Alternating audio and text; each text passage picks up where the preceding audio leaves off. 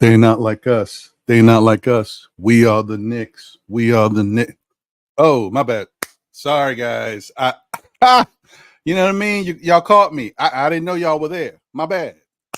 My bad. What's going on, everybody? Happy Saturday to you all. We are back.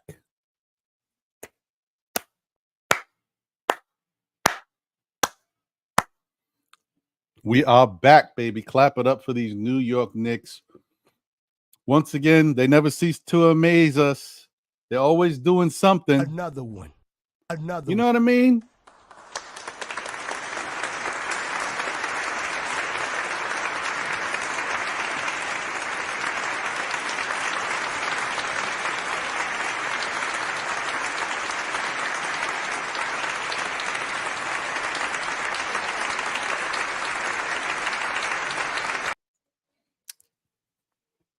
Once again, y'all, always doing something good for the organization, something good for the family, something good for the fans.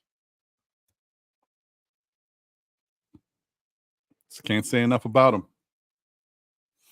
them. Did y'all ever think we'd be here? I mean, honestly, it's unbelievable to me. I can't believe we are here.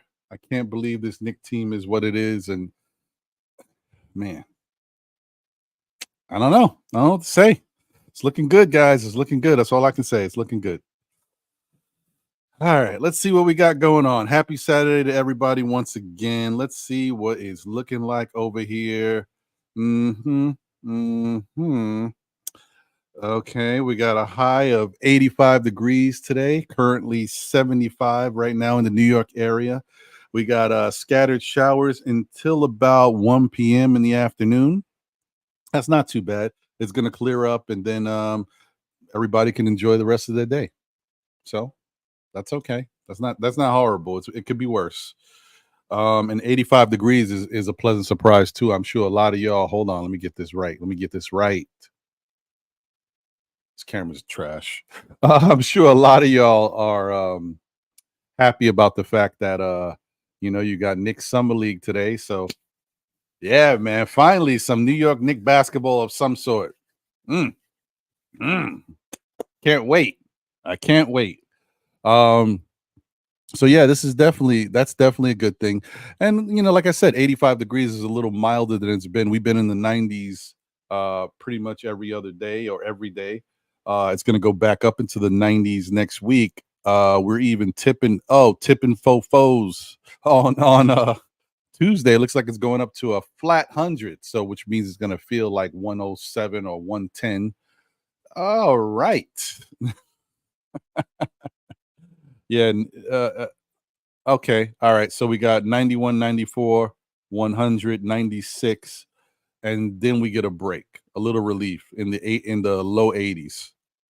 I'll take it. Listen, it's the summer. We got to deal with it, man. And we already know climate change, all that stuff is different now. Who knows what's going on? But it definitely seems like there's a shift. Everything's warming up in a lot of places where it wasn't warming up before. So it is what it is, y'all. All right.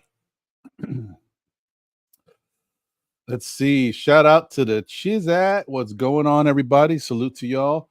Corey Lee in the building. What's good, Corey? One half of the 718 boys on the Lawrence Tears Network.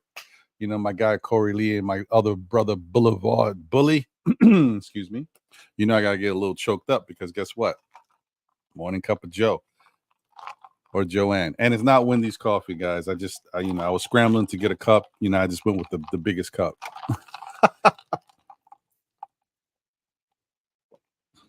I'm not saying Wendy's coffee is trash, but the last time I tasted it, you know what I mean? I don't know.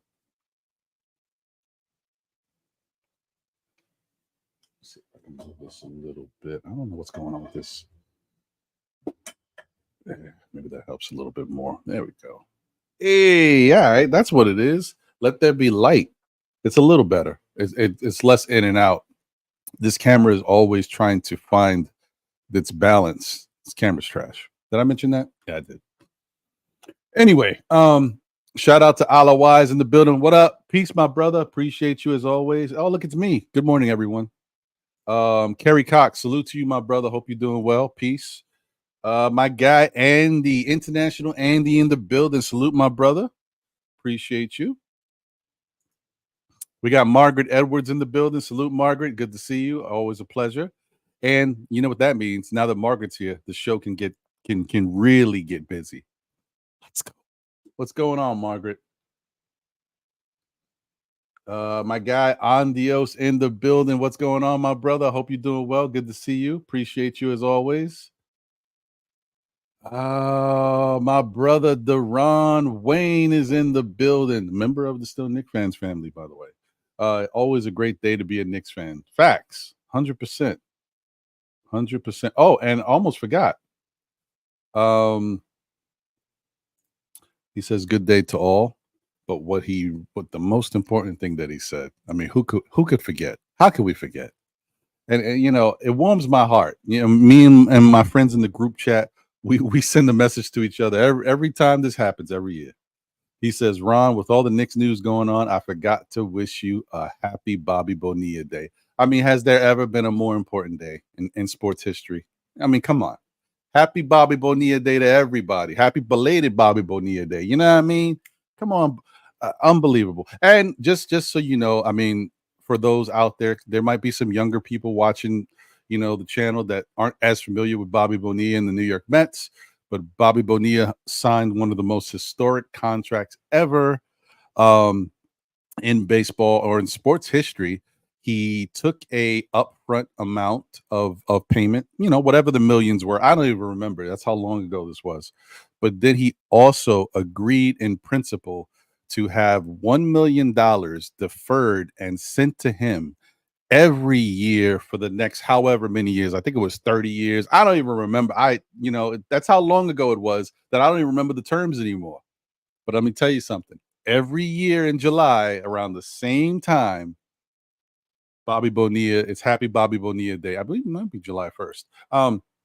It's Happy Bobby Bonilla Day, and he gets $1 million on that day from the Mets. Could you imagine? It's nice. Now, I hope he's got other investments and he's, you know, was able to get some other money, because it is a little bit difficult to plan your life around getting a check for $1 million once every year in July. You know what I mean? You got a house, you got cars, you got family, you got, you know, payments got to be made. It's tough. So I'm hoping he's done some good stuff with his money. Anyway, let me see. Did I say shout out to Dwayne Dennis? I think I didn't. Shout out to Dwayne Dennis in the building. What's going on, my brother? I appreciate you. I hope you're doing well, bro. Who can make a sunrise? Sprinkle. All right, I'm not getting into the candy, man. Y'all don't know about Sammy Davis. Forget it. Forget it. Anyway, Sam Grandison is in the building. Salute. What's going on, my brother? Hope you're doing well, man. Always good to see you. Sherwin is in the building. Salute, Sherwin. What's good? Appreciate you, my brother. Ivory 10 is in the building. What's going on, Ivory? Good to see you. We got Shy Powers in the building, one half of the Knicks Real Talk crew, my guy Divine. Please check them out and support them on YouTube. Oh, man. Good show the other day, guys. I was watching, you know, I was in the middle of something, but I said, oh, let me see what's on YouTube. Boom. Shy Powers and Divine chopping it up, talking Knicks. Ooh, this camera's frustrated me today. This is one of them days. I don't know what it is. Shout out to Louisiana Knicks. What's going on, my brother? Maybe I don't know.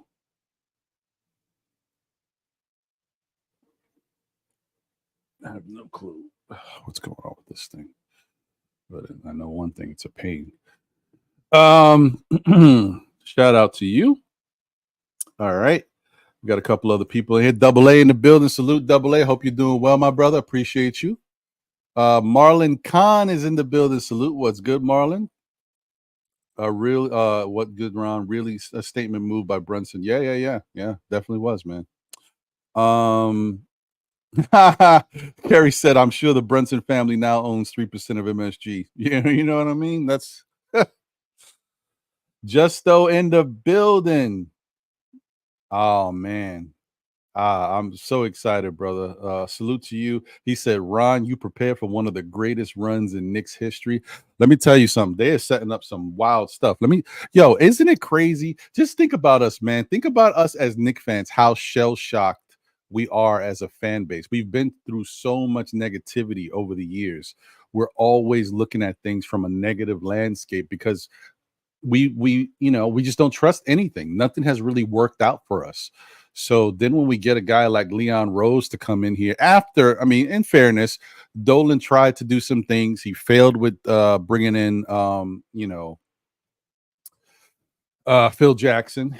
I mean, we got something out of it, but overall he failed because Phil Jackson, you know, might have done more hurt than good with the way his tactics were for our Nick team. You know what I mean? His mantra, his beliefs. I think he might have messed some things up. I mean, we did get Porzingis out of it, and you might say, "Well, Porzingis ain't here." But remember, when we traded Porzingis, we got some nice stuff, and really the picks. The picks was the most important thing, all right? So then the Steve Mills and the Scott Perry era, which it wasn't all bad either. It wasn't perfect. There was some missteps there, but once again, we were able to, create. They were able to create a lot of picks, right? They created cap flexibility for us as well. They were the start. Quiet as kept, y'all, because people forget. They give Leon Rose and his regime deserves a lot of credit. But let's not forget that before Leon Rose inherited this job or whatever, got this job, he inherited a nice little war chest of some draft picks from Scott Perry and Steve Mills, as well as some cap flexibility because they were already working towards cleaning up the cap. So just want to throw that out there. They do deserve a little bit of credit. I'm not giving Phil credit because that's way too prior. Steve Mills and Scott Perry did more in regards to that. So they do deserve some credit for us helping, get the cap a little better and also acquiring those draft picks to get Leon Rose started. And then Leon Rose and Brock Aller and all of these other people worldwide, well, everybody who has worked to help this Knicks organization go forward has done a great job. Great job. So shout out to everybody, man. Let's see. Kareem Grant is in the building. What up, twin? What's good, my brother? I hope you're doing well. Good to see you. Salute. D Coolest 718 is in the building. What's good, D Coolest? Appreciate you, my brother. My guy, Knicks will be 2025 and 2026 champs is in the building. Salute. Appreciate you. Darren Wilkerson is here. Salute, Darren. Good to see you. We got Animal Lex in the building. Salute. What's good, Animal? Says salute everyone. Hey, Ron, what's the story with that center Alex Lynn as a backup? I think he was playing for the Kings. Yeah, the thing about Alex Lynn is I don't know. I like his game. He's not bad. I just don't know what's going on. Like if we had to go into the season with Alex Lynn as the backup, we'd be okay. Alex Lynn is a professional basketball player. You know what I mean? He's not nothing spectacular, but he's got some offense to his game. He has some spotty defense, like some moments of defense where he gets busy, but he's a decent rebounder. He's just an adequate, backup center. So like I said, if you had to go into the season with him as the backup, he's not horrible. He's not, but I just don't want anybody to confuse him. He don't have that same thing that Hartenstein had. Just keep that in mind. Whether it be Hartenstein's ability to pass and do stuff the way he did it, but also Hartenstein had heart, guys. I know sometimes you didn't see the defensive effort you always wanted to see, but he had a lot of heart and he had a good motor. So I'm not saying Alex Lynn doesn't have a decent motor. He just doesn't have a Hartenstein motor. Just throwing that out there. Shout out to Danny Landis. Salute, my brother. Appreciate you. Well, I don't mean it like that, but it's tough when you'd be surprised, guys. You'd be surprised when you own property, right? Because this is a professional baseball player who's made millions. I'm sure his house is worth, a few millions, right? The taxes you got to pay on the property, unless it's all paid off, but you still got to pay taxes, right? And then you got family, you got a kid or kids, college, cars, all this type of stuff that you never know what the parent is providing.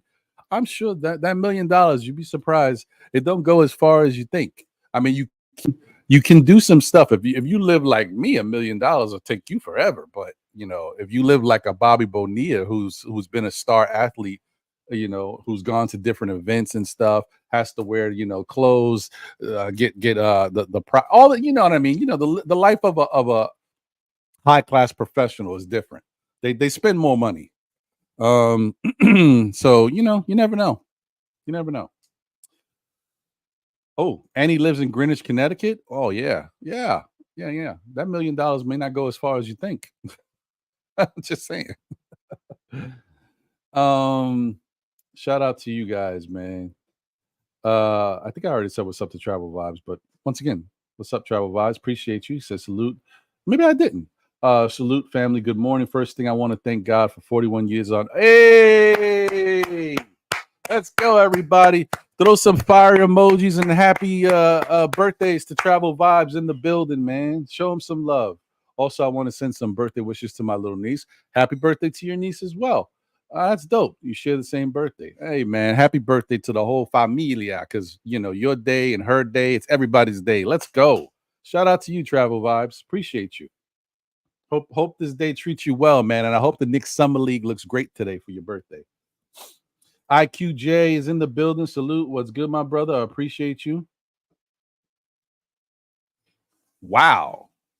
Shout out to you, IQJ. But that's crazy. Really? I didn't know that. Yo, Bobby Bonilla is slick with it, y'all. If he's getting deferred payments from the Orioles and I mean, that makes sense because I don't know, you don't just come up with this idea out of nowhere. Let me just tell the Mets, okay, give me $1 million for the next 30 years. No, that makes sense that he started it with the Orioles. He was like, okay, this works. I'm gonna do it with the Mets too. That makes sense. But that's okay. Well, Bobby's caking up then. I don't know what he's getting from the Orioles, but that's nice. Shout out to my guy Walter Blackman in the building. What up, Walter? Appreciate you, bro. Hope you're doing well. Good to see you as always. Q Burrow Mad Thorough in the building. What up, Q Burrow, brother? Salute. Appreciate you, bro. Mike Torres is in the building. Said, "Go Knicks." Yes, go Knicks. Let me see here. All right, a couple more guys. We're almost at the bottom, and then we'll get it cracking. Get some people up here on the show and do the damn thing. You know what I mean? Shout out to Snipes Entertainment. What's good, Snipes? Appreciate you. Said, why does OG get a bigger contract and he plays half the? Oh man, did y'all watch SKF Weekly last Monday? I said the one thing that y'all can't do, guys, is worry about other people's money when it comes to Jalen Brunson. Listen, if Jalen Brunson took the contract that he wanted to, that he earned, you wouldn't be saying OG's getting more money. You'd be saying, "Damn, man, Brunson's getting a lot of bread." That's what you would be saying. That's what you would be saying. So I said, guys, let's not worry about what other people are making. Obviously, Jalen, and this goes back to the whole thing, the thing of being unselfish. Jalen knows what he can get, and he's telling you, yeah, I can get that. I'm trying to do right by the team because I'm the leader. OG's not the leader of this team, okay? OG don't have to take that type of pay cut. He don't have to do it. Would it have been nice? I mean, I guess, but remember, it's also if you can take it, maybe this is what. So here's the thing. Remember, it's not like, let me explain something real quick because I don't want people to get it twisted. OG was due whatever. I think he could have got up to 230 something million on the open market. The Knicks could give him see, that's the thing. I don't know if the Knicks could have gone higher or if they could only go up to 212. I don't know, right? But he could have got more on the open market, right? Brunson got the max of what he could get right now. So that's the whole point. Like OG signed right now, so he got close to the max of what he could get, but he took less technically to stay with the Knicks, right? Brunson, because his max would have been that 156.5, he took the full amount, which is less than what he could have got in the open market, but he got what he was entitled to get for signing right now. He got the full amount that the Knicks could give him, right? So it's not like, I mean, Brunson is leaving money on the table, but he's maxing out for what he could get right now. OG could have got more if he left, but he took 212 from the Knicks. So, I mean, it's not like guys are just, gouging the Knicks. They're taking what's available to them. And if they can give a discount in any way, they'll give a discount. OG already gave a discount by staying with us because he could have got more. And, in fairness, listen, as if you want to talk about OG and his health, you don't think OG knows about his health? You don't think OG says, wow, I mean, this is the most money I can get right now. I better take this money because, I got to stay healthy, but I could get hurt. You don't think OG thinks about that? You don't think OG's agent is telling him, listen, you know what I mean? You've had some health issues in the past. You might be on the right track, but anything can happen. This is your time to get your money. You might as well take it now. I'm just saying, I just don't want us to do that anymore, guys. We can't worry about it. All we got to worry about is that this Knicks team is going in the right direction, and apparently they want to go in that same direction for many years. That's a great thing, guys. That's all we should look at. Don't get yourself caught up in this. It's all, it doesn't matter in the end. Brunson did what he felt he needed to do because Brunson is in a unique situation to be the leader of this team, to have a chance to possibly bring a championship to New York with his father and his buddies surrounding him. I mean, if this was OG and he was the leader, right? And we were putting OG's friends and stuff around him and his father was on the bench, you don't think he might take less? You know what I mean? Like, I'm just saying, like, it's different, guys. It's different. That's all I'm saying. It's different. And then they're already talking about that Mikal Bridges, when his extension comes up, he might take a haircut. He might take a little slice. What is happening here, folks? This is great. This is great times, folks. Great times. Let's just enjoy it. Let's enjoy it. I would enjoy it more if my camera kept working properly, but anyway. All right, so let me just read these last couple people. Let me put this invite out there. Boom. Okay, invite is out, folks. For those of you that want to jump on and chop it up. Rick Z is in the building. Salute. Says salute, Knicks Nation. Ron, I think Knicks management is cooking something great. No matter who we get a trade for, they will get it right. Let's go Knicks. I like it. The vibes are vibing. Let me see here.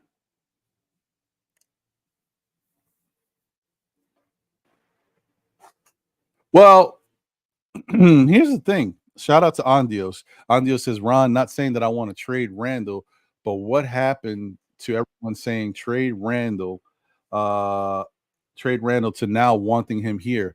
Laugh my ass off. It'll be crazy. Well, I don't know, bro. I think it's weird because I feel like more people are wanting to trade Randle now.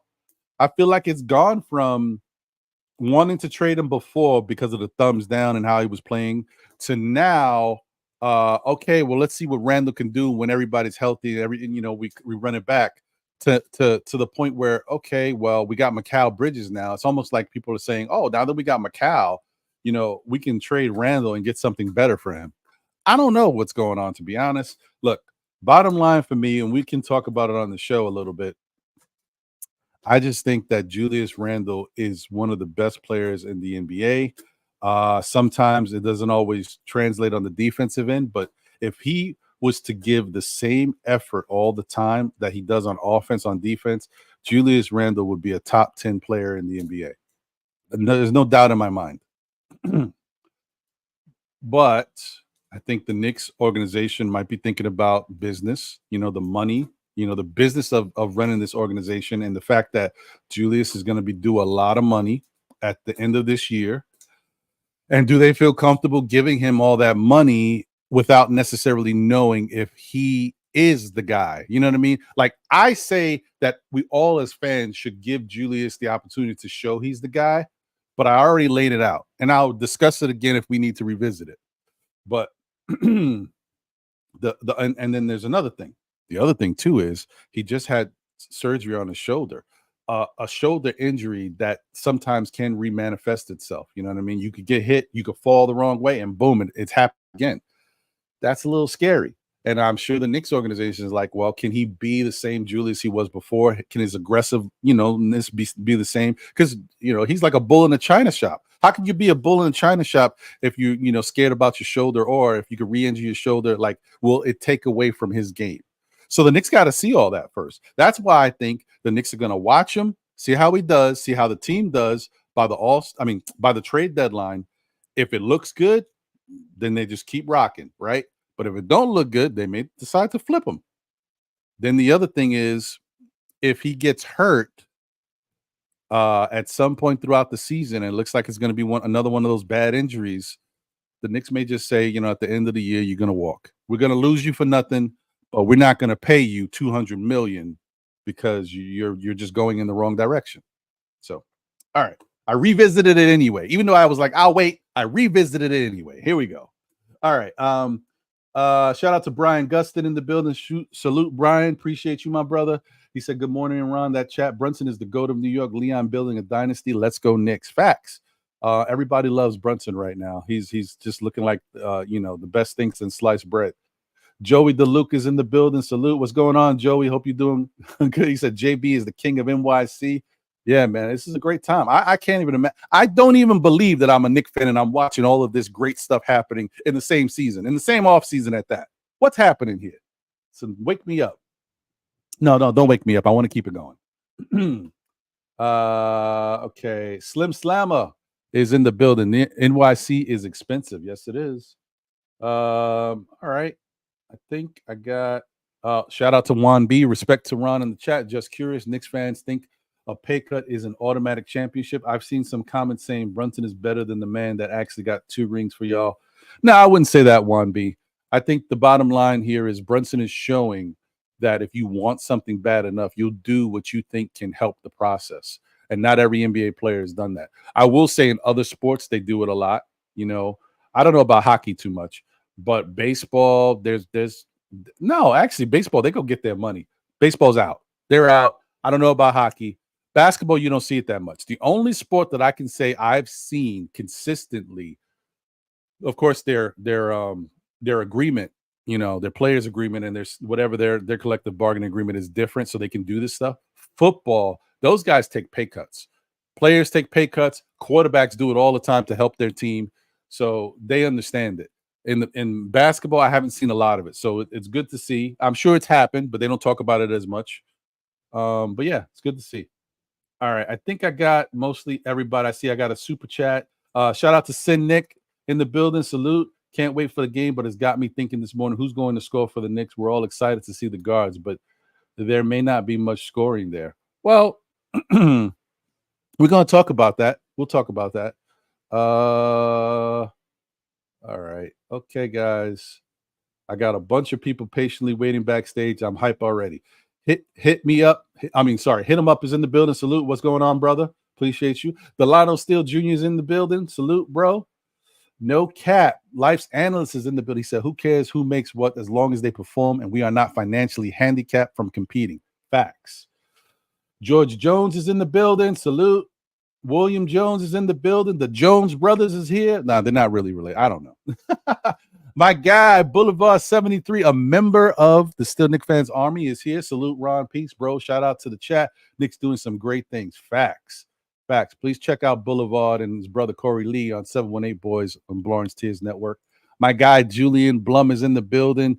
Shout out to you, my brother. And please, guys, if y'all haven't checked out Julian Blum's channel, please go support him on YouTube, man. Put your name in your channel name in the chat again, Julian. My memory is rat. It's not good. If I don't get the updates and the reminders, I forget. Shout out to Keith Turner in the building. Salute, Keith. Lay off Randle. He's here and he ain't going anywhere. I hear you. George Alvernia in the building. Salute. What's good? Appreciate you, George. If he don't take a haircut, trade block waiting. Yeah, well, we'll see. Okay. All right, guys. Sorry, I just want to show some love to the chat because once we get going, I ain't gonna be able to do it. Angel Torres in the building. Salute. What's good, Angel? Salute. Appreciate you. Coach Sire in the building. What's good, Coach? All right, I think I got everybody, and I also got a super chat. Thank you, Walter Blackman, for the generous super chat. I hope your day is going well as usual, my brother. Appreciate you. All right. Now let's get it cracking. Let's bring the boys in. Boom, boom, boom, boom. Bro, let's go, baby. You hear me, family? Yes. What's going on, everybody? Yo. Sorry, Ryan.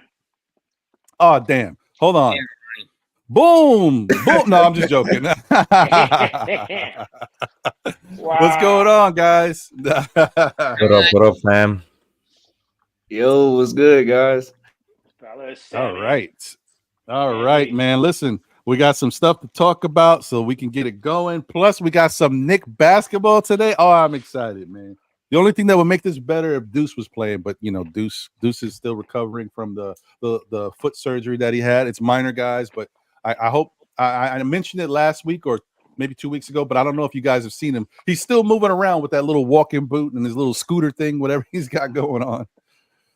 Hey, boom, let's go. Shy, what's going on, Shy? Salute, Shy. What's going on? Yo. Hey, fellas, I'm gonna give you a little sleeper pick here. I think my man, the center they drafted, I can't say his name, save my life. 40. Thank you. Leave it to the college man. I think he's gonna be good, man. I think he's going to be okay. I think we're sleeping on him. I think some people are sleeping on him. I think the guy, and Andy can speak to this. This is why I love the fact that Andy's here. This is fantastic. See, look how it works, man. We got international Andy in the building. We talking about an international play. You know what I mean? Help me out, Andy. Help me out. Am I dreaming, Andy? Well, listen, first of all, he played already in the summer league for a couple of years. Last time he played in 2021, and he played even versus the Knicks, versus Jericho Sims.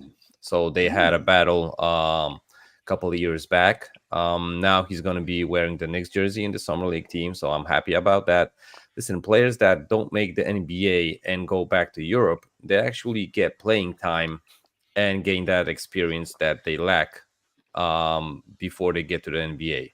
So maybe this is his year. We're gonna see Rokas today too. So are we talking about? Also, yeah, that's also a thing, right? Ariel Hawkporty. Oh, there you go. Yeah. Huh. So, okay. All right. I didn't even know that. I'm looking forward to today's game, and I wonder how Rokas is going to be looking if he's going to have the chance to play. I just want to know if we're going to find any of our summer league players will be able to replace Hartenstein, because I can't stand Mitch being on the front line again this year if he's going to get injured over and over again. Well, I mean, once again, Mets, the only problem is you got to give guys a chance, man. You got to give them a chance. Is the probability that Mitch is going to get hurt again? Yes, of course. It's a high probability. He gets hurt every year. But there's also a probability that if he does apparently, wants to cut weight and put less stress on his body, on his legs. Maybe it's about his legs. I honestly think it could be about his legs, his ankles, whatever. They want less weight on him to put less stress on that part of his body. That's my assumption. I don't know nothing for a fact. I'm just assuming, right? But if he does do that and that helps him a little bit, are you going to be upset if he plays, 55 games in the regular season and then he's available for the playoffs, as opposed to last year when he missed 50 games? Like, I'm not going to be upset. How do you feel about that, Mets? If Mitch plays 55 or more games and then he's going to miss maybe 20 games, possibly, right, throughout the season. Different times. It doesn't have to be in one shot. But then he's available for the playoffs. Would you be okay with that? I wouldn't have an issue with it. Okay. All right. Well, let's see. Let's be honest too on this. And I'm as much of a critic as the next guy when it comes to the injuries, right? But in all fairness to Mitch, if we didn't have Joel Embiid, yanking his ankle out of his leg joint, I think we see Mitch at least for a couple more games in the postseason, and it might have ended on a finer tune than us just saying he's been injured, because he couldn't finish the series. That's true. They should put Joel Embiid in cuffs for all I care. Yeah, it wasn't a great look for Joel Embiid, and it's so funny. We are an interesting fan base, but I'm rocking with us on this one. But we go up and down quickly, man. We change our mindset. It was like, oh, we can get Joel Embiid if he ever is available. He won't be available, but if he was available, everybody would be like, oh, let's go get Joel Embiid. But as soon as he did that to Mitch, he's dead to us now. It's over. Yeah. In fairness, he's always been a dirty player. It's true. Now that you after watching that, you could just see all of the highlights they showed of him versus the Knicks. But then you start to look at his highlights versus other teams. He's always been dirty. It's true. Him and OG got into it a few times. And that's why he got put on that poster too, AA, because he got a little bit too much yip yap for OG, so you had to put him on that poster. Yeah, that makes sense. I like that. That was a good look. Shout out to Julian Blum. So, guys, this is it. Everybody in the chat and everywhere. If y'all haven't seen Julian Blum's channel, it's called Knicks Live. So please go support him, show him some love. Check him out, subscribe, like, comment, all that good stuff that you got to do to support us as content creators. We appreciate it, man. What a great time to be a Knicks fan. You know what's got me worried, Ron? Mitch is pretty simple-minded. You know that? Some simple-mindedness. And I'm talking about immaturity in some aspects. And the thing that's got me worried is the statement he made after he got hurt. Because everybody knows, including Mitch, that was intentional by Embiid. Embiid hurt him on purpose. Mitch said he's going to get him back. So, that's like a suspension waiting to happen. You know what I'm saying? So I'm hoping, time prevailed and calmed him a little bit and he doesn't seek retribution, even though it's warranted. I'm with Mitch. Embiid should have got a suspension. If they were worried about ratings and worried about him, the series shifting because he got, suspended in the middle of the series, too bad, man. You know what I mean? You do the crime, you pay the fine, and he decided to do that, purposely hurt a player. But I'm just hoping that Mitch, calmer, he's calmed down and, he thinks about it and understands if he is our starting center, how important he is to us. And something simple like getting into it with Embiid and getting a long suspension is going to hurt us, So we'll see what happens. No, I agree with that. But I honestly don't. I think Mitch definitely, he doesn't like what happened. He knows it was dirty and it shouldn't have happened. I don't think Mitch is necessarily thinking about doing anything physical to Embiid. I think it could be anything. It could be the next time they play, he's going to try to swat every shot Joel Embiid puts up, or he may try to put him on a poster and dunk on him. Just his way of getting him back. I don't necessarily know if it's physical with Mitch, because Mitch is tough, but he's not like a, tough guy. You know what I mean? He's not like a real physical, I'm going to get into a fight with you. He's physical with his body. I think Hartenstein was a little bit more physical when it comes to, something could jump off. So I don't think Mitch, I don't think you have to worry about that. If Embiid tries that again, why don't Mitch just do the smart thing and step on the hand that's trying to grab him? Crush it. Well, I don't think it's going to happen again, because if I was Mitch, I'd definitely kick that hand. I'm doing something. I said step on it. Well, either way, Mets, I understand you got your WWE tactics going. Yeah, he got it on. I hear you, bro. He should come off the top rope, Mitch. Mitch. Flying elbow right across his skull, right? So, okay, where are we here? Shout out to Pablo Demas in the building. I see you, Pablo. Appreciate you. Where is it? Okay, here we are. Uh-huh. Hey, Andy, I like All that right. Deuce poster in the background. I see it. Oh yeah, Deuce. Salute. Yeah, that's the guy. That was a substitution of I remember who you had up there before was Nilakina. Yeah, that was Andy? Frankie. Oh, he took Frank. Yeah. Frank down. No. Frankie's That was a in the garage substitution, man. now. He collecting dust. Frankie's in the garage. We never should have drafted Nilakina, and I blame Jackson on that. Oh, needless to say. Well, you know, it happens. What are you gonna do? But you know what? A lot of people are downplaying the fact that, you know, Mitch has been Mitch, and he's been doing all these great things that he's been doing over the years for us when he is on the floor. But think about it. This season, he has something that he hasn't had his whole career, where he has two other players on the floor, two other starters on the floor that are tremendous defensive players. So a lot of people are talking, why doesn't Mitch get block shots if he's such a great guy defense? Number one, people don't go at him, ain't in a hurry to go at Mitch. Number two is he's covering for everybody, you know, and it's hard, you know, you're covering for everybody to be in position to, you know, block shots. But now you're looking at a Mitchell Robinson that could pretty much stay stationary and hold it down, while OG and Bridges takes care of the perimeter. You know, Right. all we need is a little bit of hustle from Randle, and, you know, Brunson's going to be Brunson. He's going to take his charges and things like that. But, man, what a defense, brother. You got to be psyched, man. If nothing else, man, you know, let's pray for Mitch to have a 60-game season. Because if he has a 60-game season, man, we're going to have one hell of a defensive team.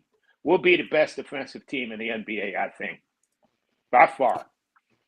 I think you could be right. I mean, listen, there's part of one of the things I think the Knicks, you know, these guys are circling on their little bucket list or bulletin board for something to do this year is possibly, you know, setting defensive records in the NBA, like striving to be one of the best defensive teams out there. So we'll see. That's my guess. I mean, that goal is going to be tricky to attain, especially when you got a team like Boston, who had probably the best defensive backcourt this year with White and Holiday. True. And let me tell you something. White is really good defensively, but Holiday is a monster. This guy's like 30-something years. He's a monster. It's unbelievable. I mean, the fact that you could have that kind of a backcourt that can cover all your bases like that is terrifying. Joe Mazzulla's got a gold mine in the backcourt. It's true, because you know what? Jalen Brown, we already know Jalen Brown is great defensively. And, you know, they don't talk about it as much, but Jason Tatum, if you look at all the defensive categories, he's right there. So they're a really good defensive team as well. Boston does have something special over there. And I think, once again, not to go crazy, because I'm not afraid of any of these teams in the NBA, especially with what the Knicks are doing. But Boston is a team that has everything going. So just got to keep it in mind. We can hate on them, but they're real. But remember, we kicked their ass with the whole squad. Right. And we didn't have Bridges. Thank you. True. And I did say I'm not scared of them. I want to key in on what Double A said about Mitchell Robinson with these other two defensive-minded players on the team, because now, like Double A said, Mitchell Robinson will be more stationary. He won't have to pop out and jump back and then recover and do all these things, because we got other guys to recover for them. OG this year, I'm seeing OG and Bridges also helping out on rebounding. I'm seeing these guys. I'm seeing all these guys. I'm hoping that all these guys elevate their game this year because of what they have in the backcourt.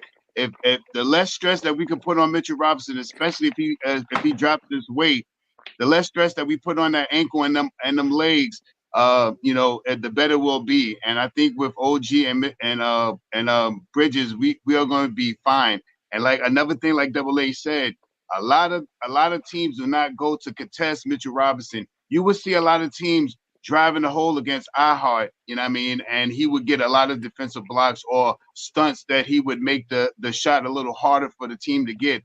But you don't see too many people like just running down the court trying to throw it on Mitchell Robinson or try to come into the mid-range, especially if Mitchell is set down there in the quasi dunker spot to play defense. This is going to be a totally different team. I think this team is going to have so many accolades this year that we're going to be top 10 in a lot of field goal, a lot of the percentage things that come this year. I think we'll be in top 10 of pretty much all of them. I'm with you on that. All right. So before I move on, so Nick Yak says Ron will name 3 Mitch injuries in 6 years. He can't because he only had 2, both broken bones.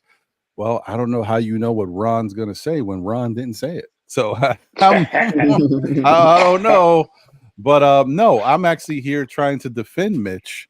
I know Mitch gets hurt. Doesn't matter. It doesn't matter if it's a freaking toenail. Mitch gets hurt. So I don't care if it's broken, if it's serious.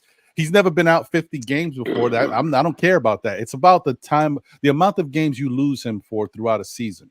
It could be 20 games, could be 20 plus games, and it doesn't have to be consecutive. This was the first time that we've seen Mitch out for a big amount of consecutive games. 50 games is a lot of games, y'all.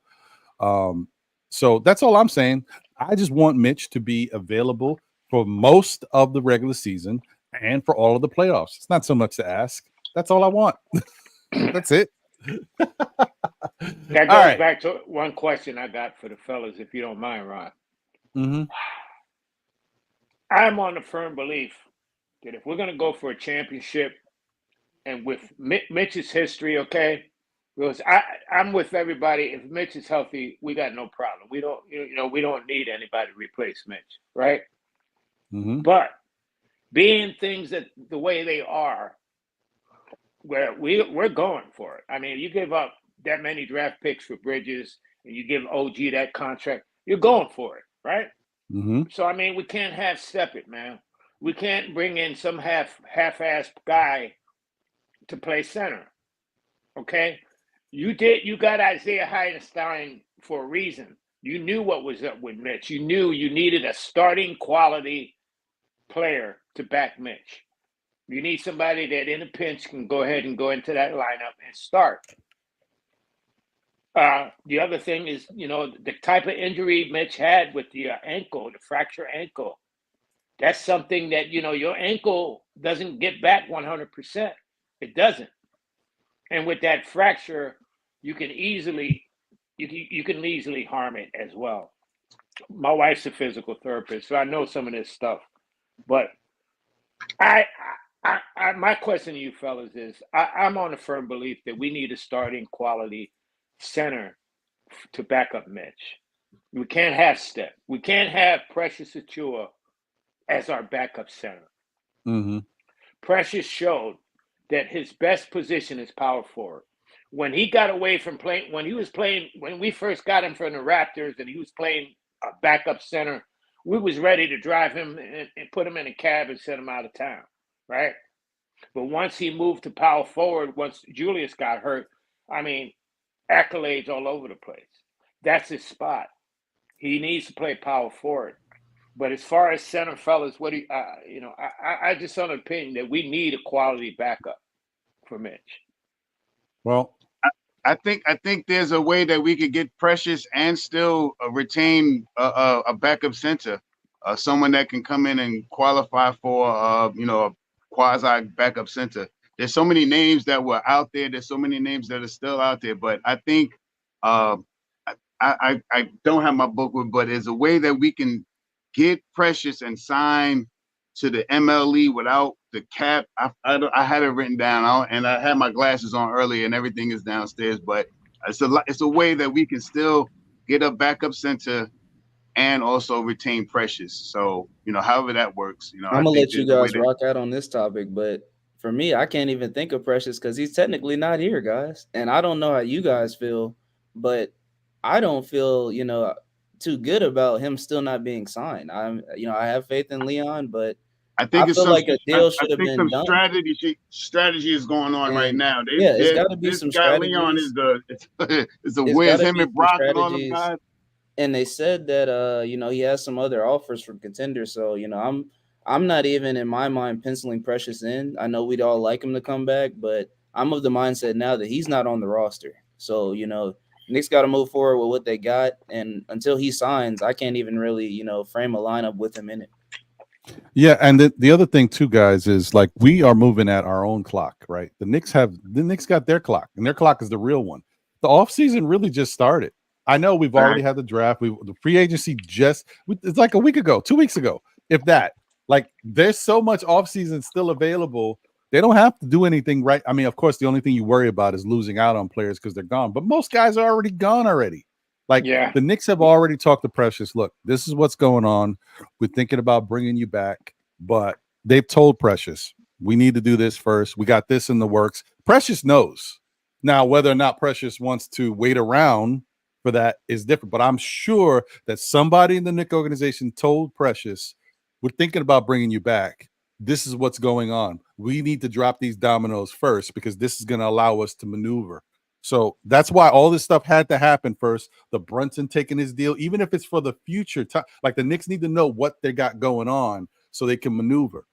And the other thing that was really important too was the finalizing of the Mikal Bridges trade and what the Knicks were able to send out, and also how the Nets were able to help out, even picking up 1.5 or 1.4 million off of Diop's contract. Like that's a favor, to make everything work together, because apparently, if you go back, I don't know who said it, who confirmed it, Cats or whoever, but when the Knicks did the deal, the agreement was that the Nets weren't going to put the Knicks in a position where they were going to get hard capped because of the deal. It was something to that nature. I don't know. I don't know so much about everything. I'm still learning all this whole thing in the first apron, second apron, and the stipulations. You guys know last month we read it, and I was getting my, it's you don't want to get into that second apron. We know that. Once you're there, you are in like purgatory. But for a team like maybe Boston, who will wind up in there, they don't care. They're a champion. They got a good squad. They can just go run it back. So it is what it is. All right. So now that being said, let me get this cracking. I got Silk Sutton's super chat here. Appreciate you, my brother. He said, Ron, remember Brunson had a torn labrum his second year. Could be a reason he don't wait to get that money. I mean, it's a possibility, but honestly, I don't think that's it. I just think that Brunson said to himself, I want this. I want to do something special. Like Brunson is a guy who has that type of mentality that he's always fought. You guys remember when he was first introduced as a Knick, how he talked about his history of growing up, always being the underdog, always being second guessed, always being counted out because of his height. He's got that mentality that he's always trying to prove people wrong. The Knicks haven't won a championship in 50 years, over 50 years now, right? Because it's a new year. You don't think Brunson says, wow, I mean, if I can go from being the backup in Dallas to a starter with New York to an all-star, who knows, maybe one day to an MVP. But if I could bring a championship to New York when no one else has been able to do it in 50 years, that's a legacy. So I think Brunson is about making statements of, I'm a winner and I want to win and I want to do it against all odds. I think that matters to him more than anything else, in my opinion. What restaurant can Brunson go into in Manhattan have to pay for a meal? Nothing now. The only thing I tell you is I hope when he's walking through the door, I'm walking behind him. Yeah. All right, guys. So let me do this. Right. So let me just do it. This is a quick housekeeping thing because I want to show love to everybody, but I also want to, we got some stuff we're looking to do here. And I appreciate you guys because the last week or so, we have been moving in a great direction. We've talked about how we're trying to get to 3,000 subscribers by the end of the summer. We want to get to 5,000 by the end of the year. And over the last week, we've got over 100 more subscribers. You guys have definitely been stepping up, so I appreciate y'all. We are currently at 2,762 subscribers right now. I want to thank you all for your support on the road to 5K, and let's keep it going. If you guys know, there's some people that might have noticed you got a message. If you were in the chat and you're not a subscriber, it said that you need to be a subscriber for at least 5 minutes before you can put stuff in the chat again. If you want to continue to put stuff in the chat and you enjoy the show, please consider subscribing. It definitely helps us, and we are on a road to getting to a higher place. So appreciate you guys. All right, I'm done with that. Now, let me hit you guys with a what's the word, okay? Because this is what we're talking about. Once again, guys, if you've been living under a rock, Adrian Wojnarowski reported in a largely unprecedented financial concession to give roster flexibility to a contender. New York Knicks star Jalen Brunson has agreed on a 4-year, $156.5 million extension. His agent, Sam Rose of CAA, tells ESPN $113 million less guaranteed than he's eligible to receive in 1 year. So once again, that's an incredible concession by Jalen Brunson. It's great, guys. He left so much money on the table to help this team going forward. And I'm not trying to take anything away from this. This is a great moment. But what I want to do also is let you guys know that by Jalen Brunson doing this, he sets himself up for an even bigger payday. Let's get to that. Exactly. Here we go. So this is what it looks like, guys. 2025-26, he'll be making 34.9. I'm not going to get into all these numbers. 34.9 million, right? 2026-27, he'll be making 37,700,000, blah, blah, blah. 2027-28, he'll be making 40,500,000. And 2028 to 29, he'll be making 43,300,000 plus dollars, right? For a total of 156.5 million. Now, mind you, when he hits that 2028-2029 season, he will have had 10 years in the NBA. And once you hit that 10-year mark, your tier value as a player goes up, right? So now, just if you guys look at the middle, you can see if Brunson would have waited until the end of this year, going into next summer, he would have been able to get 46 million per year for the first year, 50 million the second year, 53 the third, 57 the fourth, and then 61 million by 2029 going into the 2030 season. That's 61 million for 5 years at that point. That's a lot of bread that obviously he decided to leave on the table. Okay. All right. Now, if you look to the last column, you see cap savings. He's saving the Knicks over 10 million per season. You would think it could be even more, but taxes, cap, the penalty, all that stuff, however it works out, that's what it equates to. That's still a good amount of money that he's saving them each year. I mean, that's a player right there. A pretty decent player. That's a Dante DiVincenzo right there that he's saving them. A total of 37 million over the next 3 years, right? But then, remember I said that by 2028-29, he'll be 10 years in the league.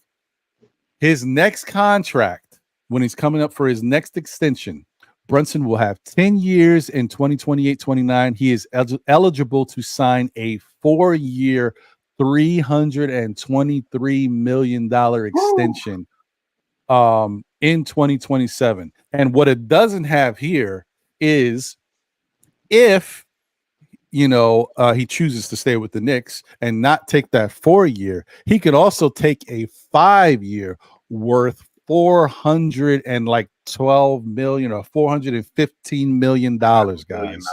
So he can get piggity paid, baby. My gosh. So don't.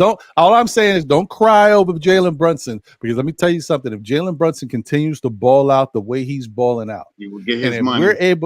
If we're able to get a championship or be a high-class contender all these years and be there fighting for a championship, it would be nice to get one. But if we're able to fight and be there, he is eligible to get super paid. So don't be crying over Jalen Brunson. He good. Just wanted to throw that out there, guys, because it's definitely he's taking a pay cut now. But on the back end, the Knicks may be trying to take care of him for life. Of course, anything can happen from now and then. This whole plan could fall away, and but if anything, it still benefits the organization. He knows that too. So he's definitely putting his best foot forward to help the New York Knicks and the fans have a good chance to get a championship. Let me get around to that 115 million that they're talking about. He's leaving on the table. They're factoring in a 5th year. You know, he only signed a 4-year extension. Right. That other one would have been a 5-year. Oh, So yeah. Saying, you know what I'm saying? So it's not really 115 million that he's given up. It's a little less, maybe 70 some. I mean, Sam the man, he's the man that can help us out with that. Yeah, it's still a lot of money to give up. Yeah, it is. No, I'm gonna kick that over to Andy. I think Andy's got Andy's got the details on that. Well, I was going over to Andy right now. What's your thoughts man. on Brunson doing this and how it affects the New York Knicks? Listen, I think for the money that he left on the table, he should at least get a couple of boulevards across every borough in New York. I'm not going to ask for the Statue of Liberty to be replaced with the Statue of Brunson, but that might be a consideration too.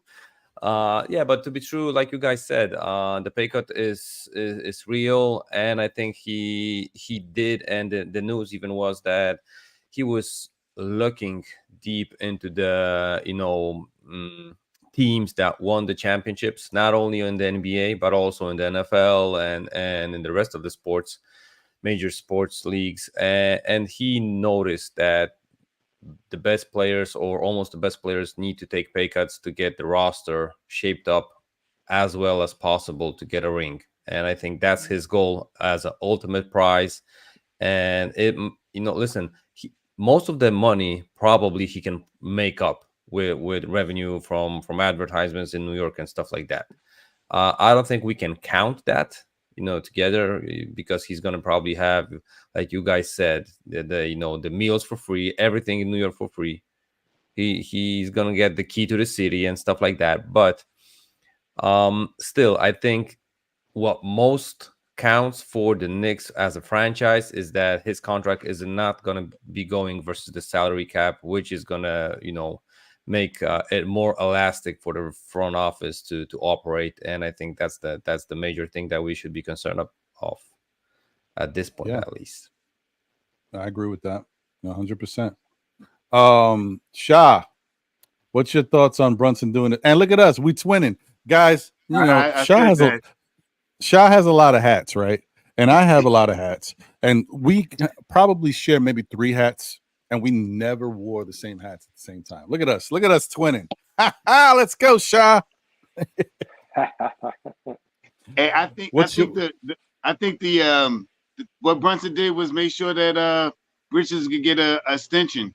I think he's helping out the team for towards the extension for Mikal, or if we want to extend Randle, you know what I mean? And because I believe those 2 guys are going to take a little less money to make this team better. Especially I don't know what it is. I'm just speculating on what I think, man. And I think as the money goes up, as TNT and all these guys are starting to get back into the bidding war with the money going back up, all this money is going to just fix into the salary cap. Right now we got 9 players that's already paid already.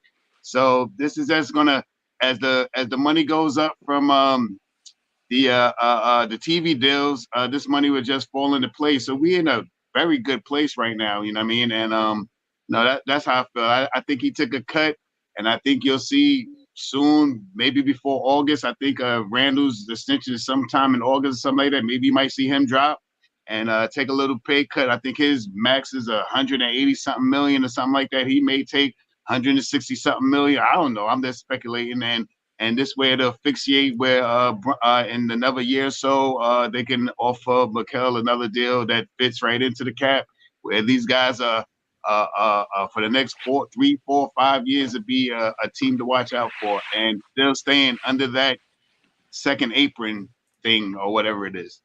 So, Shaw, I don't want to jump the gun, but this is just a question more for everybody up here. How do we feel, because you brought it up, how do we feel about Randle taking that extension? Because as we know, he's already, taken a discount before. Do we think Randle will be willing to take another discount? Because in my opinion, although he's showing he's committed to the Knicks, this is a more different situation a little bit than Brunson due to his age. And as we already hinted on, his injury history. So with him being recently injured, Do we think that, because like you said, Shaw, I think I read somewhere where it was like 182. So he's gonna get probably like off the extension like 45.5, something like that. Does he take that discount, or does he just bet on himself again after this season and ball out and then just ask for more money? I'm not 100% sure, but I think the Knicks are the team that can offer him the most in the deal or something like that. So yeah, maybe he might take a little extra pay cut. He loves New York, man. This guy is ringing the bell at the stock exchange. He's on top of the Empire Trade Building. You're seeing him out there, Yankees games and all these other things that he's doing for New York. He has, I think if especially if this year he comes out, even if maybe if he doesn't sign this year or get extended this year, if he balls out this year and makes the playoffs and we go farther than we did last year, I mean, the trophy next to Brunson on 34th Street and 8th Avenue, Julius Randle might have a little one right next to him in the back of him, over him like this, you know what I mean? So that's how I feel. I think Julius Randle is here for a long haul. Yeah, I kind of agree with that. And, another thing, too, that I wanted to say is that Julius he did what he had to do. He took less money to come to the Knicks and see what could happen here. And, he's stayed here with his extension that he did sign for less money at that point, too. I think that, he still works out with Carmelo Anthony, right? And the big knock on Carmelo Anthony is that Carmelo Anthony chose the money over the success, right? So how you guys can look at that however you want to look at that, but that's apparently a statement that goes throughout the NBA about him. Writers and analysts or whatever have said that about Carmelo, that when he had a chance to really work towards building the team and getting it better, he's kind of always followed the money wherever he's been. So, maybe and we know Carmelo and Julius work out together still. I just saw them working out the other day in a video. Maybe having Carmelo around kind of gives Julius some insight into how the other side is. Maybe they have conversations about that. What's more important to you? Because it's not like Julius isn't making money, and it's not like he's not going to get a good amount of money. He'll just be taking less than he could get. And, maybe having somebody like Carmelo is like, if Carmelo had a chance to do it over again, Carmelo would want the championship because he's one of the guys, one of his boys, outside of maybe Chris Paul, but all the other guys that he's close with, they got the ring. So, maybe Julius has someone like that to talk to him and say, it's up to you. But if I had a chance to do it differently, I might do it differently. So anyway, Andy, what were you going to say about that? Yeah, I'm just going to add one thing here, that if in a season we're gonna, re-sign even more guys, I'm saying re-sign from the players that we have. If Julius takes a pay cut or no, that's not gonna be even, the question, because we're still gonna be hard capped. After all those contracts kick in, it's just gonna be Dolan's money at that point. So right. I'm not gonna be mad at Julius if we are hard capped and he is going to take 180 or 220 if it's not going to make a difference as far as trades go and flexibility in the salary cap.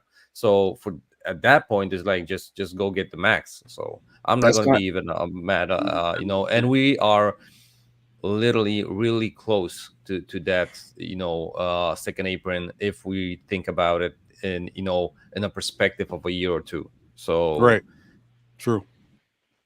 If I may, Ron, go ahead, you think about it. Why the Knicks extended Brunson before Randle? It could be strategic, right? Knowing Brunson is going to take a pay cut, so now Julius is kind of on the spot now. You know what I mean? Is he going to let Brunson make him look like he's not all in, or what's up? You know what I mean? Because by Brunson taking a pay cut, now it puts Randle on the spot. What's he going to do? He's going to look like the greedy guy if he asks for the full max. And should the Knicks give him the full? And I think he deserved it. I think Julius, over the years, he came to us when nobody wanted to come, right. And he stayed, and he took the heat. I mean, he took a lot of criticism that year that he led us to the playoffs, And basically people didn't realize they beat him up, man. He was the only option. He was all we had besides Derrick Rose, you know. And Atlanta Atlanta had the perfect strategy.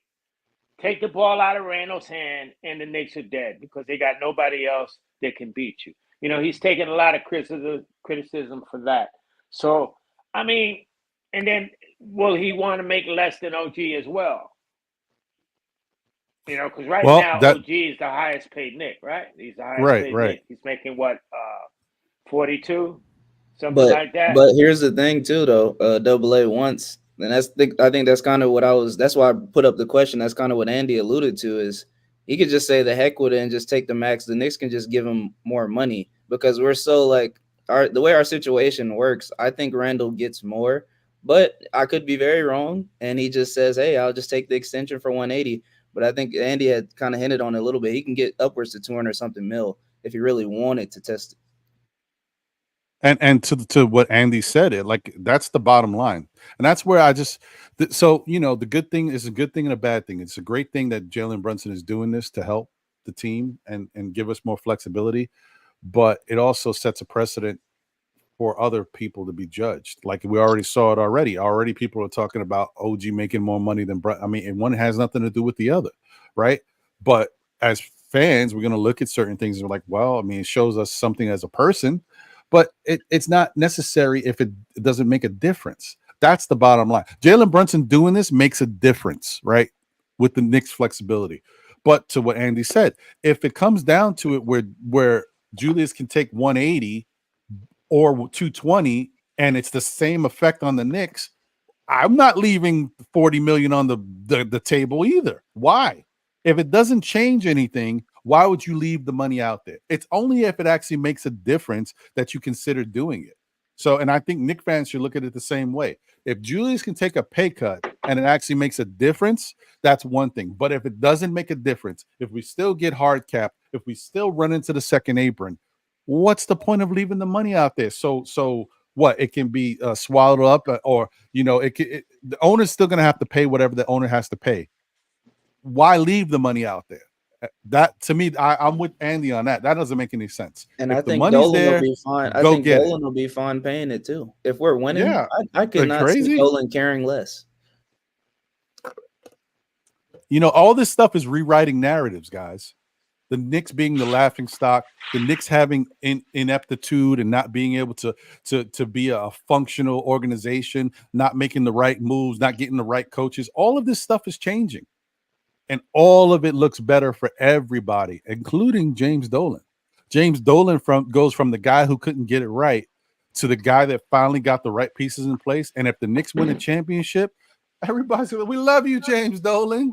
You know what I mean? You think the writing's on the wall. They can rewrite history right now. So I'm just saying, I wouldn't get too crazy into all of that. Like I said, Andy made the greatest point with regards to this money stuff. Taking less makes sense if it matters to the team, but if it don't make a difference, why would you take less? Can you guys explain to me how it wouldn't make a difference? I mean, because I'm just trying to understand. All right, so here's the thing. Like what Andy was saying, you have all these different contracts, right? When the contracts are on the books, you already have, what your level is. But if you already are above a level, say we're at, I'm throwing, I know that's not the hard cap number. I know it's like around 170, the first cap, right, and then the whatever. But if say we're like 175, right? And say we're already capped and Julius is up for an extension. It doesn't matter what Julius takes at that point because it's not going to affect our cap. It's more money added onto it. It's not going down. So you're not saving us anything. You know what I mean? Like, for example, I'm just saying, like, if that cap was the second apron, we're going into the second apron eventually, guys, no matter what. We're just trying to avoid it as much as we can so that we can put together a winning team that we know we have a winning team for a while and we can be productive and possibly win a championship going forward. But once we hit, we're going to be there for a little minute because we got good players on the team now. We finally got a good bunch of players here, and they're going to deserve the money. So once you get to that point, AA, you can't. That's it. It's over. You just gotta hope that you get what you're looking for in that time period of having these guys on the team. Because once you hit, you're done. It's the same thing that Boston is doing right now in front of us. They've just agreed to give Jason Tatum $300+ million. They've already given Jalen Brown $300+ million. They re-signed Derek White. They're paying Drew Holiday. Whoever else they got. Horford makes whatever he makes. They all these guys making their money. They're getting capped. So they don't care. They won a championship and they got a good team and they're fairly young. But doesn't it cost a team dollar for dollar that you're over? Don't they? That only costs Dolan. That only costs Dolan. Yeah. So whoever's there, I don't even know who's the owner of Boston, but whoever their owner is, he's paying. It's not going to affect Dolan. It's going to affect those ticket prices and those hot dogs and waters. Yeah, there you go. There you go. At this point, who cares about that either? I'm already priced out of the Garden. I'm already watching on TV. I'm already priced. Listen, guys. At the end of the day, would we rather be in this situation that the Knicks are in or the Phoenix Suns? Because they in my opinion, have one of the worst cap situations. I don't even know how they get out of that. To be honest with you, I think it's going to be pretty rough for them for the next couple of years. So I'm not complaining about paying Randle whatever. We're still in a good spot in my opinion. So I'm not feeling too bad about that. Yeah, because in 3 years, if it ain't working, we can blow the whole thing up. True. That's the thing. That's what people tend to forget with the flexibility that the Knicks do get with these contracts. And then they usually put a team option in there so they have some flexibility. And I just wanted to say one thing real quick. If you guys notice with Jalen's contract, I think shout out to the Podfather Sim. He had mentioned that he's only surprised that Jalen didn't ask for a no trade in the final, on the contract. But if you look at the contract, one thing that's different about Jalen's contract as opposed to a lot of other Knicks players, he has a player option to finish his contract. Most of the other guys get a team option.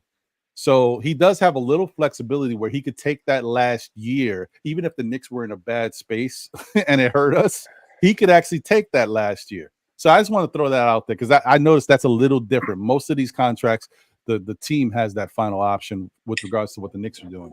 Shout out to L, damn it, in the building. Yo, what's going on? She says, smash that like button. Thank you to L, who's also a member of the Still Knicks Fans Army. Appreciate you, as always. Hope what it look like, Ron? I'm sorry? What does it look like? The likes. I don't know. The likes. Let me. My bad. Shaw's ahead of me. He's already. he knows the script, guys. So damn, Shaw, you good, man? That's a content creator. You know what I mean? So yeah, guys, if you don't know what a like button look like, it look a little something like this.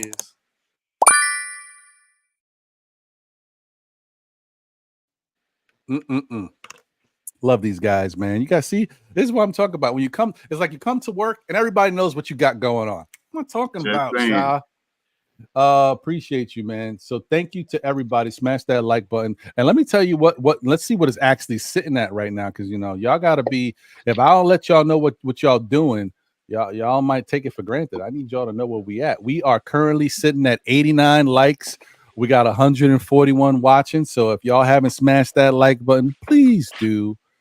Please show a little love for the show and our fabulous panel up here.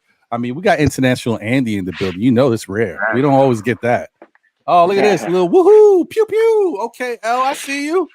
All right. Phil Porto in the building. Morning Brew Sports is in the building. What's going on, Phil? Good to see you, brother. Hope you're doing well in your travels. There's a lot of stuff going on, guys. And I just want to shout out to L and my guy Fliggity and the people that live in the Texas area that have been affected by tropical storms and stuff. People have gone without power for days, right? And the power is slowly starting to come back now. But could you imagine no power for 3-4 days, how it affects your life? So shout out to you. Hope you're doing well out there. My guy Fliggity. Appreciate y'all and everybody in the Houston, Texas area that's dealing with that. And shout out to Phil. Phil is a wanderer, man. He's not Papa was a Rolling Stone because he's taking the kids with him, but he's out there traveling the country, man. He's all over the place. Phil, shout out to you, bro. Shout out to you, man. That's incredible. That was cool when he was in Indiana. Happened to be in Indiana when the Knicks were in the playoffs at Indiana. I know, isn't that crazy? That was cool. You can't plan that better. Poor guy had to go to that blowout game though. Yeah, sorry about that. But you know, Phil's tight, man. Phil got through it. Oh, look at that. Thank you, Phil. Appreciate you, brother. Okay. Sherwin says, Ron, do your due diligence. Jalen is not leaving all that money on the table. When you say do your due diligence, what do you mean? Do you mean he didn't sign the extension that everybody's talking about for the next 4 years? Or are we talking about 4 years from now? Do you think that I think that he's not going to take 300 plus million in 4 years from now or 400 million? I don't know what you're saying, Sherwin. I mean, he left the money on the table right now. So what you got to have to explain, Sherwin. You know, I love it when we have to go back and forth, but I need some explanation on this one. I don't understand this one. Please subscribe and like the like. Show Ron and the panel some love. Thank you, Al. Appreciate you. Okay. Yeah, you know, we tried JM3. What's going on? Appreciate you. Shout out to Chris Connors in the building. Appreciate you. Thank you guys for being here. We got 173 rocking across all platforms. Shout out to X, Facebook. Appreciate you guys for tuning in, always supporting the show and supporting what we got going on. It's a great time to be a New York Knicks fan. Man, I can't tell you how excited I am for what we got going on. This has been great. Fantastic. You can't make this stuff up. And we are currently at 2,767 subscribers. We picked up 5 subscribers already, guys. Let's go. Tell your nana, your babysitter, you know, the people at the kennel that watch the dogs. If you could, man. Thank you guys. All right. So next up, I wanna get into the summer league stuff in a little bit, guys. But before we get there, I just wanted to address the rumor mill real quick. Because, you know, the rumors, I mean, it's getting crazy. These rumors are nuts. Pretty soon they're going to tell you that the Knicks are looking for the best player ever in the world, Giannis Antetokounmpo. They're just monitoring the situation. Like, it's just, the rumors are nuts. The grapevine has become a giant rumor weed. Right. Oh, before I get to that, this has got to be the funniest thing ever. And I don't know if it's real. I think it is real because I almost chuckled. There's something, guys, you need to know about Ron, okay? I'm Ron Starks, your host of the show, by the way. Okay, it's the Starks. I threw that in. It's not real. Kyrie Irving, Kevin Durant are like 2 people that I despise as players, right? I'm not saying they're not good, and I'm not talking about them as people. Well, Kevin Durant, I'm not a big fan of his as a person, but I don't really like those 2 guys, right? But there's 2 other guys in the league that I can't stand even more. Right. One of them is what's his name? I know I forget LeBron James. No, I'm okay with him now. I don't care about him. He's the guy who's on he's on Indiana's bench. He doesn't play. I think it's James or something Robinson. Oh, James Johnson? James Johnson. I can't stand James Johnson. Why you don't like James? Dude, he's a punk, man. I've watched it. No. I mean, black belt, bro. Oh no, I don't mean in real life. Like he's a punk in his mentality. I've seen him try to bully and muscle Knicks players for many years with all the teams he's been on. He talks a lot of trash. Now, I will say he had more game to back it up, and I do know he's a bad, shut your mouth when it comes to actually physical. He can get it. Oh, I know, but I just don't like him. Okay, I never liked him. There's certain guys I just never liked. And then this guy, there's one guy that I can't stand in the NBA. I've never disliked the guy more. And apparently, this is the funniest thing ever. Apparently, he requested a trade from the Bucks. Thanasis Antetokounmpo wants to be traded. Are you kidding me? I couldn't stop laughing. Are you serious? I thought it was the funniest thing ever. I'm so happy. You hate him.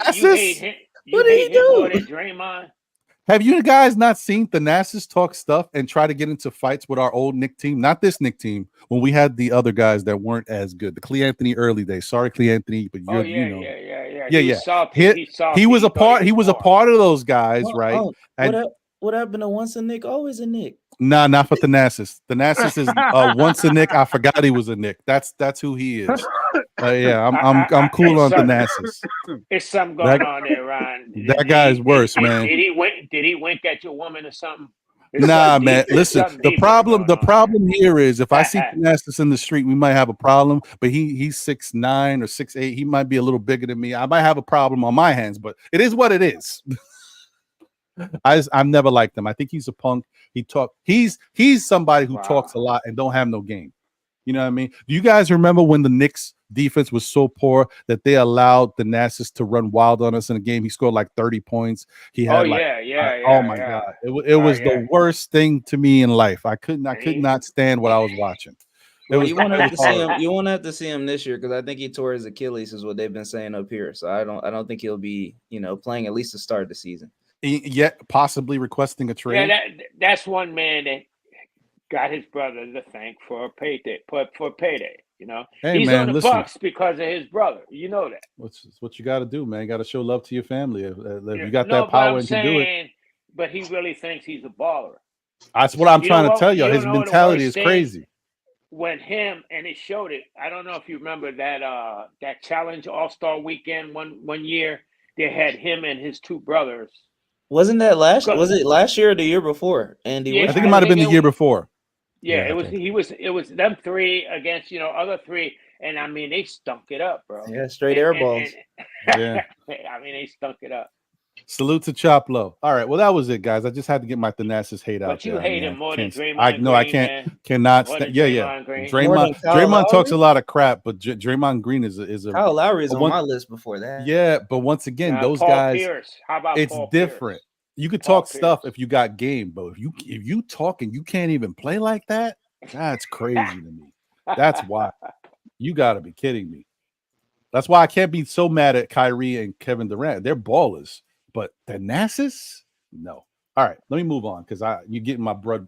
It was boiling and that Antetokounmpo hate. I don't need that. It's something deep. You got to DM me or it cuts deep, private man. Medicine me or something. Man. Text me or something. Give me the lowdown. I might need a shoulder, B. Drink some tea and woosah. It's bad. All right. Wow. So you guys know the Knicks rumors are running rampant. I'm gonna get into the two ones that people really care about, but the first one is that the Knicks are interested in this gentleman.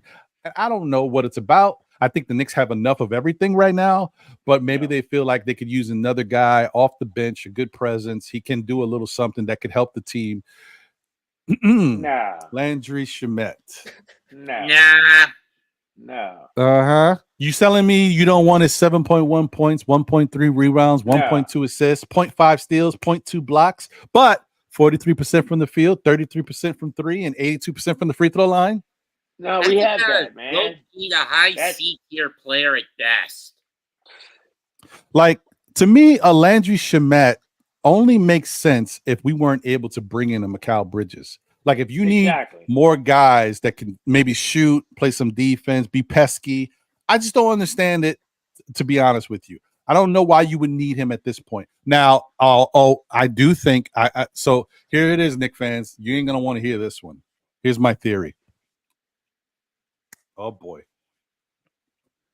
I think the reason why they're looking at Landry Shamet is because they are going to wind up trading a young 6'4" defensive piece to help get a center, and they just want to have a little insurance for moving off of that 6'4" guy who may have had foot surgery recently. Deuce. Yeah, but then they have the guy they just drafted from Marquette. They're gonna have to make time for him. There we go, Double A. There's no shot. I mean, why bring in somebody that's gonna take up minutes? You know what I'm saying? Well, you know why? Because that guy from Marquette can be signed on a 2-way contract, which he's not officially signed yet, guys. So you know, he can be on a 2-way contract. Can go down to the G League and play his 35 to 40 games down there, while they have somebody who's already an NBA player with experience that can fill and plug the roles into Tibbs' system. But what I'm saying, we don't even have minutes to produce. But that's the thing with a guy like Landry Shamet, or for the guy from Marquette. But that's why Landry Shamet works, because he's not someone that can expect minutes. He's a journeyman, been flying all over the under the radar everywhere. But why do we need him? Do we need to add a player to our roster or something? Well, every time you ask that question to yourself, Double A, think about Knicks last year. the Knicks are not taking any chances. They are trying to win, and they're trying to tell you that if these guys get hurt, we're going to have some players we can play. Yeah, Brian, but we're so interchangeable now. You got Dante, you got Bridges, you got Hart. You know, you got to have minutes for these guys. These guys, remember, Dante was the starter last year, and the only thing that's going to keep him happy is, you know, staying that high 20-minute range, you know. I hear you. Minutes. There was a time. I got you, Sam. There was a time. Who's the guy? You know my memory, guys. The guy who used to play for Philadelphia, shoots threes. He got hurt really bad. Was out for the season. He hurt his leg. It was a bad injury. He's been on the Spurs in the past. Light skin, 6'4", 6'5" guy. Maybe he's taller. What is his name? Remember, he was with Philadelphia. Danny Green? Danny Green. Mm-hmm. Danny Green has sat on the bench before and been a role player, right? He's also played more prominent roles. But Danny Green's no slouch with his game.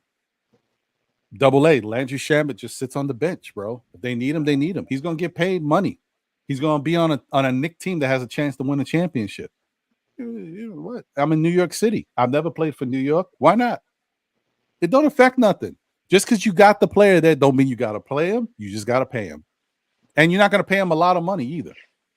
So that's what I'm saying. Like, this doesn't hurt the Knicks if they're looking at him for that reason. If you lose Deuce, because I'm not happy about that, but I'm having a bad feeling it's leaning that way. If you lose Deuce, you're going to need somebody possibly to help on the defensive side. Just another extra defensive body out there you might need of a guard variety. And the guy who can knock down an open three, Landry Shamet fits that. That's what he does. But so does Dante DiVincenzo. Dante would already be playing Double A. I'm talking about you need another to the backup, right? Yes. The one question that I have here, right?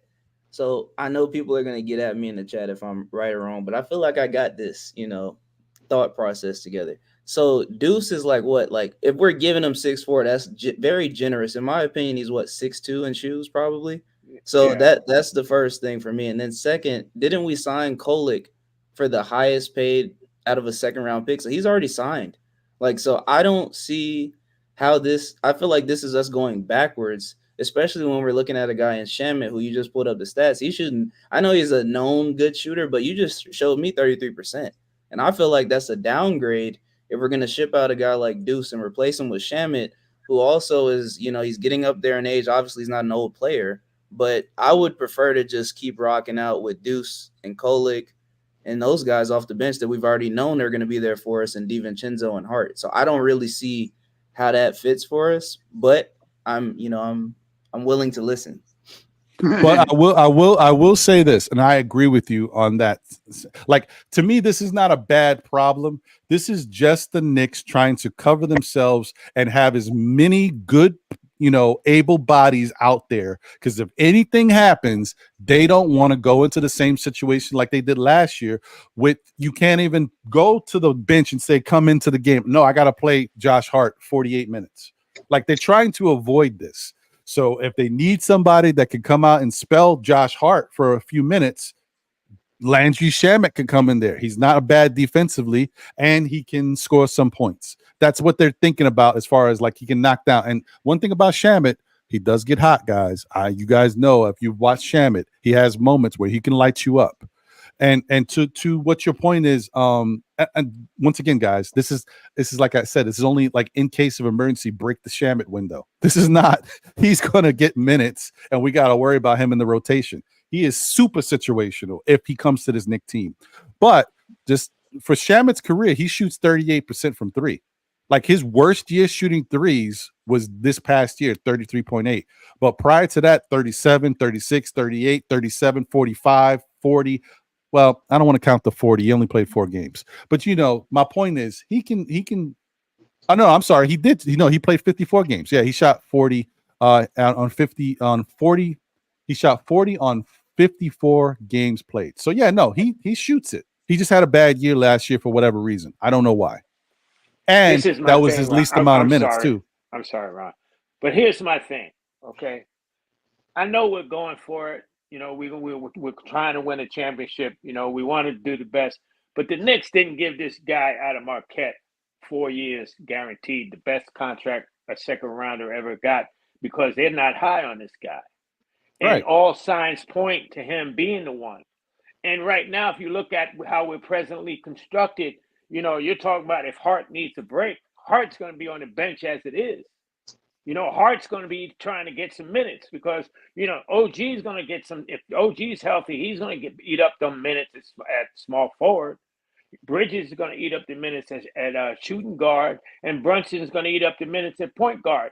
So, man, you just got maybe 10 minutes at, you know, each position to work with. And now you're talking about giving Hart a decent run, giving Dante a decent burn. Okay, after that, you got pretty nothing left. It's going to be a stretch if we keep Deuce, for even Deuce to get any minutes. But what I'm saying, instead of bringing this guy that he's really not part of nothing and from his stats is not really bringing nothing, why not give those same minutes to this young guy that we bred up, that we investing in? We still have to do this. We have to give this guy light because, hey, he's part of the future, obviously. They want him part of the future. So any kind of little, you know, burn that this guy can get, any type of experience, let's give it to him rather than give it to somebody in the Shamet. Because the time to do it is now in the beginning of the season. You don't want because if you see by the All-Star break that this guy you drafted, he can't spell Brunson for 10 minutes and give us a little something, then you can act. You can bring something because the waiver wire is going to be hot. A lot of teams are going to be out of it. They're going to be trying to get rid of players, flip out players, and we could pick up somebody that can really help us. But what I'm saying, I would like us to still incorporate, instead of just going for it, I like us to still incorporate giving our youngins some experience, because that hurt us too last year. Not just picking up somebody that's plug and play, but out of our own guys. We were lucky we had Josh Hart and Dante who balled a lot that Tibbs had confidence in, you know, but he didn't have confidence in Deuce. So we're very lucky that Deuce worked on his own and got his game to where he was. And when he was called on, he was ready and he balled out. But what I'm saying, Ron, I just would like, instead of bringing somebody like Shamet off the street, let's give our own guys that burn. Let's give them that experience.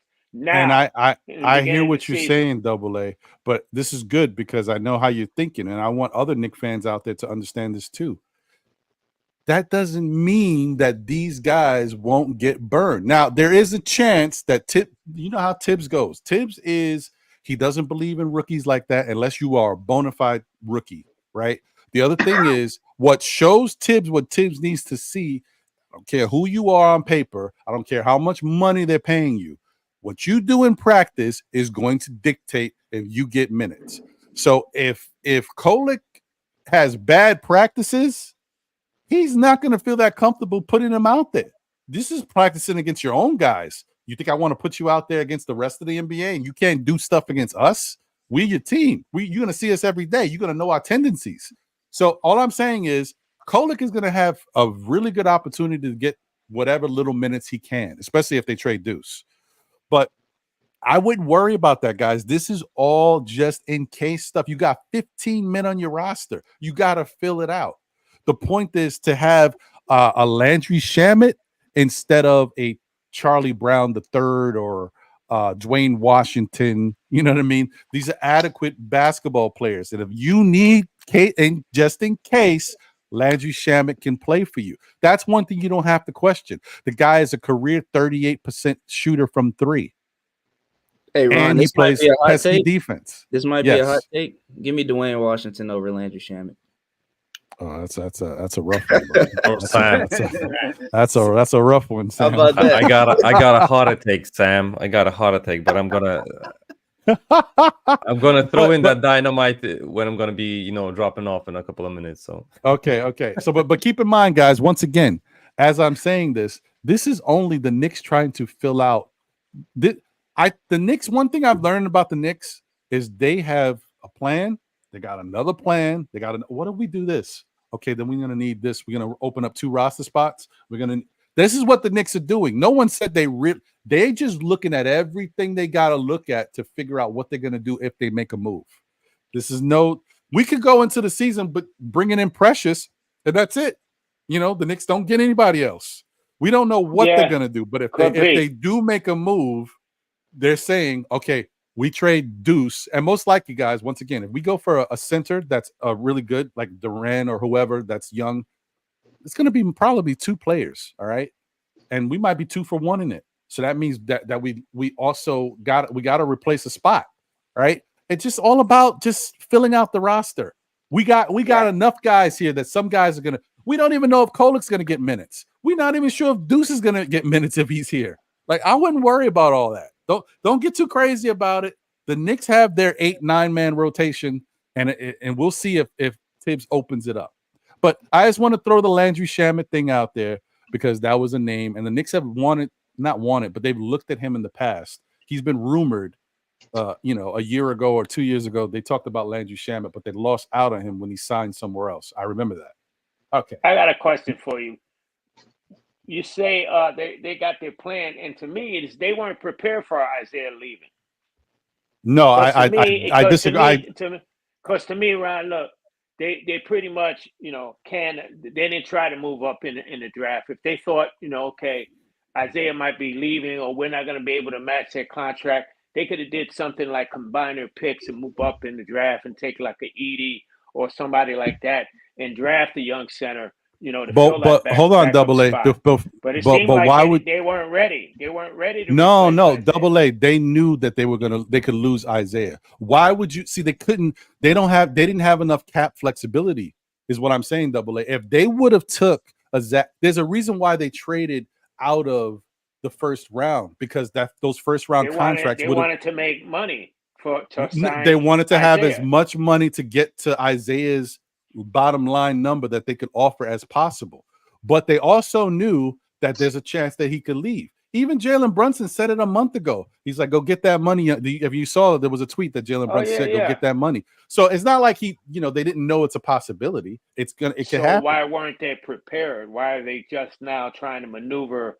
They may still be. We don't know. We don't know. The Knicks creep. They creep, man. They do things in silence, man. You just don't see. You be surprised when Knicks make a trade, like a la OG Anunoby. I was one of the first people who said, "Ain't no way in the world we're gonna get OG Anunoby. We owe these guys. We suing these guys for about $20 million. We can't talk to these guys. This guy don't want to talk to us and not like that. Next thing you know, we got OG here. Who knew we was gonna get Mikal Bridges? After Bridges, I won't doubt him, Shaw. Yeah, that's the thing. Bridges, you can't doubt him after Bridges. We gave up for Bridges, Bodega, and some draft picks. That some of those draft picks are just getting ready to start high school in this upcoming summer upcoming fall in September. Some 20, 29, and 31. They'll probably just be starting their freshman year in high school this year. So whatever. I mean, these guys. It is what it is. Yeah, it is. It is what it is, guys. We got 2 more players here. Plus, we fill out the roster for the 3 people that we can put in the two-way contracts, and we'll still be sitting here in about a month and a half talking about, wow, man, Leon the Don, he is doing whatever he's doing. That'll be the next thing we'll talk about. It is what it is, guys. You can't overthink it. You just have to understand that the Knicks didn't have a lot of flexibility with regards to actual funds, so they couldn't go out and make a splash and bring in a free agent player. Even the players that were cheaper, the Knicks just didn't have a lot of money to be able to get these guys, and so we had to watch them go bye-bye. And so if you want the Knicks to try to replace that backup center position with possibly someone who could start, that means it's going to have to come in a trade, and they're going to have to figure out the best possible trade partner and what they're willing to give up, and how it's going to affect their team. Do they have enough if we lose Deuce? I mean, some people think that you can afford to lose Deuce, and you can possibly if you get the right piece. But let me tell you something. Deuce is important to this Knicks team. What he did last year was important. If we have Deuce in that Philadelphia series, I don't know. Let me say, Deuce played good defense, and he knocked down some threes in that game. I mean, in some of those games, he played pretty well, and he was helpful. Just throwing that out there. But and he built up his stock. Yes, he's an appetizing piece right now. Like I call it cherry on top. You add 1 or 2 players and put that cherry on top. You know, everybody ain't too many teams gonna be like, I don't want Deuce. Ain't too many teams gonna be like, I don't know if I want Deuce. Especially after this year, all we was chammering about was, man, when can Deuce transition that G League game into the NBA game? He did that last year. He did that. Yeah. He did it this season that we just seen. That G League game was in a full effect in the NBA season this year. I think he had a couple of 30-point games. What he had, like 11 3-pointers or something in one game. He elevated his game from that G League game to NBA. And I believe this year he'll probably do the same. You know what I mean? He's a, how they call it, gym rat or whatever. So he may learn how to do that breakdown move to get quicker to the basket. But if Deuce is this is another reason why I hope that we sign Precious, because we're going to need some trade pieces. If we could sign Precious for $7-8 million, that's something that, you know, can entice somebody if we going down the road trying to trade for somebody, because we don't really have nobody else after that. Everybody else is one of the foundational pieces. We're talking about Josh Hart, DiVincenzo, all these guys. We ain't trade. I don't think the Knicks are looking to trade them, so we may need to hold on to Deuce and hold on to Precious, so we can have some, just in case we want to add those 2 guys with Julius Randle to make a bigger deal or something like that. Just saying. Right. No, I hear you. I mean, that makes sense. Shout out to Paris Duggar. Thank you for the generous super chat, bro. He said JB put JR under pressure to take less money or buy. I don't think so with regards to what Andy was saying, because I think that makes sense. But I hear what you're saying. Like if it, like I said, once again, if it makes a difference, then yes, there's some pressure there. But someone else said something in regards to that I think may be a little bit more of a statement towards Julius. Hold on, let me pull that up. And shout out to D Coolest. Yeah, I don't think this was, and I should have been more clear with you guys. I don't think this was something that the NASA said right now. I think this is, if they didn't put in context when it took place, I think this actually was happening when Adrian Griffin was the coach. I think because the rumors were that Adrian Griffin had some issues with this. So I think that's when he asked for the trade. So, but whatever. Either way, I don't care. Like who would want him? Like who would want him? Well, Who would actually I know who trade don't for want him. Catanese? A couple of teams in Europe, probably. Maybe, yeah. You know, if he goes out, more than likely his brother's going to go with him. So that might be something to look at. Maybe. I think Ivory 10 said something. Someone else said something. I thought I started, but someone said that they think that JB deciding to take more and sign his extension here. I mean, take less and sign his extension here puts pressure on Julius to also go out there and produce, right? At a high level. So I don't know who said, I can't find it right now. But the other thing that was said was Ivory 10 said, I honestly think Brunson's contract concession puts a little pressure on OG to be on the court. So that's interesting too. You know what I mean? Because he is making a lot of money, and you know, Brunson is, for the most part, has been pretty healthy. He's getting banged up a lot more now, but yeah, like it does put pressure on OG to live up to that $212 million deal. So it's interesting to see. Shout out to Building Blocks in the building. Salute. What's good? Shout out to Knicks 100. Good to see you. Salute. So do you guys think that basically the Knicks chose OG over Isaiah? I don't think that was ever a discussion, no, because it's 2 different scenarios. Yeah. No, because Isaiah was going to get what the Knicks couldn't give Isaiah whatever they wanted. Yeah, remember we were capped. Correct. We needed him another year. We needed him one more year. We didn't have his full bird rights. Okay, so let's get to this next guy because I know Andy's got to go soon. Another rumor. I know you've heard about this. Gary Trent Jr. Oh my God. No, this is a real one. I wouldn't be mad at this, but I don't like it because I know we'd have to give up something for it. Yeah, I like this one. I'm not sure. Alperen Sengun, folks.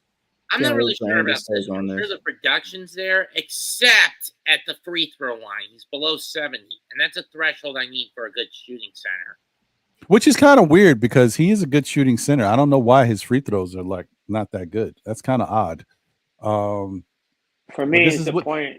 To me, it's a 0.7 blocks, bro. Yeah, but that's not what you're getting him for, though. That's yeah, you're not. Yeah, I mean, for sure. Yeah, I mean, he definitely spaces the floor. Defensive productivity off the backboard. He is he's giving you Hartenstein at a higher level. You know what I mean? Being able to score 21.1 points per game. He rebounds well at 9.3. But look at him assist and 5 assists. B. And I want to get one of those S's. Assists. That's too many S's. 1.2 steals for a big guy is nice too. 53% from the field as a shooting big, not bad.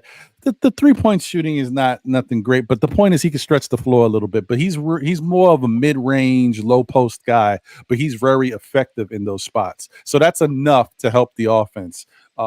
He's a really nice player, and he's the type of big guys like a Brook Lopez that eventually 2-3 years from now he could start shooting threes more consistently and knock them down because he can shoot and he can improve on his free throw shooting. Because Brook Lopez, if you guys remember, Brook Lopez wasn't the type of guy to knock down threes when his career started. He could shoot it. He wasn't shooting it from 3. Then all of a sudden he started expanding and then he's knocking down threes. So, what's your thoughts on Alperen Sengun, Andy? Well, listen, for me, I don't see the possibility for the Knicks to get him unless we trade Mitch and Deuce as a package because Alperen Sengun is, for me at least, a way higher IQ player than Mitch and Isaiah Hartenstein. He's way better than both of these guys. And at the current Knicks roster build, having those defensive wings that we have, maybe that's the path that the Knicks are looking to go. We don't need a defensive anchor in the paint if those guys can't go, on the perimeter versus us. So that's why they might be looking at Sengun. But for me, listen, he's an over 20-point scorer in the NBA last season. His price tag is going to be way more, probably even than a Mitch and Deuce. And I don't think the Knicks can afford to lose 2 guys because still you are going to need a backup center because I don't see Sims being that second center that you want to play major minutes, right?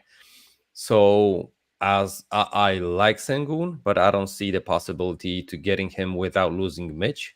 And I'm not talking, with anyone about trading Deuce. So that's the end of the topic for me.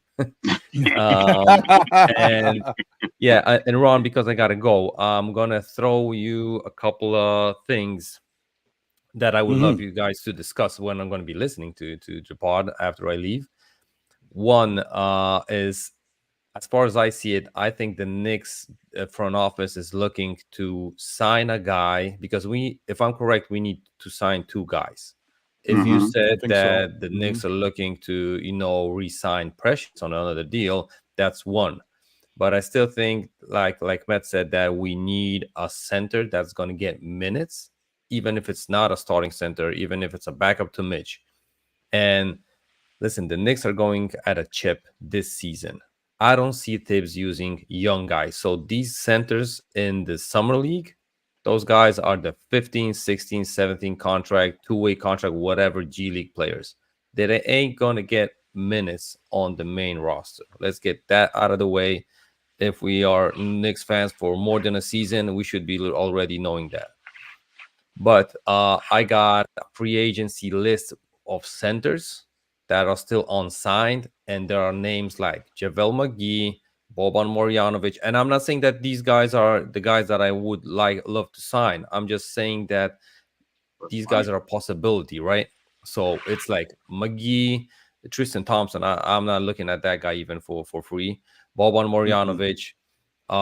You got Omer Yurtsev, Damian Jones, Moses Brown, Sandro Mamukelashvili, Orlando Robinson, Metu, Bismack Biyombo, Malik Williams, the other guys that actually don't, Harry Giles also, but the name that stands out for me, and if I had to pick a guy out of this list, I would look at a guy like Mike Muscala. I'm not gonna say that he, owned the Knicks, but he's a vet. He played over 10 years in the league. He's not gonna get that much money. He can stretch the floor. He's a high IQ player, and he's not gonna be, a bad guy that you want to add to your rotation if you need a guy to be even added, because we know that Tibbs sometimes even runs 9 or 8 guys, right? So Muscala is going to be comfortable sitting at that bench and even getting the vet minimum, that he will be getting. We lost the ability to sign Taj Gibson because he signed today with the Charlotte Hornets, so he's off that list. And even then, Taj can't get it up anymore. I mean, yeah. I'm just saying, that the possibilities are gone. Whoa. How badly he played for the Knicks when we got him not once, twice, but 3 times on 10-day contracts, and that was for damage control purposes. Yeah, but listen, whatever makes Tibbs happy. I'm just saying that the Hornets are making a mistake bringing in Taj at far off his rocker he is now. So that's the one thing. So I think you should just look at the list of the free agent centers left out there, and the other guy that wasn't mentioned is they were talking about David Bertans, right? That got waived. Yeah. So he's not a 5, right? He's not a 5. He's more of a 4. Yeah, he's a 4. He can stretch the floor. He can shoot. But his defense suspect. So and he's European. I love European guys, but that's not my top choice. I'd rather get Muscala and see what happens before even making a trade. Andy, you might have to, take him off your list, because I don't know if you saw, but he's retiring. Muscala. Bertans? Oh no, Muscala. Yeah, really? Muscala said he's gonna retire. He wants to pursue a master's degree or some sort. He just told them that he's retiring. Oh, I didn't get that memo. So if he's out, that's nice. And we know that the guy from Utah, Danny Ainge, is an overkill, little cutthroat when it comes to how much money he wants out of a trade deal. Yeah, I'm not. I don't see also a possibility to deal with Danny Ainge and for the ability to get Walker Kessler. He would be nice because he's young and stuff like that.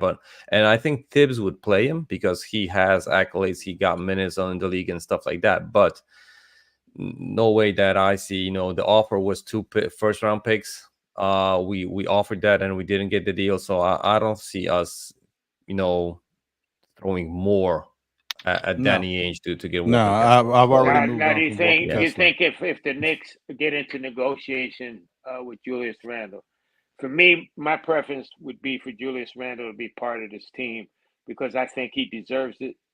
He deserves to be part of a winning situation, and any success that we have, he should get to enjoy some of that. I felt really bad for him in the playoffs last year that he had to sit out, because he was a big part of us getting there. Even though he missed a chunk of the season, he basically, him and Brunson together basically carried us, that first part of the season.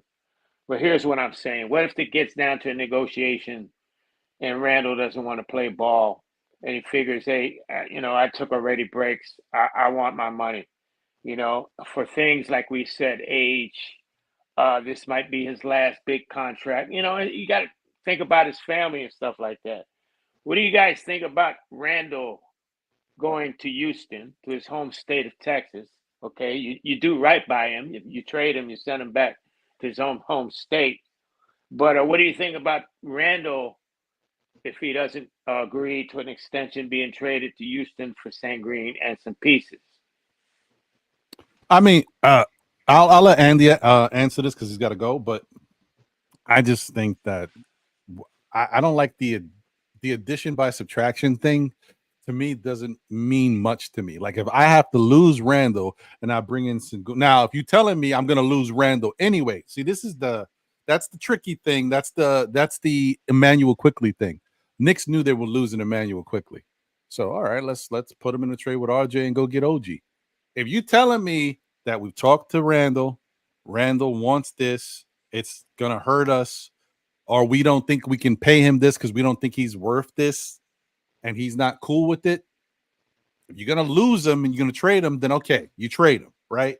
But other than that, I don't see getting rid of a 24 and 9 or 10 rebound guy with 4 or 5 assists, and then bringing in Sengun 21 points per game, 9 or 10 rebounds and 5 assists. I think like what am I doing really? I mean, he's just a little taller. You're balancing the team better. You're balancing the team better because look at it, Ron.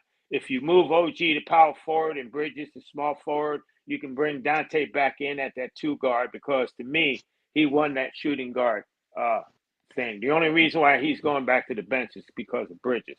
But if you move OG to the 4, he plays more like a stretch 4. That opens up even more stuff for Brunson because now you got Bridges and OG on the wings that both can shoot that 3 ball.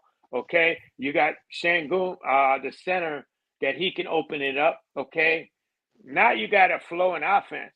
Right now, our offense ain't going to flow, man, because a lot of people don't understand what Isaiah Hartenstein did for this offense with his IQ, with his passing, with his bounce passing, with his cutting. That's why we look really, really well. We got to hope now that Jalen Brunson plays more like a point guard than a shooting first guard because we don't have that no more. Any playmaking, anything that we're going to get is going to have to come from him. And maybe a little bit from Bridges or whatever. But here, that's the thing. A trade like that would balance us. Randle's the man, bro. I got no doubt about it. But it's like if you can make a trade, you want something, you got to give up something. Yeah, but AA. He's our best option at center, at the center that we can acquire. He's the best option. 21 points a game, 5 assists a game, 9 rebounds a game. I don't know that he's available though. Would open up, right? Well, he might be because of the contract. They don't want to extend him. But AA all I'm saying is, to get something good, you got to give up something good. And if a trade like that can balance your squad and open it up like that, you do it. Especially if you can't afford to keep Randle, you can't pay him. Mm-hmm. But AA, I think if that's going to be the case with Randle, that we are put in a situation that we have to trade him to get something back, I think we can get way more than an Alperen Sengun. Right. Let's not kid ourselves. Randle is a 2-time All-Star, and stuff like that. So and Sengun, he's going to be probably a great player in like 2 or 3 years. But I don't think you can bank it that he's going to be a player like Julius. So I think we could get way more. No, that's why I said Randle. Him and pieces. Remember, I said him and pieces. Yeah. But, right. I think trading Randle. But where he's at right now, we don't need him to get better. 21 points, 9 rebounds, 5 assists. That's perfect fit for us. We don't need a 30-point to add a 30-point score to this squad. Well, I don't. The only thing is, like, when it comes to that stuff, there's been moments. Let's not forget where, first off, Jalen Brunson can get banged up. Jalen Brunson can be out for a game or 2 here and there. You do need somebody else to step in and take over that load. And there's also the nights where Jalen just doesn't have it. Like, he can't hit anything. And when Randle was healthy, we always kind of had one that was doing good out there. Even when Randle was struggling, Jalen was doing his thing. We rarely saw them both struggle at the same time. And we did get a chance to witness them both get 30-point games in a game consecutively, maybe 2 or 3 times. But so the thing about Sengun, I'm just throwing it out there. Sengun is still coming into his own. He's not necessarily automatic with his game. The Knicks have even locked him down when we played them. You know what I mean? Other teams I've watched lock him down a little bit. So he's still finding his way. He's consistent, but sometimes he can go a little sleepy. It happens. So, it all depends, man. It all depends with that. I'm not sure about it. Yeah, Andy, I'm gonna let you because I got a few things I want to say on the Sengun. Yeah. So just Ron going to the Landry Shamet because I didn't put in a word there because you were talking, maybe Deuce is gonna get traded. So like I said, I'm not gonna discuss trading Deuce. Don't put that in the air. If Ron, if you are looking for a guy a vet guy that is not going to be mad about sitting on the bench and can light it up off the bench. We already had that guy last season, Evan Fournier. If you want to get a guy for free agency for cheap, I think Fournier is going to be begging for a contract this year. So you can probably get him for that lousy $3 million. So yeah. I hear you. Well, listen, man, I don't know what they're gonna do, Andy. I think they're just really taking a look at all different scenarios. And shout out to my guy Knicks Real Talk, the other half of Knicks Real Talk, Mr. Divine in the building. Salute to you, brother. Please show some love and support their show, Divine and Shaw, getting you right for your Knick games, man. The pre games be dope, and then now they got their off season coverage. So please show them some love. We'll see, guys. It's a lot to address. I got one more guy on the list here that before we get into summer league stuff. Andy, I appreciate you, bro. Guys. Good to see you as always. Can I say a few words on Sengun? Oh yeah. Go ahead. Sure. Hey, first off, salute to Andy. Catch you on the next one, brother. Good talking to you.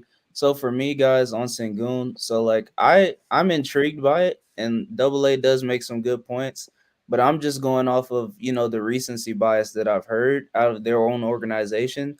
So like yesterday's game, right? They had the Rockets playing in summer league against Bronny, but it was interesting because they had Ime Udoka being interviewed, as they like to interview the coaches and stuff at the games.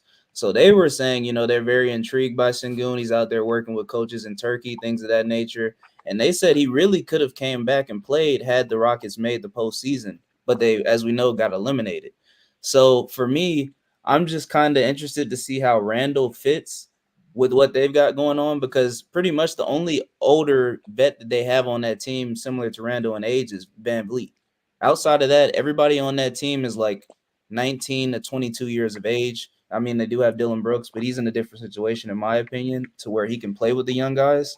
So I'm just not too sure how willing the Rockets would be to pick up Randle, knowing that they've got to pay him and they've got all these other young guys. So it would just be a move if they want to compete, then they pick him up. But I feel like they're kind of already stacked at the 4 with having guys like Jabari Smith Jr. who can play the 4, Tyree Eason off the bench. So I don't know how they would really make that work, because if they lose Sengun, they don't have a backup 5. And I don't see them doing a small ball lineup with Randle at the 5. So that's where I figure there to be some problems. And I think that they're kind of in the mode where they want to just go with that youth movement. Mm-hmm. Mm-hmm. They played Parker that's at true. the 5 last year sometime too. Jabari played the 5 last year too. That is interesting. Yeah, I don't know. You might be right when it comes to that. Sam. Like, there's definitely like it has to make sense. Like, why would you put yourself in a position where you're full of power forwards and you don't have a center that you can depend on? They may not want to give him, because he apparently he qualifies for over 200 million, like 210, whatever it is, and they may not want to give up all that money right now to Sengun, even though he's worth it. But I don't know. We got to see where that goes. Shout out to Corey Lee. Appreciate you, my brother. He says, Ron, you've been rocking for 2 hours and not once have y'all mentioned Rokas. Well, because Rokas is a part of the summer league and I haven't gotten to the summer league coverage yet. And since I usually be rocking for 3 or 4 hours, I got to stretch my content out. You want me to? I don't want to repeat the same thing for 4 hours. But I hear you, brother. We're going to get there. We're almost there now. I got one more person that I want to address. You guys should already kind of have an idea who it is, since, you see what's in the talks. Oh, yeah. Sign me up. So, Jalen Duren, y'all. 13.8 points per game. We drafted him. We should have gotten him in the 21-22 draft. My big problem. Yeah. We did draft him. We did. Yeah, but I mean, then we trade him away because Rose is a nincompoop who's more about playing the long. Oh, man. Well, hold on. Don't do that, Mets. Don't do that, Mets. This is for Mets and for all of those out there in the chat. You already know, it's already been explained why we traded Jalen Duren. We traded Jalen Duren so that way we could be in a more financially flexible position to sign Jalen Brunson. Kemba Walker. No, Kemba Walker was a part of that too. But we had to get off of Kemba Walker. That's why we had to add the first round pick. We had to move him. Detroit worked with us. But the Knicks probably already had told Detroit, listen, thank you for doing this favor for us and taking this little $8 million contract that we can't afford to have. We will, when we get our pick, if we draft Jalen Duren, we know you want him. We'll trade him to you. Then blah, blah, blah, and so on and so forth. And in essence, after that draft, that was what freed us up because the Knicks try to always get some extra money during the draft, and we were able to go and sign Jalen Brunson. Once again, that's the only way I look at it, and that's the only way I'm going to continue to look at it. That draft, we made moves so that we could have the money and we could sign Jalen Brunson. And I think nobody has an issue with having Jalen Brunson here on this team. I can see the point, but one of the biggest weak spots for the Knicks 5 center players is they're not stretch fives. They can't shoot the 3-pointer, and Duren barely never gone from behind the arc. No, he's a better version of Mitchell Robinson because he has it. He's not like Mitchell Robinson was raw. And it took him more time to get to where he is now. Jalen Duren has it sooner than Robinson. So that makes you think, hey, he could become even better because he already has this. So that's why he's kind of a better version than Robinson. And he's got great block instincts as well. He's a good shot blocker. And he's durable too. He's durable. Yeah. Well, at least for now. 13.8 points per game, 11.6 rebounds. He's a really good rebounder. 2.4 assists. What? No, that's wrong. Sorry, guys. That's supposed to be blocks. That's 2.4 blocks and 0.8 assists. So reverse those numbers. He's really good at blocking shots. 0.5 steals, 61.9 from the field, and 79% from the free throw. He knocks down his free throws. As opposed to Mitch, who's at 38%. So once again, guys, that 2.4 assist is really blocks. So he's an interesting player, man. I'm not mad at him, and if we can get him by just trading Deuce, I do it. I'm sorry, I love you, Deuce. I do it just for Deuce. I do it. Now we got to add some more stuff in there. I have to think about it. You might have to throw a pick. Why would they settle just for Deuce? No, I'm saying if we could. I'm not saying they would. If I'm Detroit, I'm not just settling for Deuce. I'm saying I would do it just for Deuce. But yeah, I'm assuming that it might possibly take a first round pick, maybe a first and a second. So that's my whole thing with it. And I love Jalen Duren as a player. Like I've said before, I'm a Memphis fan, so I watched him, from college to now. And I think, it's a fair criticism on his game that he can't shoot the 3-ball or he hasn't shown it yet. But I want to remind people that this guy has just turned 20 years old. And the Pistons also had a guy on that team who you said that about a few years ago, and Isaiah Stewart, who couldn't shoot the ball. And now look at him. He's able to shoot the 3-point shot. So in my opinion, I've seen Jalen Duren's form. It's not the worst. So I'm not going to, just rule out the fact that he'll never be able to shoot a 3-pointer. I think that's something, that's an area in his game that he's going to have to develop. But like you said, AA, I'm just concerned in what would the Knicks exactly have to give up for the Pistons. I mean, they're not a team who's going to want any guards. They have way too many guards right now. So I'm kind of, interested to see what the Knicks would have to give up. We're kind of capped as far as what we can do with the picks. I guess we give them back their own pick. But, I mean, as we know, we can't give up picks in consecutive years. So we really only got 2 picks, and they're not ours. So I'm, kind of concerned on that. But I would love the pickup. I think the guy has very high potential, and I think that that's something that the Knicks should look into for sure. Yeah, I wanted him out of college, really. When I heard the Knicks drafting him, I was excited, but then he left. But, I'm of the feeling, man, I mean, it's over now. But I'm of the feeling the Knicks could have substituted something, unless Detroit specifically that's what they were holding out for. I think that's what they were holding out for, bro. Because if not, I would have put him in my cupboard. I would have definitely put him in my cupboard, especially at his age, man. And it's definitely a lot of upside. And we're looking for somebody that can go the whole distance. Play the whole season. Give us 70 games a year. But don't forget, at the time that we were doing all this, we did have Mitchell Robinson. I don't know if we had already signed Hartenstein or if we signed him that summer. But yeah, we did sign him that year. We signed him that summer. And then we also had Jericho Sims. So it's not like they didn't address the center position by bringing in Hartenstein. And probably that's what they already had on their mind. We can afford to let Duren go if it helps us with our money to get Brunson in here. And then we'll go out and get Hartenstein anyway. So they probably are, the Knicks are always thinking the steps ahead that we don't know about. So they probably already had that in mind. Well, I don't know what Detroit is doing personally because they signed Paul Reed from the I don't get it either. I can tell you what they're doing. They let Wiseman go. AA, I can tell you. Oh, I know. I know what they're doing. I know you know what they're doing. I know what they're doing. Yeah, we know what they're doing. They signed your boy from the Sixers. What's his name? They got Paul Reed. They got who else did they bring over? Tim Hardaway Jr. The guy from that was playing Sixers, power forward Sixers. Tobias Harris. He's a bum. Yeah. Yes. Yeah, they signed him. Yeah. This is the sweepstakes. Ron knows what they're doing. This is the sweepstakes, y'all. I don't know. I want to know. No, this is what they're doing. Tell them, Sam. This is the sweepstakes. Guys, we got a guy coming out next year by the name of Cooper Flagg. And there are a couple of teams who are in the running for him, in my opinion. Now, I hope that the Pistons make, the plan so we can get their pick because we have that protection over it. But as currently constructed, that team is very bad. They've only signed Tobias Harris, Malik Beasley, Paul Reed, and they've got Cade Cunningham and the scrubs pretty much. So, in my opinion, you got them, the Hornets, and a couple other teams like the Wizards who are trying to tank. Now, and Utah. I could be very wrong. Yeah, I could be very wrong. And Utah.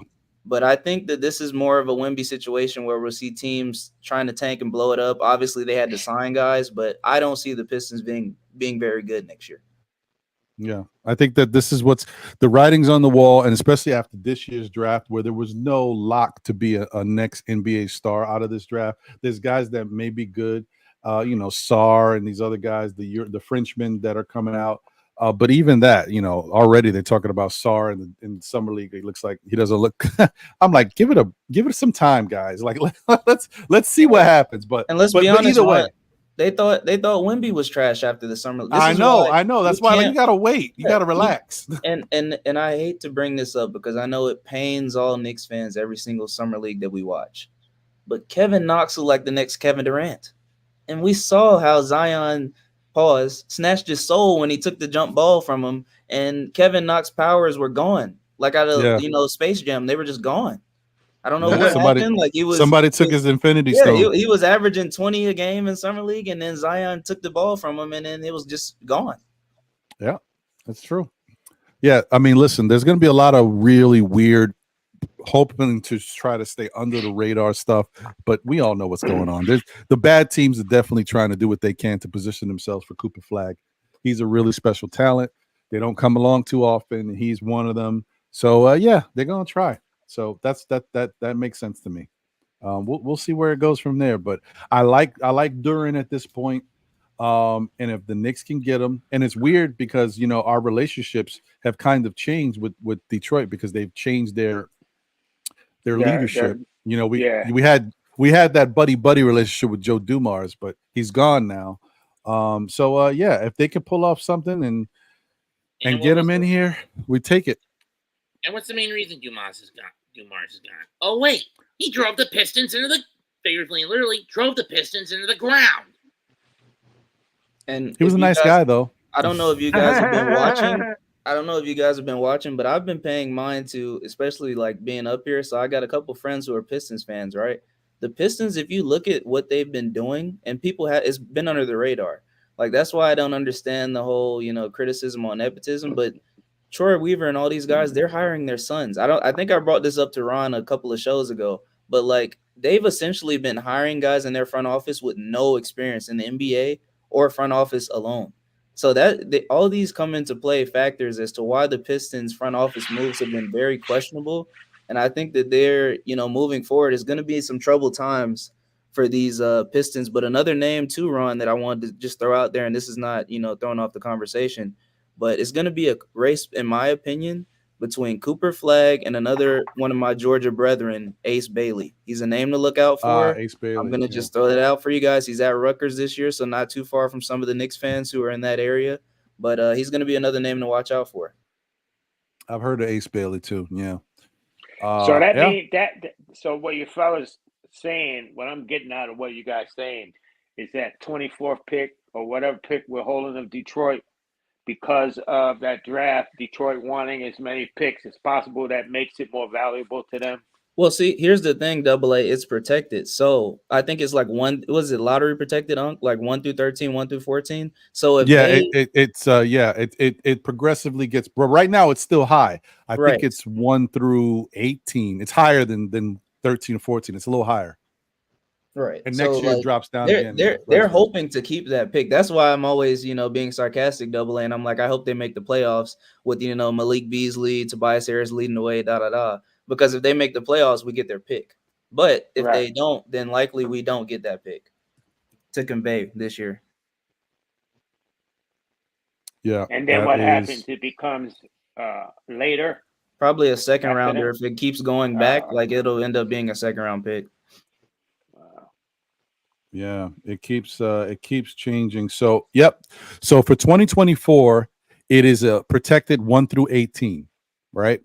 2025, it's 1 through 13. 2026, it's 1 through 11, and then 2027, it's 1 through 9. The pick we get from the Pistons this season. Yeah, the Pistons pick. Yeah. All right, so we likely won't see that or the Wizards one, unless. And so let me just say that for the people out there that So basically, what it means is if the Detroit Pistons, finish the season and they are scheduled to pick anywhere between 1 through 18, the Knicks don't get the pick this year. Okay, so for those who may not understand that out there, which is more than likely, given how bad they've been for the last decade and a half.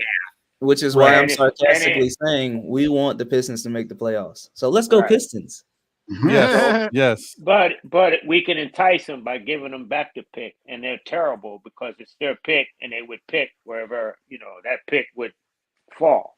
Well, they'd have the rights regardless, so it wouldn't matter to them because they just look at it like, okay, you got our pick, but technically it's protected for us, so we get it anyway. So they probably wouldn't even have that much interest, honestly, in being like, oh, we want our pick back, because they have the protection rights anyway. Regardless, at best, they'd have to finish in the top 6 in order for us to get it.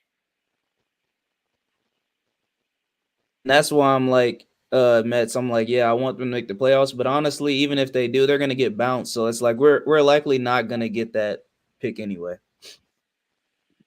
Yep.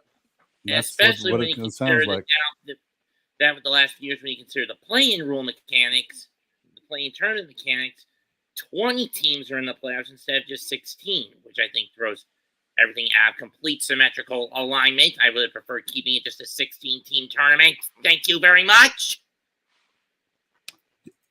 Yeah, things have changed. Shout out to Parrish Duggar. Thank you for your generous super chat.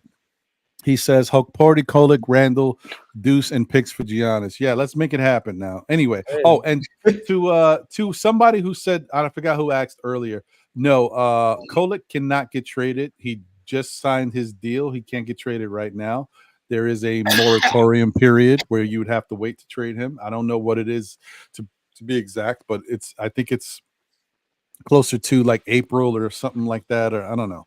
But he would have to wait. Okay. Shout out to Big L 139 and Linux. Appreciate you. The official payback is in the building. What's going on, brother? Appreciate you. Salute to all y'all, man. Billy Goat's in the building. What's good? And obviously there's more out there that I may not have been able to get to, but I see y'all. Wiz BKLA, appreciate you. Thank you for being here and rocking. What's going on? Azabuike is a free agent. I just like saying his name. That's cool, D Coolers. All right, I see what you're saying. Okay, guys, here we are. So listen, I've been trying to do this for like 18 years. It feels like every time I do a show, I'm going back and forth looking for this, and I can never find it. And then we're finally here. Now, all of y'all know about it already, But I was trying to be one of the first to get it to you guys, but it didn't work out. Here is the Knicks Summer League roster. Finally. Anyway, so at point guard, we got Dice Yoshimoto. No, but Dice is the coach once again. You got Damian Brock. You got Devin Kennedy. Sam Kelly Sile, the player from Africa that I told you guys about in the previous show. We got Pacome Dadier, Alan Griffin, Ariel Huckporty, Kamani Johnson, Rokas Jokabitis in the building, Amari Kelly, Tyler Kolick, Justin Lewis, Kevin McCullough Jr., Obadiah Noel, another Obi, huh? Interesting. Alex O'Connell. Hey, Dimitri is back. Dimitrios Skapinski. I can't say it. Skapintsev. That's a tough one for me. Skapintsev. Yeah, that's it. Skapintsev. He's back. You remember him? He's the 7-foot center guy. Jacob Toppin and Dwayne Washington Jr. So there's your Summer League roster, guys. Those are the guys that'll be suiting up today at 5 o'clock versus the Charlotte Hornets. The question I think someone asked earlier, it escapes me, but someone asked where the points coming from on this team. I gotta say, I mean, that's a good question. Dwayne Washington can score some buckets. I think is McCullough actually playing? No, he's I don't know. I don't think he's Right, playing. right. Though. He's on the roster. I don't think he's playing. He's in New York. I think you could see Kolick score some points. I think this is an interesting time to see Pacome Dadier, what he can do out there. I think Sam Kelly Seli, the 6'4" guy that I told you guys about on last week's show from Africa, he actually can score. He's very physical.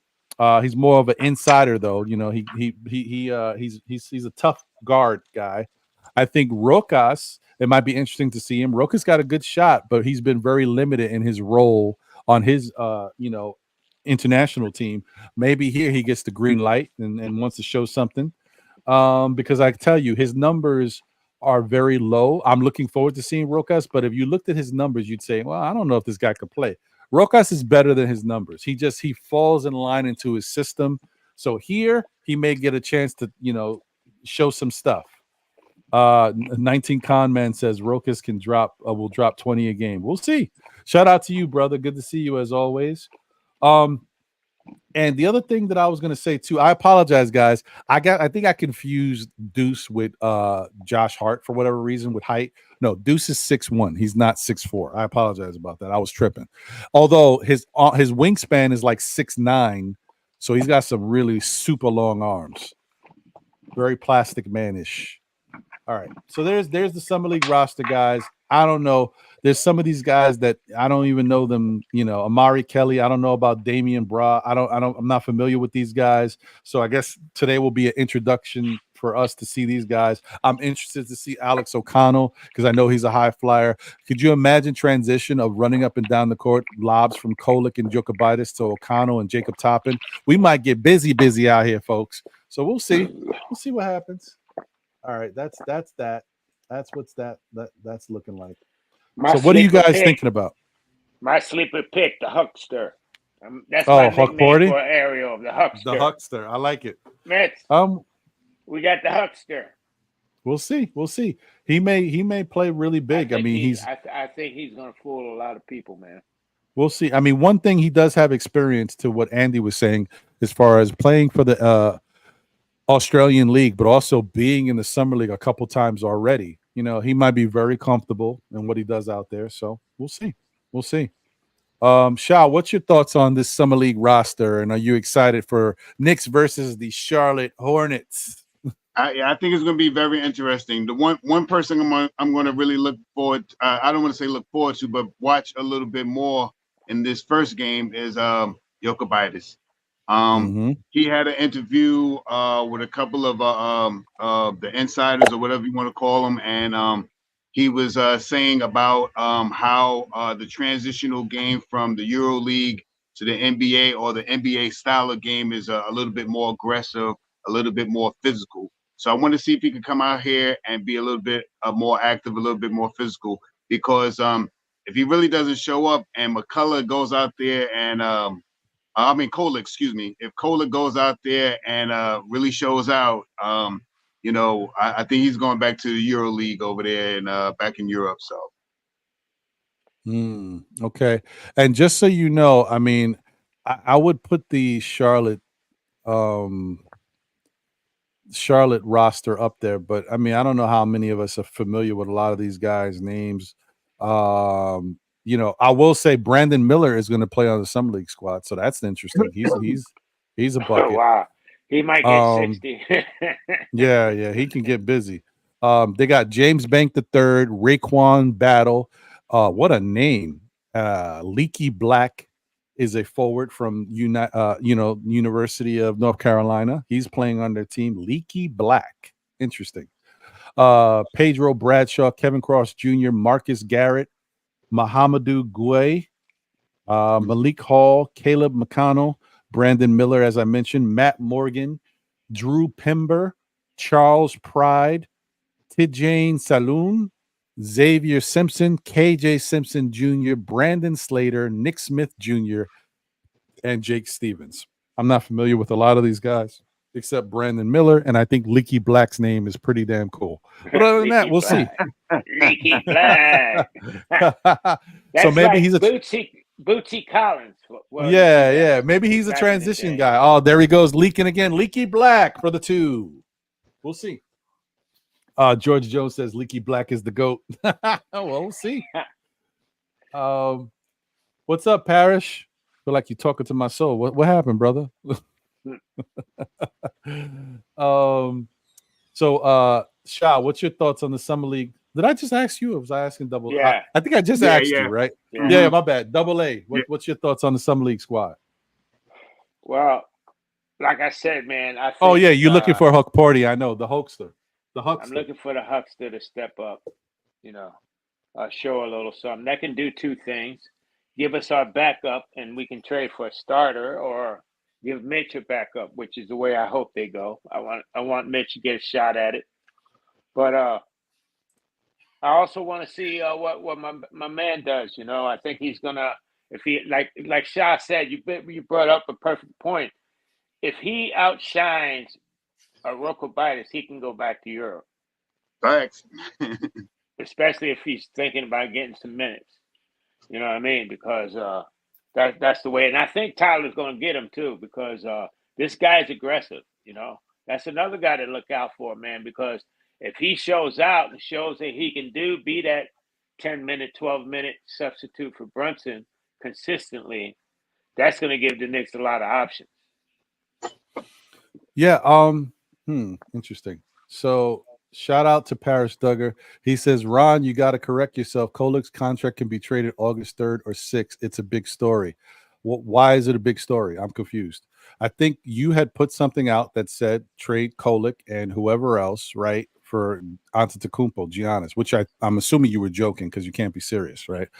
Because you already know that he can't be traded. So why would you put that out? Are you trying to tell me that you want to do that in August of next year? Because wait, are you saying, August? You're saying August now he can be traded. Okay, I got you. Like I said, I don't know when the guys can be traded. Usually when players can be traded, there's a moratorium period and you have to wait, I don't know, maybe 4, 5, 6 months. But I guess maybe because he's a rookie and not already an NBA player. Maybe that's what it is. Well, it's for Kolik I think it's because of the I might be wrong, but I think it's kind of towards that second round player exception. So when they sign that contract, so it's 2 years, but the last 2, one is a club and then the last one's a restricted. But it does say on Spotrac that he can not be traded until August 3rd of this year. So he's correct on that. I got you. They can move off of him after August 3rd. I got you. All right. I see what you're saying, Parrish. I apologize for that. I was thinking you were trying to say something else, but I get what you're saying. You correct. I stand corrected, Parrish. You got me on that one. I don't know too much about rookies and when they sign their deal, what's the period of when they can be traded. I know NBA players, usually when they sign an extension or something, they can't be traded for a good amount of time. But yeah, one thing you're gonna learn about me on this show. I am someone who is a fan, and I will bring you the information that I bring you because I've seen it and I will report on it. What you won't see me doing is acting like I'm a capologist or going into contracts or trying to tell you I understand the second apron. It's not my job. It's not what I do. I don't work for ESPN. If I worked for ESPN, then I would do things differently because that's my job. This is me just being a fan and fanning out with the rest of my fan family. You know what I mean? So I apologize if I'm not always correct, but I'm really not trying to be, just being honest with you. That's why a lot of times you hear me talk, I'm like, I think maybe, this is all giving myself, you know what I'm doing here, right? Right, but you never have to apologize for yourself, Big Ronnie. Not with us. Yeah, but I just want to let because there's new people that are becoming subscribers and whatever. I am not the go-to person for all stuff Knicks related. When I report on something, if I do one of these, the numbers are there, right? That's supposed to be factual, and I'm getting it from a source that says it's true. When I do that, that's different. But if I'm just talking, take my stuff with a grain of salt. I don't know everything. I'm just saying I think maybe it's a possibility. I've heard. You know what I mean?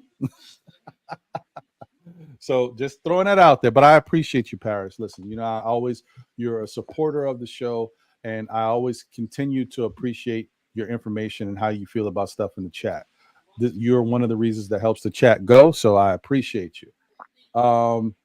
Before I go, Ron, I had posed a question earlier to you fellas about the Knicks. That what do you think I think, like I said, in my opinion, we need to go for a starting caliber center to back up Mitch versus plugging in somebody like Precious or somebody like that. And I wanted to know you guys' opinion on it.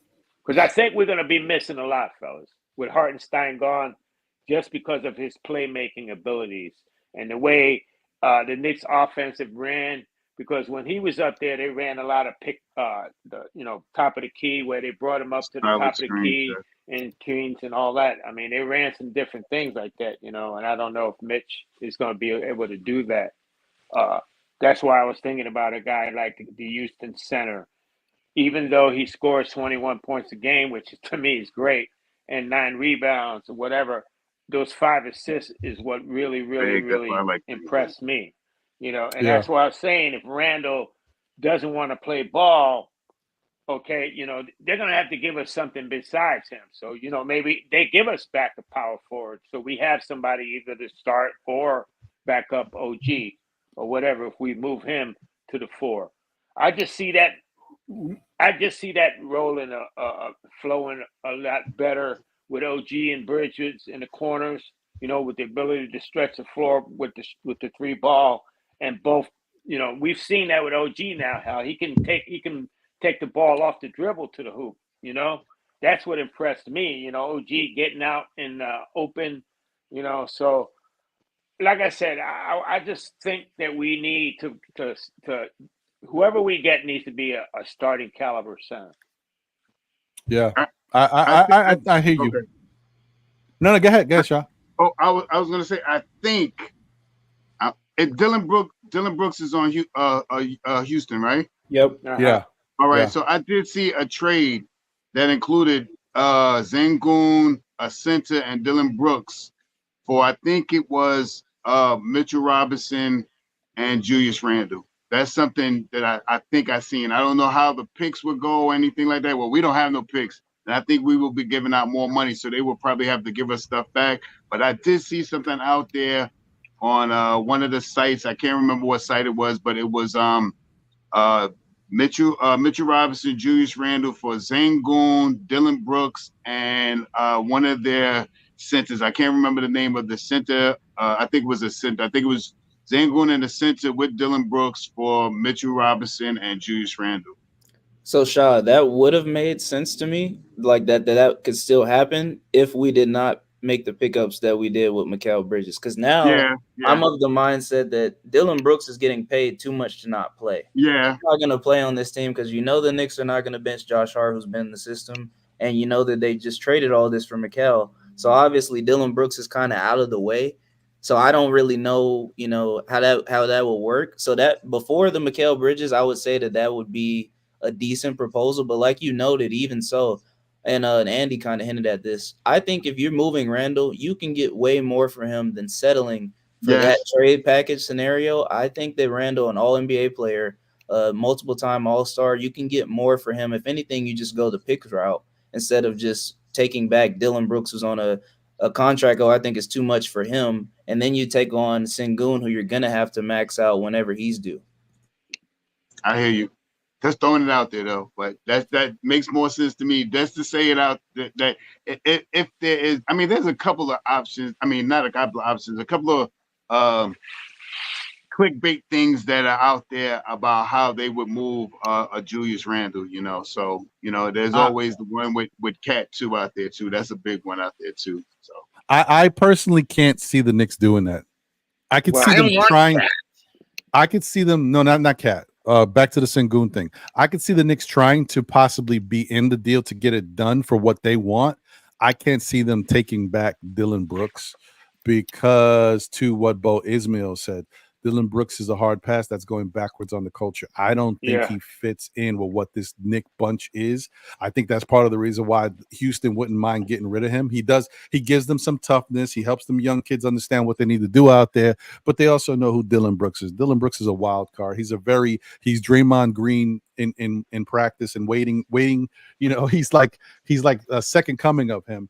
And I don't know if the Knicks want that on the team. Now I could see the Knicks working out where they did a three-team deal where they did all this. Where we moved Brooks went somewhere else, and we got Sengun. I could see that, but I don't think they would want to bring him back here. And to Sam's point about Mikal, I hear you. Before you go, AA too, just this one take, and I might be on my own island with this, but me personally, I love iHeart as a player. I love what he did for us last year, but I feel as though if Randle never goes down, we're having a different conversation about these passes and such that iHeart averaged last season. I think Randle, his numbers were up there last year, and you could argue before he went down, you would not see iHeart getting, as many assists as he did going on last season if Randle doesn't get hurt. So I think that with Randle coming back full strength, you're not going to really miss that drop-off in the assists that iHeart had, but it will be coming from a different person, not iHeart. That's a fact.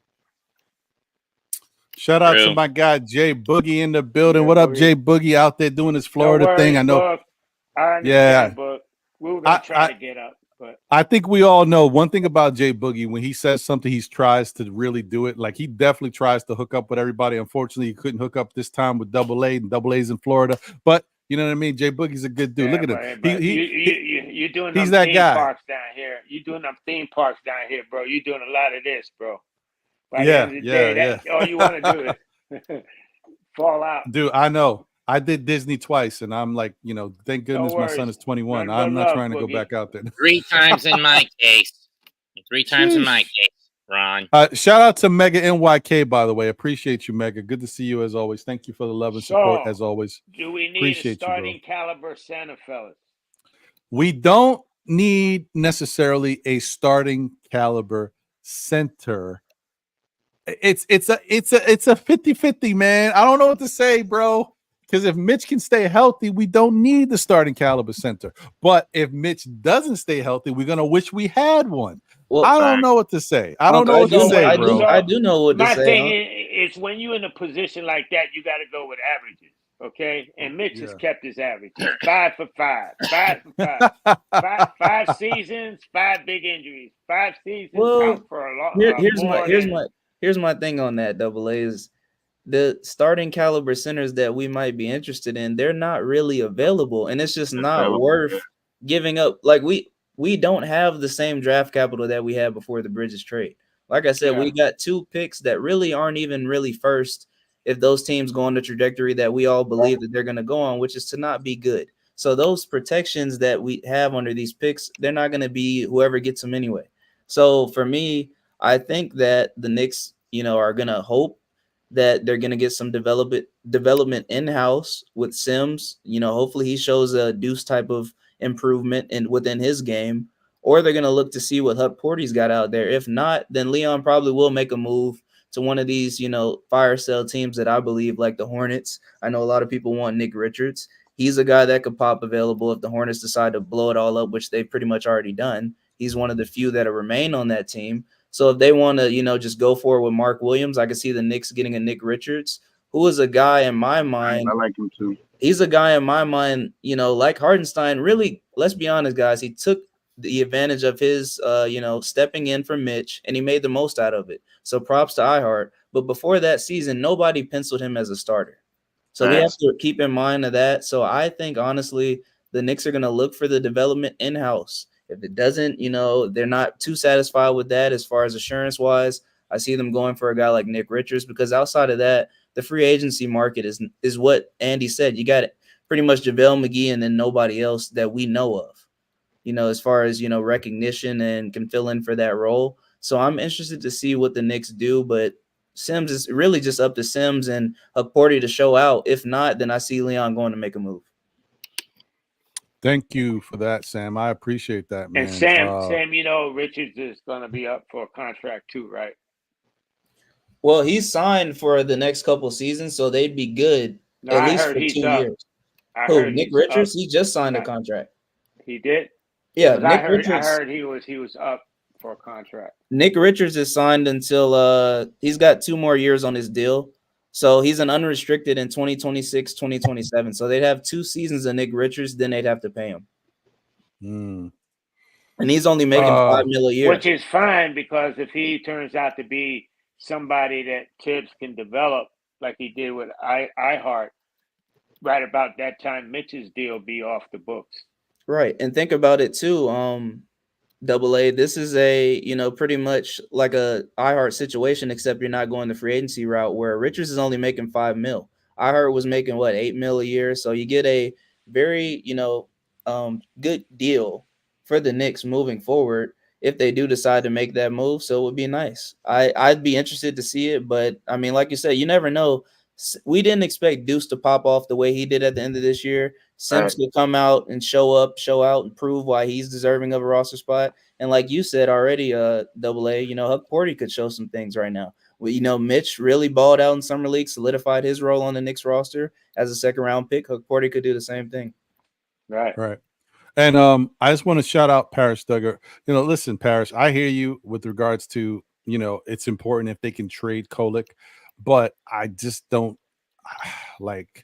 I just think the Knicks are going to try to make moves, but they're going to try to make the most minimalist move possible as far as what they have to give up, right? If they have to throw in guys, then they have to throw in guys. But I don't think they really want to. I think, honestly, from a Knick fan perspective, we feel a certain way about this team and the players on the team. But if from an organization standpoint, I think right now you got to look at Kolek like more of a valued option than Deuce, okay? Because you know what Deuce can do, but you also know you just brought in Mikal Bridges. That dynamic of having a Mikal Bridges and an OG Anunoby gives you a lot of flexibility to say, okay, if I have to trade one of my young defensive guys, I got these 2 guys.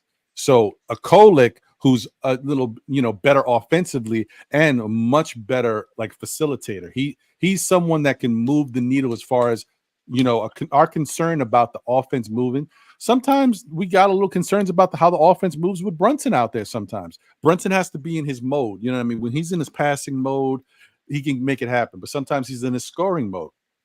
A guy like Kolek is a pass first, shoot second guy. So he might be a little bit more important to this Knick team currently situated in the organization's eyes. Don't know. So I'm just throwing that out there, but I hear what you're saying as far as Kolek might be able to be moved. I got you. I hear you on that, bro. But and you know what? Kolek, just to back up what you're saying, Ron, Kolek, he looks like a guy that can turn into like what McCullough does for Indiana.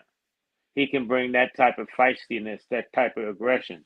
I heard, he's got some stones on him too, man. He's feisty. He's a tough guy. I mean? He's a tough guy. And imagine somebody like that can keep the pressure on the other team's defense. When Brunson's out, have him come in and, like you said, run that offense for him on that second team. That'd be a big thing for us, man, if he can nail that spot down.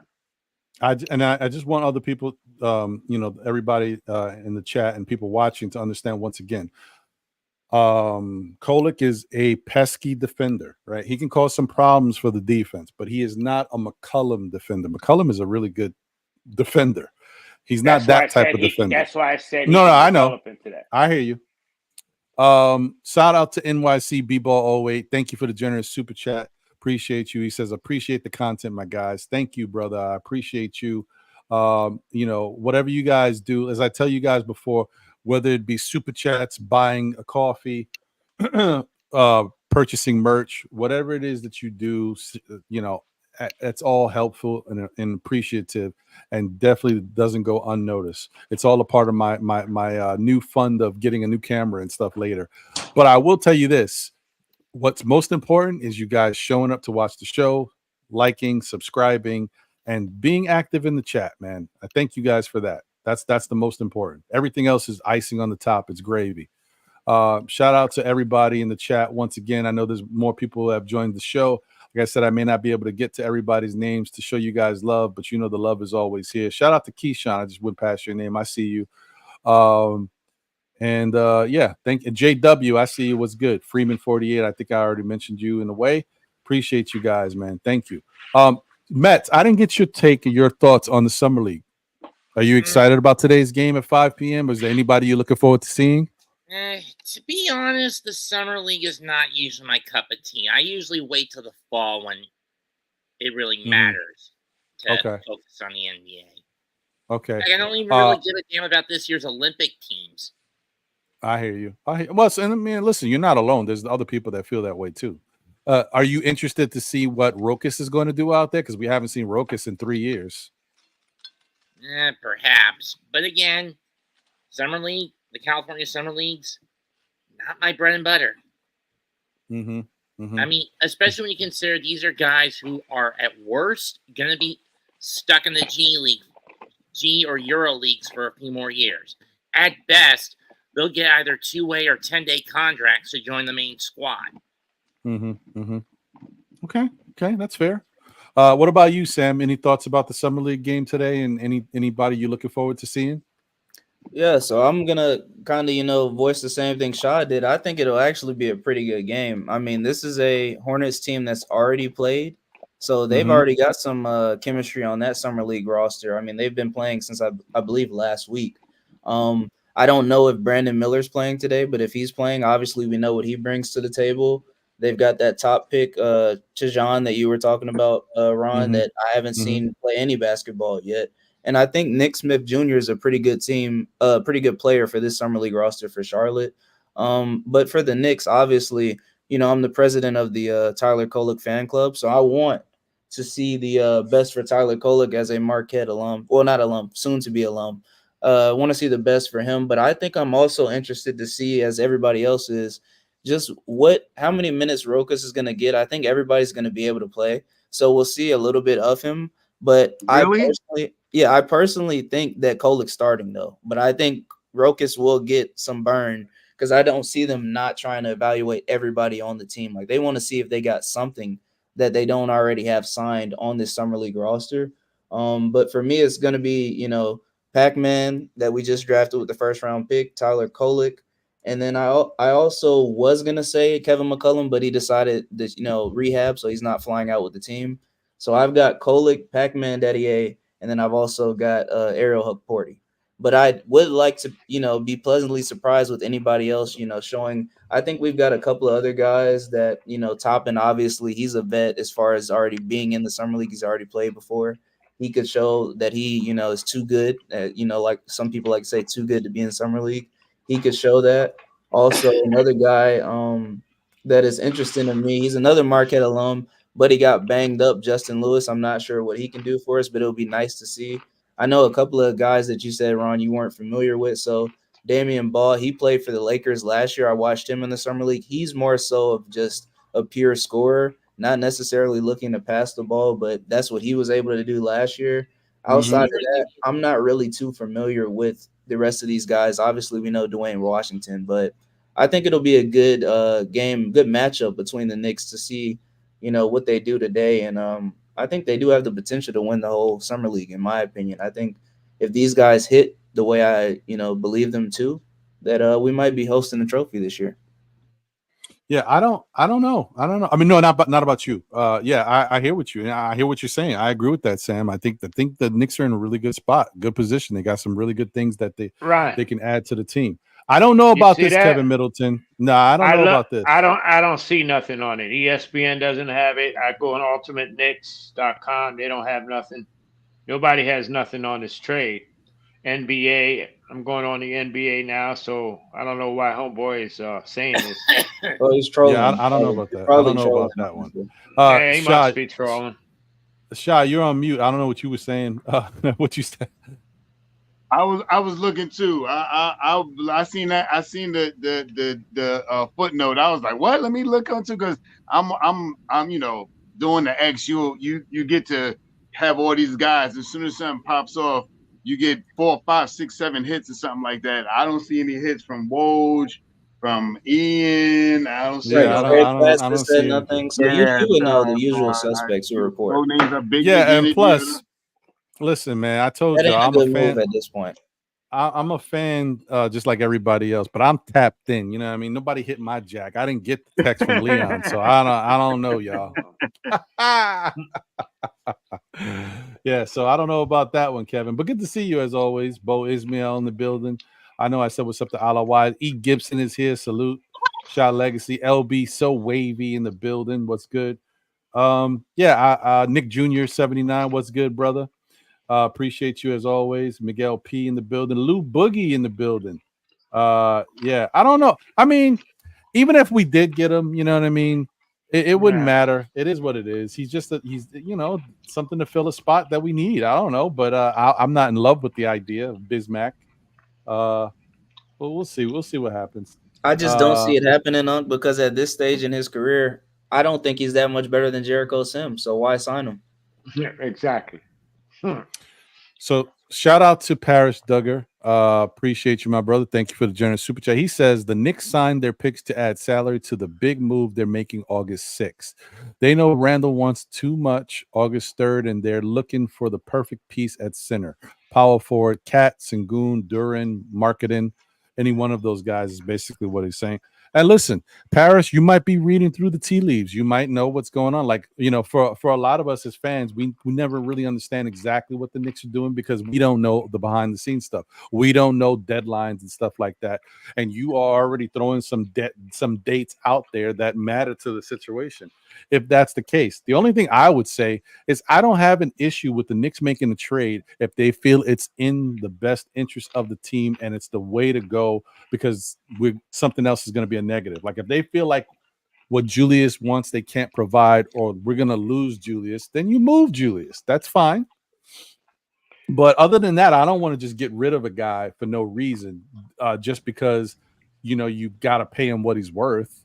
Like I wouldn't want to just do that. And I also feel like Julius can help this team. I've already seen him help this team when everybody's healthy. We saw what they can do. Oh, no doubt. Yeah, I'm still rocking off of that. I get it. It's only, the sample size was only for like a couple weeks to a month, but still, I thought that we looked really good out there. But we'll maybe, just maybe, they want to take Julius' upcoming contract and split it, instead of spending that $40 million on one player, split it up into two players. You know what I mean? Or just not add a little bit more flexibility. In other words, you're going to trade Randle, and a lot of people are saying that center for Houston is not worth it. But it might be worth it to us because, what we get back besides him gives us some cap room or gives us some flexibility down the road. They're looking at, we can only have so many max players on our team. Right now we're pretty much, we're at that point. You got OG making big money and you got Brunson. So now it's like, okay, what we're going to do with Randle? Do we want to tie it up for another 4 years? Because like you said, if we give Randle his money, we're not going to be able to do anything after that at all. Well, see, I think honestly, there isn't really that much of, and Andy kind of said this earlier, which is why it's kind of a mute point for me to say it, but I will say it again. I think that if we do pay Randall, I don't see a problem with it because, like you said, we're going to be capped regardless. Now, Parrish is correct that there is, still possibility that the Don could move him. We don't know. He likes to operate under stealth mode, so we don't really know what's going on in the Don's mind. And also, Randall hasn't been paid to where we're shown otherwise. So until Randall is extended or until Randall is traded, we don't really know for sure. But I will say this, though. I think that the next dominoes to fall will be the Randall extension, possibly, and then that Mikal deal. As everybody knows, those are the next two guys as far as dominoes to fall and the extensions. I think Mikal's gets done first, and then we'll see what Randall does, but it could go in the reverse order. But if it doesn't work out, I think Parrish is on to something. If they, the talks with Randall aren't going well, they're going south, then I do see them shedding him off and just trying to recoup what they can for him. I think that's a fair take. And they could look into, being, like you said, around one of those 3-team type deals where, we might be getting Cat, we might be getting Sengun, like Parrish has said, Duren, one of those guys back in return for shipping out Randall to another team. Yeah, it's tough, but it's I don't know, man. There's just so many different things that are popping up, and then we just don't know where they. I don't know, man. I'm still on the fence about Cat. I still think he's meow meow mix. I'm not sure about him. I don't know. I think he's a really special player though, but I'm just not sure yet. I'll take you off the fence, because for me, I just want to live in the world of let's see what this team has got. We saw it we keep talking about the whole show. Randall has gave this team everything he's had. He's went from runs of where his second best option when RJ Barrett was slumping was Elfrid Payton that one playoff run. I mean, you got to think about the wars that Randall's went through where, like we talked about, 3v1 being guarded in that Hawks series. Arguably, if you have that team now against the Hawks, that's honestly a sweep for the Knicks. But Randall didn't have that roster. And then this year, you look at him getting, unfortunately, injured against the Heat in the regular season last season, injured in the postseason, so he wasn't at full strength. I think the Knicks, unless they have, like I said, negotiations go south, I think they want to see what this team looks like, because for you to have Randall come back with the averages that he was having last season before he got hurt, I mean, he was playing very good basketball. And for guys that are saying, oh, Randall doesn't fit, I think Randall was showing that he fit pretty well with the team last year before he got hurt. Him and OG and Brunson, they were, it was a pretty good. Yeah, they were balling out. And now you add into another, pretty good defender who's going to take some of that burden off of Randall. Randall, all he has to do is commit to playing defense. He doesn't now have to guard Giannis Antetokounmpo. He doesn't have to guard Jason Tatum. All of these elite guys that he was being exposed against prior to. Now he's got OG Anunoby. Now he's got Mikal Bridges to guard some of these shorter guys. So we're not really too concerned about that. All Randall has to do is show up, be himself, and just play team basketball. I think that's all he's going to be concerned about. And winning is the priority for everybody on this team, which is what I like. So I don't think Randall will have too much of an issue of coming right back into things as he was last season. That's fair. That's fair. I mean, that's one of the biggest things that I wanted to, and I don't know if I've conveyed that. I thank you for doing that, Sam. A lot of these guys that you have question marks about certain things on this team are going to look so much better now with, OG back for a full season. Now you're bringing in Mikal. Like they take the pressure off a lot of these guys, bro. On the defensive side, Randall could just go get buckets. He can play defense here and there, but sometimes when he's out there lollygagging a little bit, now you got a Mikal or you got an OG that will pick up that intensity and allow Randall to do his thing and less pressure, which is part of the reason why, if you look 4 years ago, whatever, when we were the 4th seed, with guys like Elfrid Payton on the team, they picked up the slack for Randall, and he didn't have to be a lockdown defender on the perimeter. So, they took up for him, and he was able to do other things because of it. When they left, and then now Randall's got to run around guarding these guys, and he's getting cooked and exposed, and RJ's getting cooked and exposed. We know why. And speaking of getting cooked and exposed, I don't know this for a fact. I just tried to look it up myself. but I guess I got to go to one of these specific places, maybe cleaning the glass or whatever. And I think I just went on there and I realized I didn't pay my subscription, so I got to take care of that after the show. But the bottom line is, when it comes to OG Anunoby, the other thing about it, because I think Double A mentioned it, and other Knicks fans might be thinking about it too, there is a little bit of a story out there that even though OG is very versatile and can play different positions, defensively he gets cooked a little bit at the power forward spot. So that's just keeping that in mind. I don't have the numbers. If I had the numbers and they exist, maybe I could say it, but maybe the Knicks do have numbers like that. Maybe they do have examples of when OG was at the power forward and it wasn't necessarily as good as him being, guarding threes and twos and stuff like that. So I don't think he gets there. I don't think he gets 32 million if he can. One of the big things about what you just said, Ron, is remember the game that the Knicks played the Raptors and Julius had OG for lunch. You know what I mean? So just to put that out there for a bigger, stronger forward. The last year, they played the Raptors when we beat the Raptors, and OG was playing Julius Randle. And that's when Julius Randle did the dunk and slapped the backboard and got the technical foul and all that stuff. He was cooking that game. And who was his defender? It was OG. And that's shot. That's why I think to just strengthen that point, I think you're not going to see OG at the 4 unless it's a situational thing, or he's playing the 4 with the bench unit. I could see that. Now I could see him playing the 4 for the bench unit in spots. I could see that like we saw this past season. But even just to strengthen the point on not wanting Cat here, in my opinion, we all witnessed this, so it's not even an opinion at this point.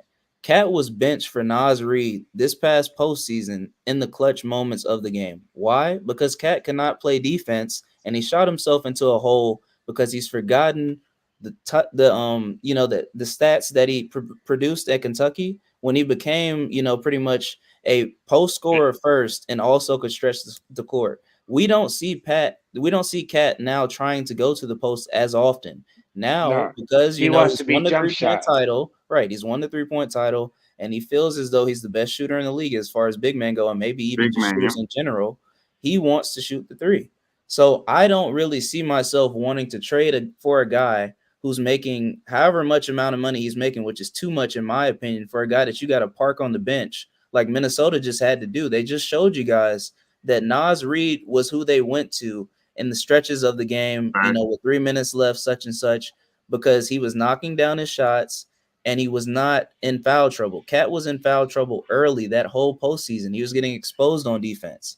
Hence the reason why a lot of the defensive, as far as paint work goes to Gobert. You can't rely on having Cat at the small ball 5 because he's been getting exposed recently. Now it could be, attributed to him having that injury, meniscus injury, and he came back. But in my opinion, he was getting fried even before that. So I don't personally see the Knicks making a move for that. Like I said, I could be completely wrong, but I hope that they do not, because of the amount of money that Cat is owed and for him to not be able to play these clutch moments. We see Randle hit clutch shots. We see Randle step up at points on the defensive end in the clutch moments of the game. And at least in my opinion, Randle's actually into the game. He's checked into the game with the remaining 2 minutes left. Cat is on the back of the bench. That's just what I'm going to leave it to. I hear you on that. But not only that, if you're going to give Cat $50 million and Randle's stats are better to me, he's a better rebounder, he's more durable, and he's more of what we need, then you might as well pay Julius, right? Yeah, but the only thing about Randle's numbers are better, but Cat's efficiency is through the roof. And so that's the only thing that Cat's got on his side. Like, he knocks it down, man. Turnovers as well. Yeah. I personally, I got nothing to. If the Knicks wind up, if I woke up tomorrow and I hear, hey, Knicks trade Julius Randle and Deuce and whatever for Karl-Anthony Towns, would I be happy? No, but once he's here, then I gotta accept him, and he's a Knick, so I'd rock with it.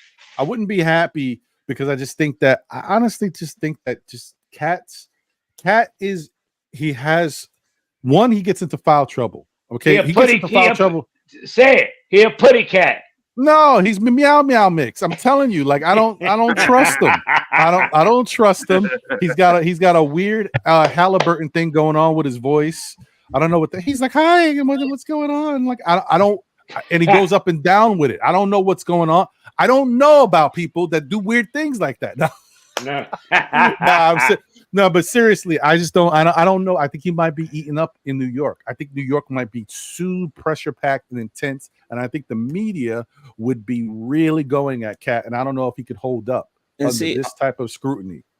Here's my thing too. I am not even really bashing on Cat because I really like Cat as a player. To be honest with you guys, he's really a top 5 potential wise guy in the league.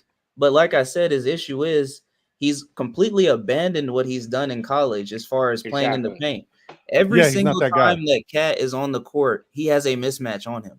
Every single time. The person that's guarding him, Cat has the mismatch because he has the skills to play in the post, and he can stretch the floor, and he can put the ball on the court. However, he has now turned himself into, I want to be a catch and shoot guy, pick and fade type guy, and now does not look towards going to the basket except select occasions. So if Cat was to just play in the post and show off his 3-point prowess, I think that this is a completely different conversation because this guy is a top 5 player. But he's not consistent in doing that. So that's where, the hints is just come in for me where I can't really see myself trading all of that for that guy for that contract value. Yeah. And you're right. He doesn't even want to play center anymore. He refuses. And by him, if you notice, by him deciding to get all his points from the perimeter, Sam, his average went down. He could be averaging 27, 28 points a game if he mixes his game up, But now he's shooting from the outside, so that's all he's going. I'd be interested to see what's his rebounding. Does anybody know what he averages rebound-wise a year? He averages just under 10 this past season, if I'm not mistaken. Yeah, let me just, wait, well, do I have him? Let me just double check and see if I got his. Because you never know, I'll be having stuff. That sounds high. Here. That sounds high. Well, no, I mean, Cat's got the ability. Like what Sam said, he can be one of the best centers in the game. Yeah, but he was one of the best centers in the game. He abandoned the post though. Now he's in love with that jumper. That's the issue. And then also, guys, like I know that we harp on the knock of Randle turns it over, this and that. Somebody else just said in the chat, and exactly what I was gonna say. It's kind of what I've been hinting at this whole show. With this roster, I don't see Randle getting nowhere near as much turnovers because he's not demanded to just be forcing the ball out. He won't be quadruple teamed because we've got guys out there that can shoot. We've got other weapons that teams have to be accounted for. They can't just sag off and say, we're going to force the ball out of Randle's hands. Okay, force the ball out of Randle's hands is going to Mikal Bridges. It's going to OG. It's going to Brunson. If we got guys off the bench, it's going to Dante, or it's going to be a lob to Mitch. So I don't see Randle having as many turnovers, and he's kind of shown you guys last season that he morphed his game into more so being a team guy and not forcing it into those spinneroo moves that we've seen in the past. Yeah, and shout out to – hold on one second. Shout out to – I forgot who said it. Crap. Someone also said that maybe it was Phil. Shout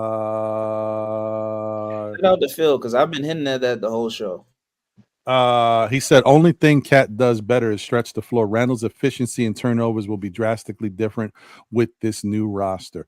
That's a good point because one, like to Sam's what Sam said, his less erraticness, so he doesn't have to be with the ball in his hands in last second situations because we can't move the ball around. It has to go to Julius. It could, but it doesn't mean it has to. And the other thing is his efficiency will be better because he won't have to take as much, bad shots forcing the issue. We have other players that should be able to score for this team, especially in the starting lineup. We should be able to move the ball and find the proper option. But you can't. That Coach Sire says 50, 40, and 90. Those are some efficient stats right there. Nice numbers. Towns averaged 8.3 rebounds per game last year, Ron, with 3 assists. Yep. Like I said, guys, the problem isn't what he's averaging. The problem is the fit in comparison to Randle and what you're able to do with Towns in the postseason. I know people harp on Randle's postseason wonders and blunders. Facts. But how does Get the Cat game fit on right. this team? I don't know. And off of the last postseason, it honestly wasn't that good. And I'm not even trying to bash on him because, like I said, we all know he fought through coming off fresh off surgery, and he still didn't do terrible, but he did not show up for that complete series. So I'm not going to sit up here and act like Randle's just so far out of the league of Karl-Anthony Towns. Like I said, Towns has the potential to be a very great NBA player, top 5 potential, but he does not live up to it because he does not want to expose the mismatch that he has on him every single night. Every single night Towns is on the court, it's a mismatch. He's at the 4 at 7 feet tall. He can shoot and he has post game, but he neglects using the post game as often, which makes it to where I don't see that big of a difference between him and Randle. Facts. Fair. And listen, man. Post. Listen. Listen to L, damn it. Okay. That's it. Grab yourself a SKF mug and kick back, subscribe, and like the live. Thank you, L. As always, appreciate you. Shout out to my guy. I got some super chats I want to get to real quick. Shout out to my guy Drip Moore. Appreciate you, man. The preferred barber of still Knicks fans and the Knicks community is in the building. Let's go. What's up, Drip Moore? Appreciate you, bro. Ryan, I gotta check it. I gotta check out, man. Appreciate you, Double A. It was good chopping it up with you as always, always, bro. See you guys. Always good. Sam, Mets. You brothers stay safe, Double A. Stay safe. Enjoy that game today, huh? Let's You go, too, Knicks. bro. Yes. Y'all ready? Yep. All right, my brother. So I want to shout out a couple of these super chats. Thank you. I gotta get going too. Hey, all right, Matt. It's good to see you. All right, Matt. Stay safe, bro. You too, guys. Shout out to Lou Boogie in the building. Salute. He says here, and thank you for the generous super chat. He said here in New York, Knicks may sign Trent Jr. and trade Deuce for a center. That could be something that's on the horizon. I wouldn't be surprised that they're looking at that. I thought Trey signed with Philly. You talking about Trent? I mean Trent. What I say? No. Trent. I don't think he's signed yet. He said that he didn't want to sign with Denver. Philly got Oubre and I forgot who else they just signed, but they didn't. I don't think they got Trent. Oh, okay, all right. Yeah, no, he's still right now. He hasn't been signed yet. He's still a free agent. Yeah. According to this, at least, whatever I'm looking at here on the internets. So yeah, I mean, we'll see. I mean, yeah, the Deuce for a center. Yeah, looks like that's a possibility. We'll see what they do, what they wind up with. Shout out and thanks, Lou Boogie. Shout out to Paris Duggan. Thank you for the generous super chat once again. He said another thing: all this depth and Tibbs don't mix. Where's that extension? I think Tibbs will be asked to play his roster smarter regular season. You know, you might be right. I mean, they haven't. I think one thing that it wouldn't surprise me if even Tibbs said this. Tibbs might have said, or maybe the front office just feels they need to take care of everything and all the concerns with the roster first, and then deal with Tibbs after that's done. I don't know, but who knows? But I definitely think that somehow the Knicks are they're going to reward Tibbs with some type of extension. It may not be a 4 or 5 year, maybe it'll be less. We don't know. But remember, we already lost Johnny Bryant, and Johnny Bryant leaving is because he realizes that Tibbs is going to get some type of extension, and my chance of being a head coach with the New York Knicks has just gotten even slimmer. So he's, he went where he can be with his guy Donovan, and also, who knows what's going to happen with their new coach over there, Atkinson. And salute to Lou Boogie. He's the one that just said it. I think that's who you're thinking about, Shaw, is Caleb Martin, because he messed up on that deal with the Heat. Maybe. So they ended up getting Caleb Martin. So now they've got Oubre, Caleb Martin coming off the back of their bench with Kyle Lowry. So yeah.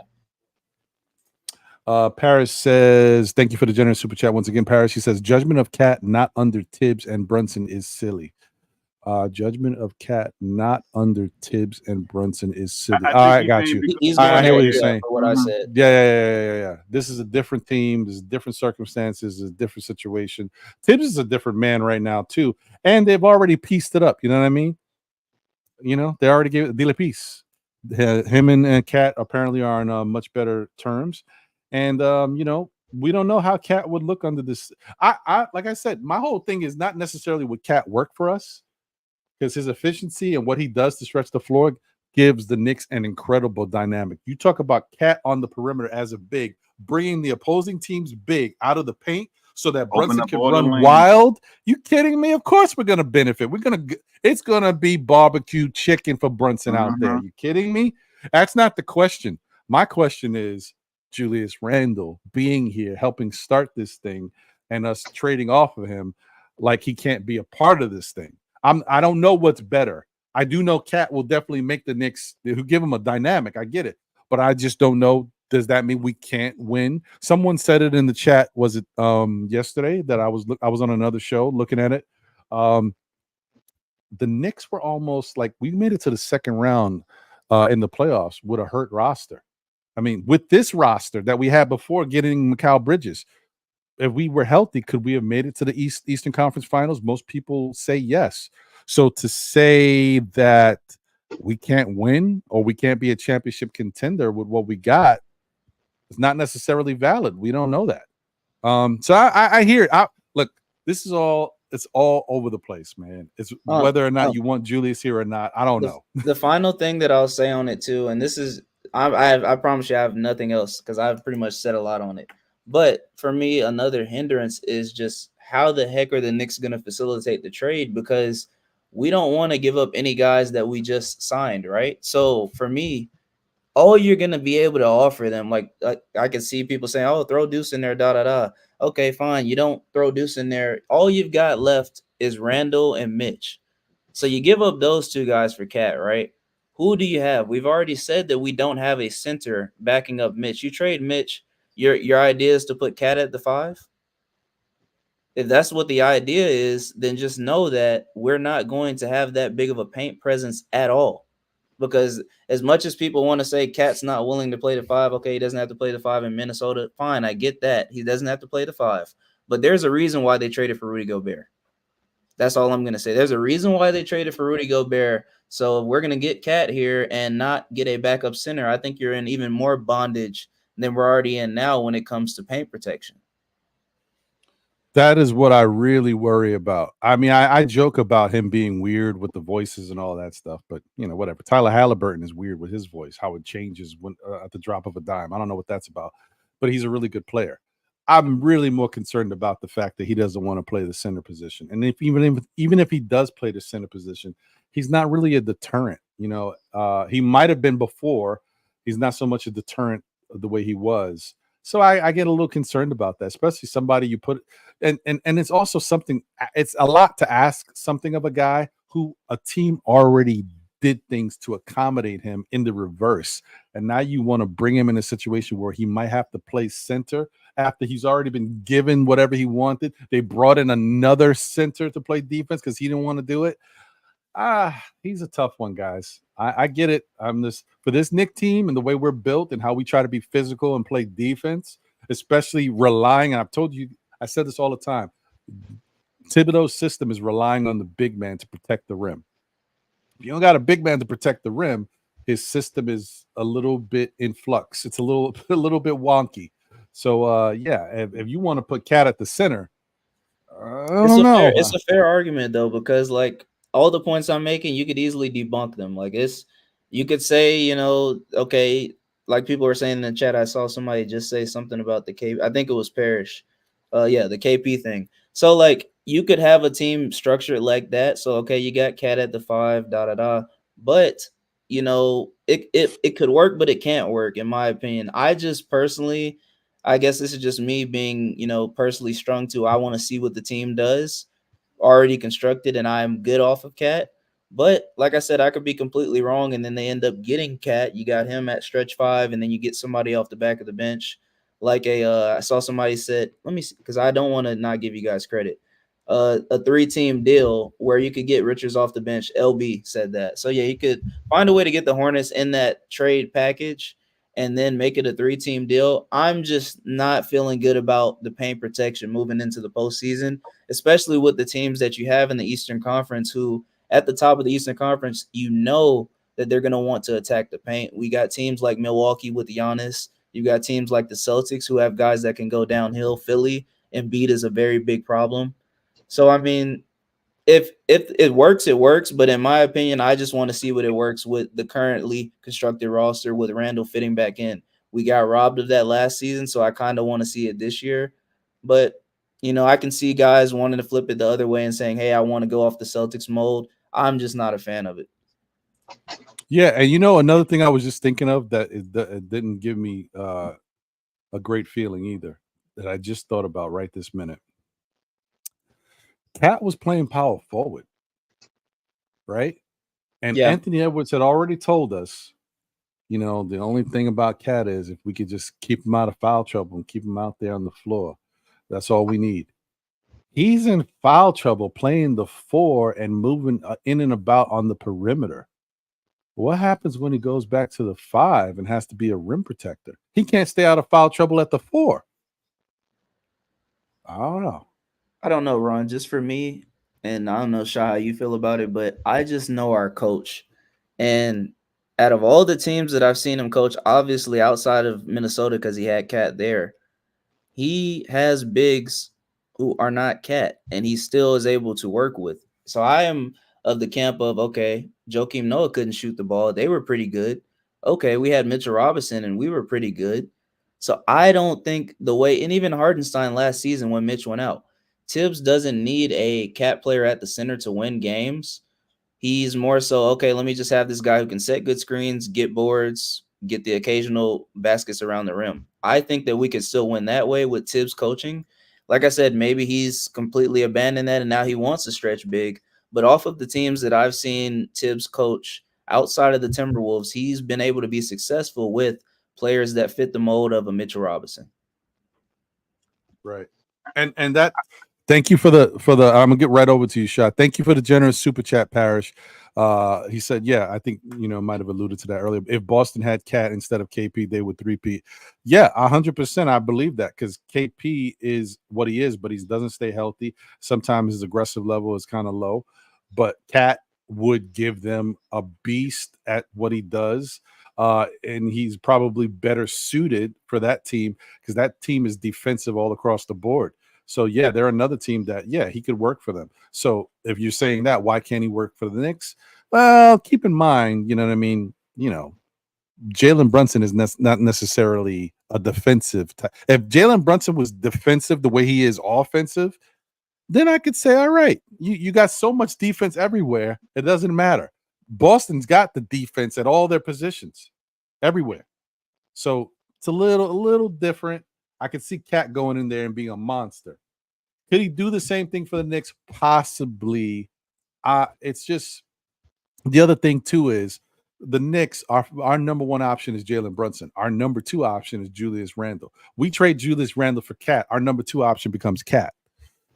Cat goes to Boston. Their number 1 option is Jason Tatum. Their number 2 option is Jalen Brown. You know what I mean? And some might say their number 3 option is Derek White. They're different. You know, Cat would probably become the number 3 option over there, but he wouldn't be number 2. They got 2. So I'm just saying, you know, it's just different. But go ahead, Sha, my bad. Yeah, it wasn't that much. I kind of try to keep the Cat thing like a glass half full, glass half empty, or whatever you want to call it. I mean, the good thing about Cat with with this style of 5-out defense, offense that we talk about, that would probably allow DiVincenzo to still be on the court. And OG would probably move to the power forward. You know what I mean? And you're talking about opening lanes and kickouts. Now you look at, you have 5 guys on your team that's shooting 40% or somewhere around 40% at the 3-point land. And I mean, so the drive and kick would be immaculate.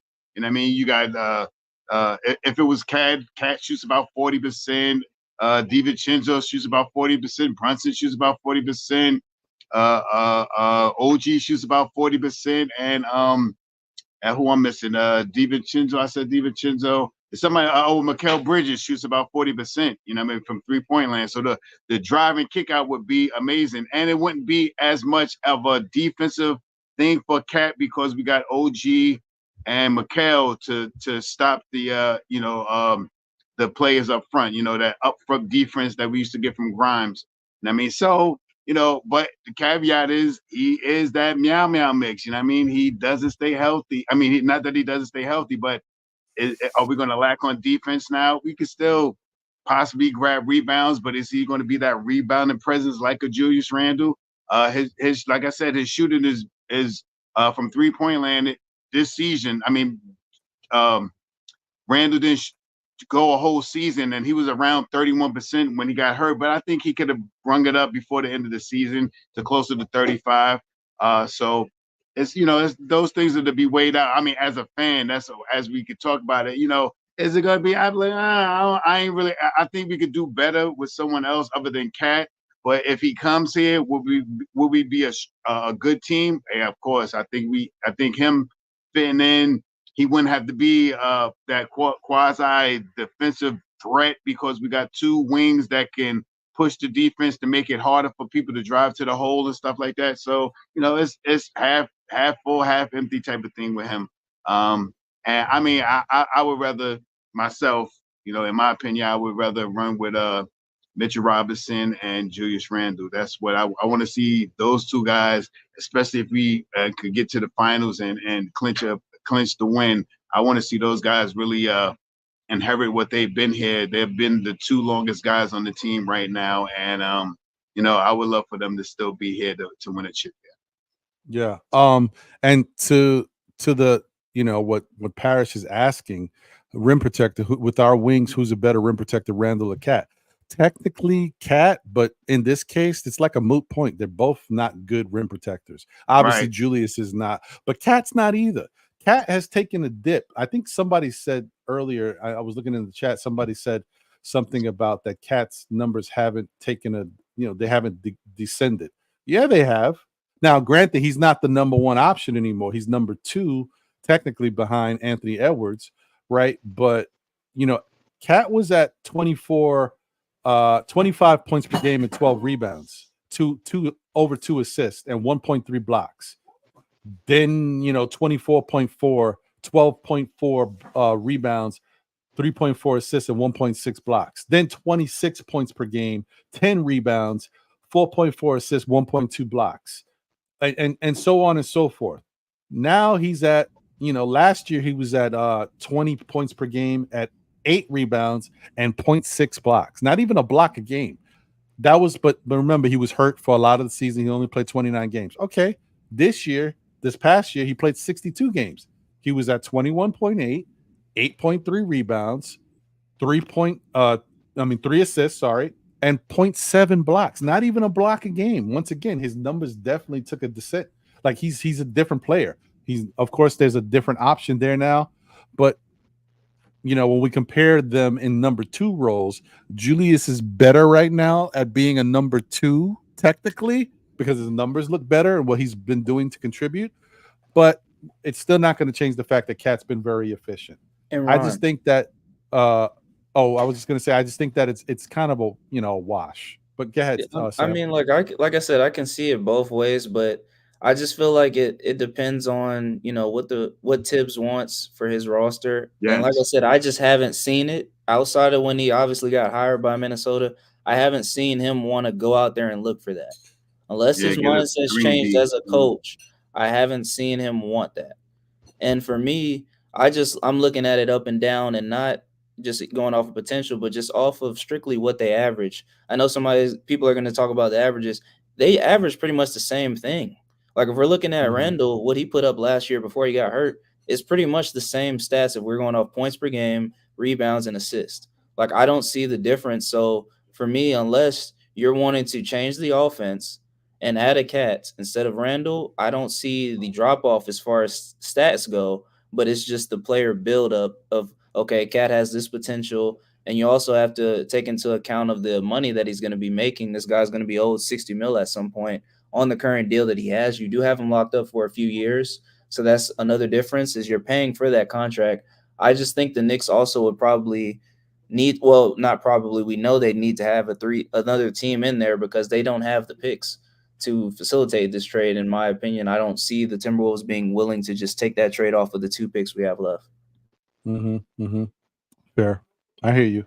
And I hear what you're saying too, official payback. I get it. We getting more consistent shooting, right? But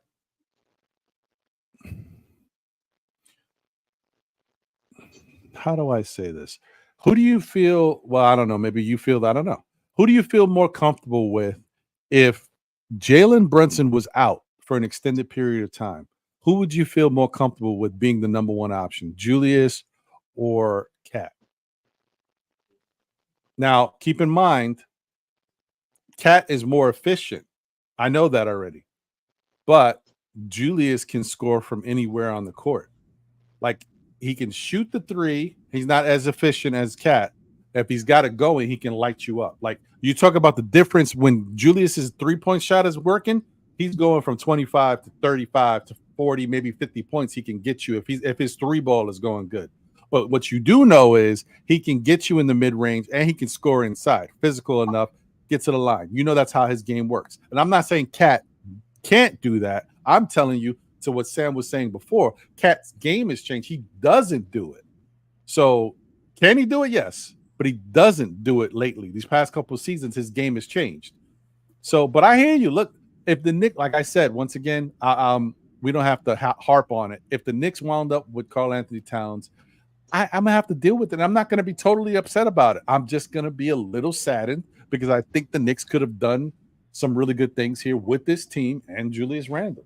But and like I said, we at the end of the day, guys, this is, just, I'm not going to call it barbershop talk, but this is us, just having a Knicks discussion for, the betterment of our team. So obviously we want, the team that's going to give us the championships. That's what we want. I just, for me personally, and I know we have differing views, but unless Randle, this is the only way I see that, in my opinion, for it to happen. If Randle, like I said at the very top of the show, Randle doesn't want to get paid, obviously you got to look elsewhere, ship him off. So if that is what is come to, Randle wants to get paid, the Knicks don't want to give him that amount because he wouldn't be taking the 4 years 180, he'd be getting higher than that, then okay, fine, ship him out to Minnesota, get Cat here, you did what you had to do, you were hamstrung in that aspect. But if Randle wants to take the money, I don't, at the 180, or if he just wants to stay in New York, I don't know if I'm really just gung-ho to ship him off. So, I mean, that's just where I stand with it. I want to see Randle on this team, but if there are upgrades to be had, I mean, one could argue, make arguments that Cat is an upgrade over Randle. I could see it in some aspects, but I could also see it where Randle has a better fit to this team. Mm-hmm. Glass half empty, glass half full. Yeah. And Paris, so when you say that, are you saying Cat is the second option here? Is not, he said, isn't the second option here, Bridges is. You're saying if Randle is traded, or are you trying to tell me that you think Mikal Bridges is the second option right now as well? Because I will tell you that can't be true. I think he means if Cat is here. Cat will probably be like the third option. I don't know if I agree with that either. I don't think Bridges is not a better scorer than Cat. Like Cat is a really good scorer. Like he's very efficient, so he gets busy. Like exactly. He chooses not to want to do other things, but Cat can. When Cat was going, he can score from everywhere on the court, inside, outside, middle, everywhere, and he's tough to stop. He chooses to be this perimeter shooter. Like he's a big man trapped in a guard's body or something. I know that feeling. I was like that as a kid, but I was never no Cat. Just saying, meow. No, not me. I'm just telling you. I think that it would be very interesting to see the dynamic of the team, and maybe it works out better because he's a true stretch big that will be efficient enough that it'll open up everything for everybody. Because even with Julius has to be on for that three ball to be respected because he doesn't shoot it as well as him. Sometimes it's not there. So he doesn't give him that true stretch that a Cat would give him. I get that. I'm just more concerned about, this is not about whether I think if Cat came to the Knicks that Tibbs wouldn't find a way to get the best out of him. I definitely think he would. Cat had his best numbers in the NBA under Tibbs. Okay. Just throwing that out there. But Cat was younger. He was a different player that he was willing, even though he didn't like it. Apparently, he got a little soft. That's when the whole media made a big deal about Jimmy Butler calling him out and other players in practice and all that stuff. But the point is, he was younger and more willing to do things a certain way because he was still new to the league. Now he's an established big who's been giving certain things because of what he wanted to do. So I just don't know about his willingness to come here and do whatever it takes for us to get to the promised land and get that championship. I mean, Karl-Anthony Towns has already been told by his teammate in a press conference, all we need you to do is stay out there on the floor. If you're out there and stop getting into foul trouble, we can do everything. He couldn't do that. I don't know. I feel like every year we fall into the same discussion, and it's let's get off of Randle. Let's ship Randle. He's shown improvements in that he can change his game, and we still want to ship off Randle. So that's why it's like, for me, it's just if I didn't see those improvements before he got hurt last year, trust me, guys, I'd be in the same camp, because prior to that, Randle for me was annoying to watch due to him, backing down, not passing out like we all saw, getting double team, turnovers, all these other things. But I saw him evolve his game before he got hurt, and I also know the potential that this roster has. So unless there are issues that are out of our control, which are pretty much, in my opinion, going to be money related as to why they would ship him off. And even still, we've already went over, they can afford to pay Julius Randle. So I don't know. I feel like the Knicks are going to like what they have in the roster constructed, and they're going to go to war with that. But like I said, we could all be wrong here. We don't know the Don's game. He's stealth mode with his trade, so we don't really know. But for me, I'm rocking with who we got here. Right. I agree with that. And I think that's kind of where we should leave it, guys. I think we've exhausted the cat talk for now, because we don't know what's real, what's not. We just know that it's something out there. It's a question mark that the Knicks are looking into. But Brooklyn Butch did say something interesting. He said, can Cat mentally handle playing here in New York, though? Can he stay locked in on defense in Tibbs' system, Ron? Can he handle the New York media? Can he handle being booed here in New York if he doesn't show up? This is all the questions that I was saying earlier. And then I don't want to get into Cat's business. That man has his own life. He's a millionaire with tons of riches, and he's in a great situation. But I do know that he had dealt with some issues mentally. You guys remember when he was dealing with some mental issues from the team? He had to take a little break. He had a lot of loss in his family due to COVID and stuff. We all remember all that stuff. And he had a good woman behind him that kind of helped him get out of that funk and got him to living life again. And he's in a much better place now. I don't know if he would even want to really do that and bring himself to the New York area, or even to like a Philadelphia, where the pressure is just so much higher. The media there's so much scrutiny. I don't know. Look, guy, that's up to these guys. I don't know what they want to do, but it's a lot. I'm just saying it's a lot. I just feel like we're giving too much to the hypothetical, and it's like Randle's here.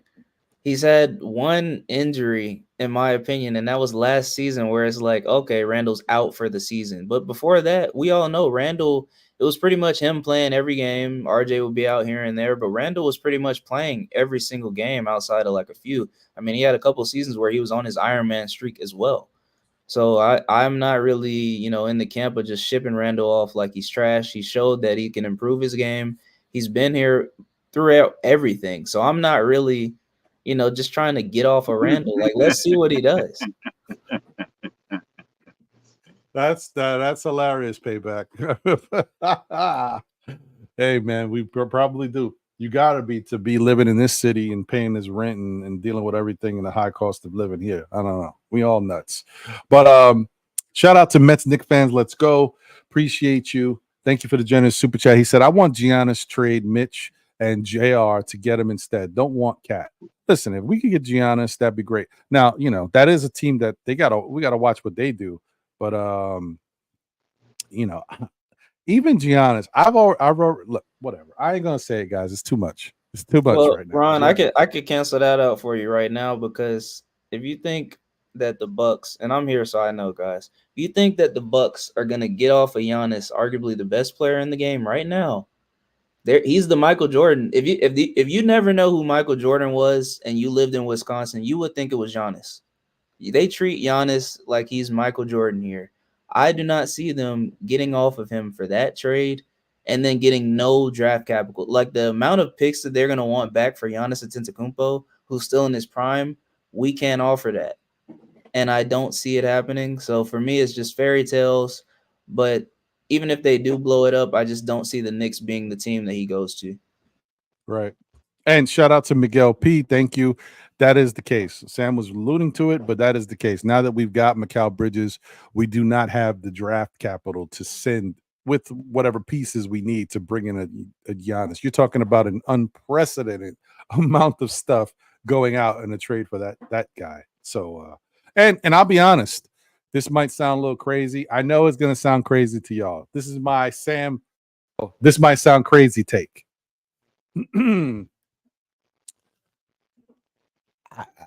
I actually don't know if I'd want Giannis at this point. I know I said it. I know I said it. You heard me. Because my whole feeling about Giannis Antetokounmpo is he's a special player with a certain skill set, right? But as he continues to get older, that skill set is not as effective as you once thought. Giannis is not a good shooter. Giannis's game is built on his athleticism and his speed. But as you get older, your athleticism starts to change. So does your speed. I mean, not speed you can hold on to a little longer. Athleticism starts to wane, though. So what happens when you can't necessarily, jump over everybody, or you can't necessarily run faster than everybody to get to a spot? Because he beats everybody down the court. Like, he gets to spots quicker than people. That's his thing. And then he'll dunk on you or whatever, or grab a rebound over you. What happens when some of that athleticism is sapped and you can't shoot?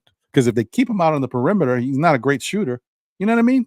Now, does he look like the best player in the league that you gave up 6 first-round picks for and 2 other players for? You know what I mean? Like, I just thought I've been thinking about that for the last 2 years, because I know that Giannis is not somebody that's leaving, right away. But if he does go somewhere else, I always thought, like, what are you actually getting at that point? But whatever. I've said enough. I mean, Ron, you got to just think he's 30 now. So, like, the Bucks are going to try to get the most that they can get for Giannis. Obviously, this is a city where you're not getting, just like in most of these small market teams, you're not going to get a guy like Giannis just to come here. Like, that's not going to happen. You have to draft that guy, which is why they saw when Dame was available and they were able to pull the trigger, they did so, because they're not going to get a guy like Dame to just sign here. Like, that's not going to happen. I mean, a lot of people are saying, yeah, they gave the keys to the Celtics, obviously, and that trade they were able to get back Jrue Holiday. But if you're a team like the Bucks, they had to make a move like Damian Lillard, because Giannis is a guy who wants to be happy, he wants to feel like the team has a chance to win. So that's just at the point in time that the Bucks felt like adding a guy like Dame would be so. And I mean, we still don't know. Like, they've got another season right here. The Bucks could very well be right up there with the Knicks, depending on the remainder of moves that they make this season. Being top contenders. They still have 2 guys who we know can both average 30 respectively. Right. Yeah. I think he fits. If I'm the Bucks, I'm not letting Giannis go. I'm trying to keep him as long as I can. Hopefully he retires as a Buck. I think he fits for what their team is built around him. So I think they should continue to do that and not let somebody like that go. But that's me. Once again, guys, listen, circle this, because now I'm putting the emphasis on Parrish. We're talking about this because the Knicks are up to something big on August 6th. Circle this August 6th, because if nothing happens, Parrish now, but Parrish feels that's the day. Next time, yeah. All the NBA knows what's going on. Randle wants the bag. Knicks want flexibility in the cap. So we'll see. Maybe you're right, Parrish. You might have called it. And listen, if you do call it and you're correct, I am gonna forever give you credit for it. I tell you that right now. So we'll see. But once again, guys, just to recap, we talked about some of the proposed rumors of players like Alperen Sengun, Jalen Duren, Landry Shamet as people that the Knicks have their eyes on. Not necessarily in that order or in that sequence, like we're going to bring in all of these guys. It's all just, depending on what they decide to do. Maybe if they have to trade Deuce, then they might be bringing in a Shamet, maybe, or whatever. We'll see. And then we also talked about Jalen Brunson signing that extension and taking a discount to kind of help the Knicks going forward for the next 3 years with some flexibility.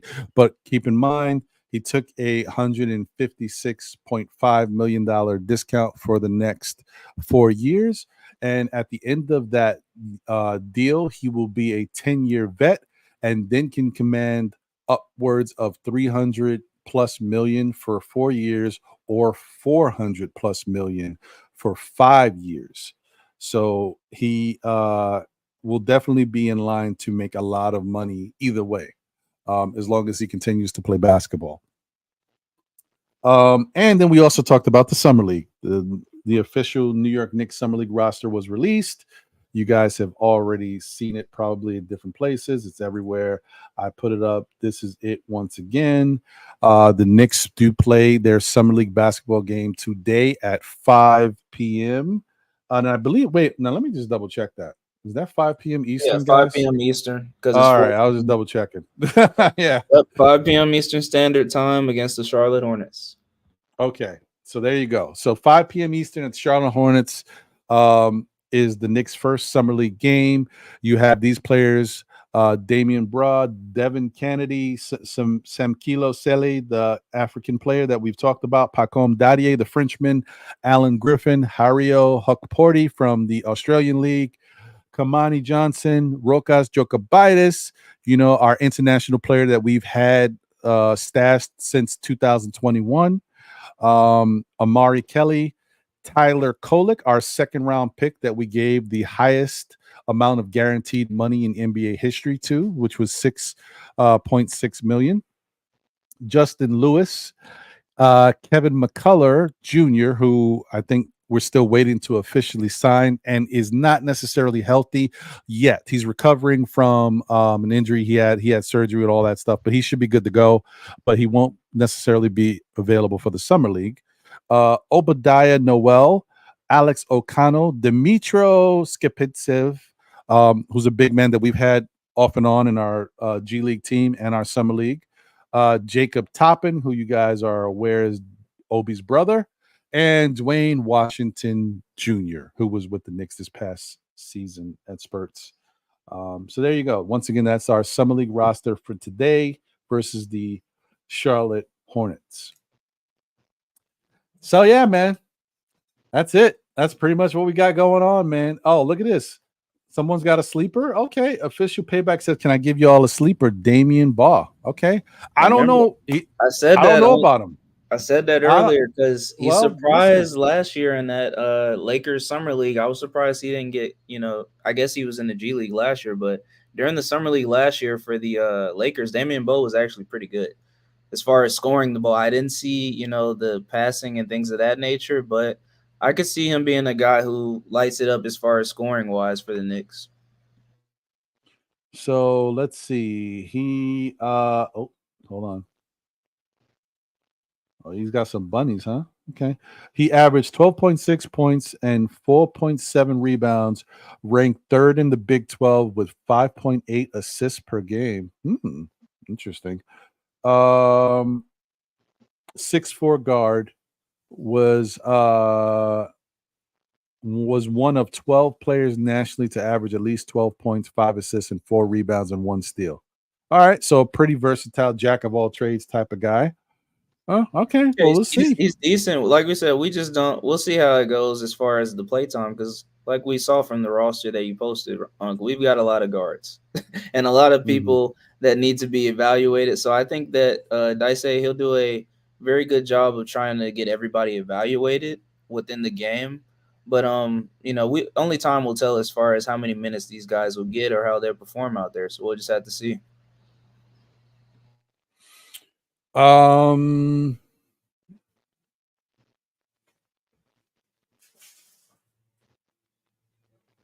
So Nick Yak says Bronny guaranteed $7.5 million. I don't know, bro. I don't know. So I don't know why they would say that the Knicks gave Korlick the most guaranteed money from a second rounder in the NBA history. And Bronny pretty much got signed prior to him, unless the contract unless Bronny's stuff hadn't been officially finalized yet, and so now he's making the most. I don't know. That's interesting to me. So I don't know why they would say that. If the Bronny reason that they is said it is Kolek actually got 4-year 9. Bronny only got 4-year 7. So that even with that contract, Nick, yeah, Kolek's actually. Oh yeah, that's what it is. Yeah, that's. Thank you, Sam. That's what it is. That's right. Kolek actually got 9, but 6.6 is guaranteed. I don't know if Bronny's 7.5 is guaranteed. So, I mean, even if it is guaranteed, I guess if you just look at it in the totality of the contract, you could say Kolek got more. But if we're talking guaranteed money, then he might be right that way. Because Kolek's was just like, I think 6.5 guaranteed. So he might be correct if he's just talking about guaranteed money. But if we're talking about the total contract that they signed for, essentially Kolek was the higher value. Payback says you should broadcast during the summer league game. Well, not this one. Unfortunately, I got too much to do, and I have some work I got to do. I've got some deadline to meet on Monday, so I'll be working the rest of today and tomorrow and Monday. But maybe the next summer league game, or if the Knicks summer league team looks good and we get to another a 5th or a 6th game, maybe I'll do one of these games. I don't know. We'll see. So their schedule looks like they've got back-to-back. So you were asking, they've got back-to-back Tuesday, Wednesday. They've got the Nets and the Kings 16th, 17th, and then we got the Pistons on a Friday of the week 19th. Yeah, I don't know if that necessarily lines up for me. I mean, those are all like working days, so I don't know. No, I agree with you. It may not be in the cards. I agree with you. Those 16 and 17, those are at working hours for the most of us, 4:30 and 3:30. So the only really viable option would be the Friday, and that's even tough because it's still a work day, but it's at 7 p.m. you guys time Eastern, 6 p.m. for me. I mean, that's maybe some. We'll see, guys. If the Knicks summer league team looks good and they're playing well and they've got a chance to compete, then maybe I don't know. I'll think about Friday's summer league game. But if they don't look that good and we're gonna get our 4 and out. I don't know if I'm gonna waste my time. We'll see. I'll take a look at that official payback. And I'm interested to see Rokas. Now you got me curious about this guy that you just mentioned, but I also want to see Pacom. I want to see Paco, man. I want to see what he does, man. Yo, Pacom is a bucket. Look for him to tie crazy shots and make them. To take crazy shots and make them. Yeah, he's got he makes some wild shots. I saw some of his highlights, but that's all about his ability to kind of square himself with the rim. He's good. Even if the shot looks wild, he's positioned well enough to knock it down. We'll see, man. Rokas just on town 3 days ago. They definitely ain't ready tonight. Yeah.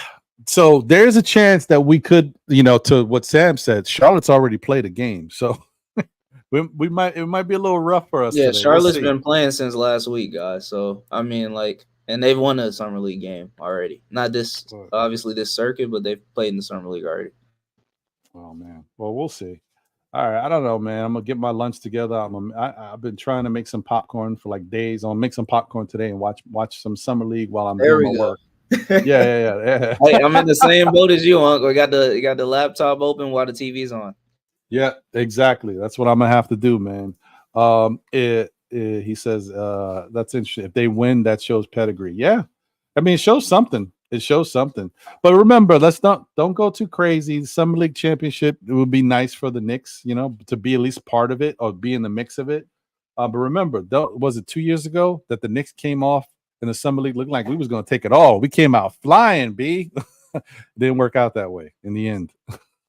Yeah. So, yeah, it is what it is. Let me get around to everybody for their final words. Sha, my brother, any final words? Salute to you, Ron, as always, for helping us talk us off the ledge. Sam, much love, man. You gave me some good perspectives today that I'm going to look into later in the week. More than likely, me and Divine be on sometime during the week, Wednesday, Thursday. So the have me look forward to saying some more of the stuff and look into some of the stuff that you talked about. And salute to the family that's in the chat. As always, y'all always hit those like buttons if you haven't. Tell a friend to tell a friend to tell a friend. Subscribe, do all that other good stuff. And salute to you, gentlemen, for being on here, talking us off the ledge. There you go. There you go. Appreciate you as always, Sha, man. Please, guys, support Sha and Devon, Knicks Real Talk on YouTube. Go check them out, man. You won't be disappointed. And I'm gonna tell you, they're good right now. You know what I mean? This off-season coverage is great, but when we get down to the nitty-gritty and you want to get prepared for your Knicks games, that pregame is fire, B. They get you in the right spirits. And you know what I mean? They also give you some positives too. You know what I mean? I'm all about the positives. Appreciate you guys. Sam, final words, my brother.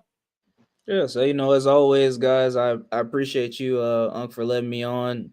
Great job as far as us discussing these different topics we had. Nobody that I can respect, nobody on the chat or on the panel is getting a little bit out of their feelings. Like, this is all just passionate Knicks talk. So I'm glad that we have a space where we can have these different topics that we go into debates with, but they're all just for the betterment of our team and just to see different scenarios of which the organization could go.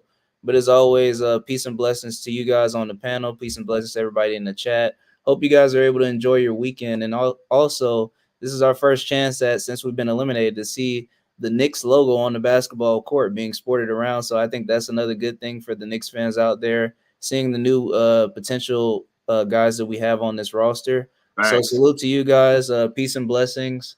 Health, wealth, and prosperity on everybody. I'm out.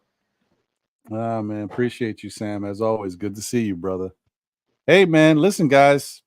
We talked about a lot of different things today. And to Sam's point, there's some differing opinions. We may not all agree on everything, but the bottom line is, in the end, we're hoping that our Knicks team gets better and better and has a chance to compete for an NBA championship. Let's bring one back to the Garden. Let's hang one up in the rafters. You know what I mean? Let's continue to keep getting better.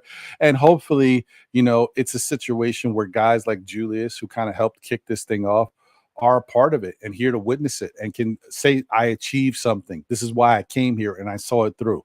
But if it doesn't happen, then it doesn't happen. We move in a different direction. Hopefully we stay the same course. You know what I mean? Toward the course towards greatness, the course towards championship banners, doing something that we haven't done in over 50 years. You know what I mean? It doesn't matter what happens, regardless of everything, we must remain still Knicks fans. And that's how I should have closed, but I got more to talk about. Anyway, tell a friend who tells a friend who tells another friend. Still Knicks fans. We'll be back again, whether it be on Saturdays at 11:30-ish. Today was a little, I had to do something. Whatever. For Know the Ledge, where I can talk y'all off the ledge. And I thank you guys, man. Y'all said some interesting things. Some people were a little different with their takes. Doesn't matter. It was all constructive, and we're all here to listen. But nobody went too crazy. Nobody got this. Let's see if I know the ledge. Right? So we were good. You don't gotta worry about it. We were okay. Man, I'm so mad, man. I really wish that Deuce was able to play in the summer league. I know he's not supposed to anyway, but it would be nice. I want to took the Deuce to the trade. You know what I mean? I want to get back there, man. Let's get this season going. I'm hyped. But I appreciate all you guys for tuning in for our Know the Ledge on Saturday show. Definitely check out SKF Weekly on Monday nights at 9 p.m. when I'm chopping up with my brother John and my brother Jose on the ones and twos. Eventually, he's still doing his thing with his newborn baby, but we hope to see him sooner rather than later. We miss you, Jose, if you're watching out there, brother. And so that's pretty much it, guys. That's what it is, man. Let's hope today's summer league game is exciting and entertaining, because we all need some Knicks basketball in our lives. I know I can't wait just to see something, and I definitely want to see what Rokas brings to the table. It's nice to see him after a while. And thank you to everybody who has supported the show and smashed that like button. We got up to 137 likes. Thank you, guys. Thank you to everybody that tune in on YouTube, as well as Facebook and X, Twitter, whatever you want to call it. And also, shout out to those who subscribed today. We started today at 2,762 subscribers. We are now at 2,770. So we picked up 8 subscribers today. If you like the content and you haven't subscribed, please, think about it. And, we'll continue to try to give you good content going forward. Thank you once again to everybody. Have a great rest of your Saturday. If you're planning on doing anything, I think it's starting. It was raining. Now it's sunny. So enjoy the rest of y'all day, man. It is what it is. Shout out to D-Raz in the building. Salute. What's good, my brother? Wiz BKLS says, I know Ron stays off the ledge because based on his dance move, he's uncoordinated and would definitely fall off. Man. Well, listen, I tell you one thing. If I was on that ledge and I had to hear your voice singing, I might just jump off. So I just want to let you know, Wiz. Appreciate you, brother. We need a Knicks barbecue. Yeah, we probably. Oh, you know what? Speaking of that, I do want to say something to you guys. Now, I don't know if I'll be there, but I'm just letting y'all know because, you know, I support those who support me and, you know, all that good stuff. Shoot.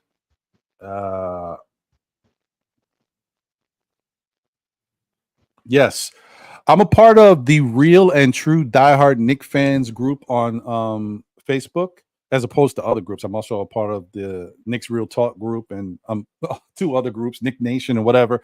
So Knicks, the Real and True Diehard Knicks fans with my guy Eric King. If you guys know who Eric King is, he is remember MSG used to run a commercial of a conductor wearing his Knick hat and stuff on the train, like next stop, blah, blah, blah, Madison Square Garden, whatever it may be. He is this guy. That is Eric King, and he runs this group. They are going to be having a barbecue at Morningside Park in Harlem from 12 to 8 on Saturday, August 24th. So they're saying Real and True Diehard Knicks fans group, as well as, you know, others. If you're a Knicks fan, the only thing they ask is that you come, wear your Knicks gear, and enjoy yourself and have a good time. So it's a $15 donation for food and music. You can Cash App, you know, whatever. But it's the Real and True Diehard Knicks fans on Facebook. If you want to find out about the group, you want to go to a Knicks-based barbecue, August 24th, 12 to 8, $15 donation for food and music. But yeah, there you go. So there's your Knicks related barbecue, guys.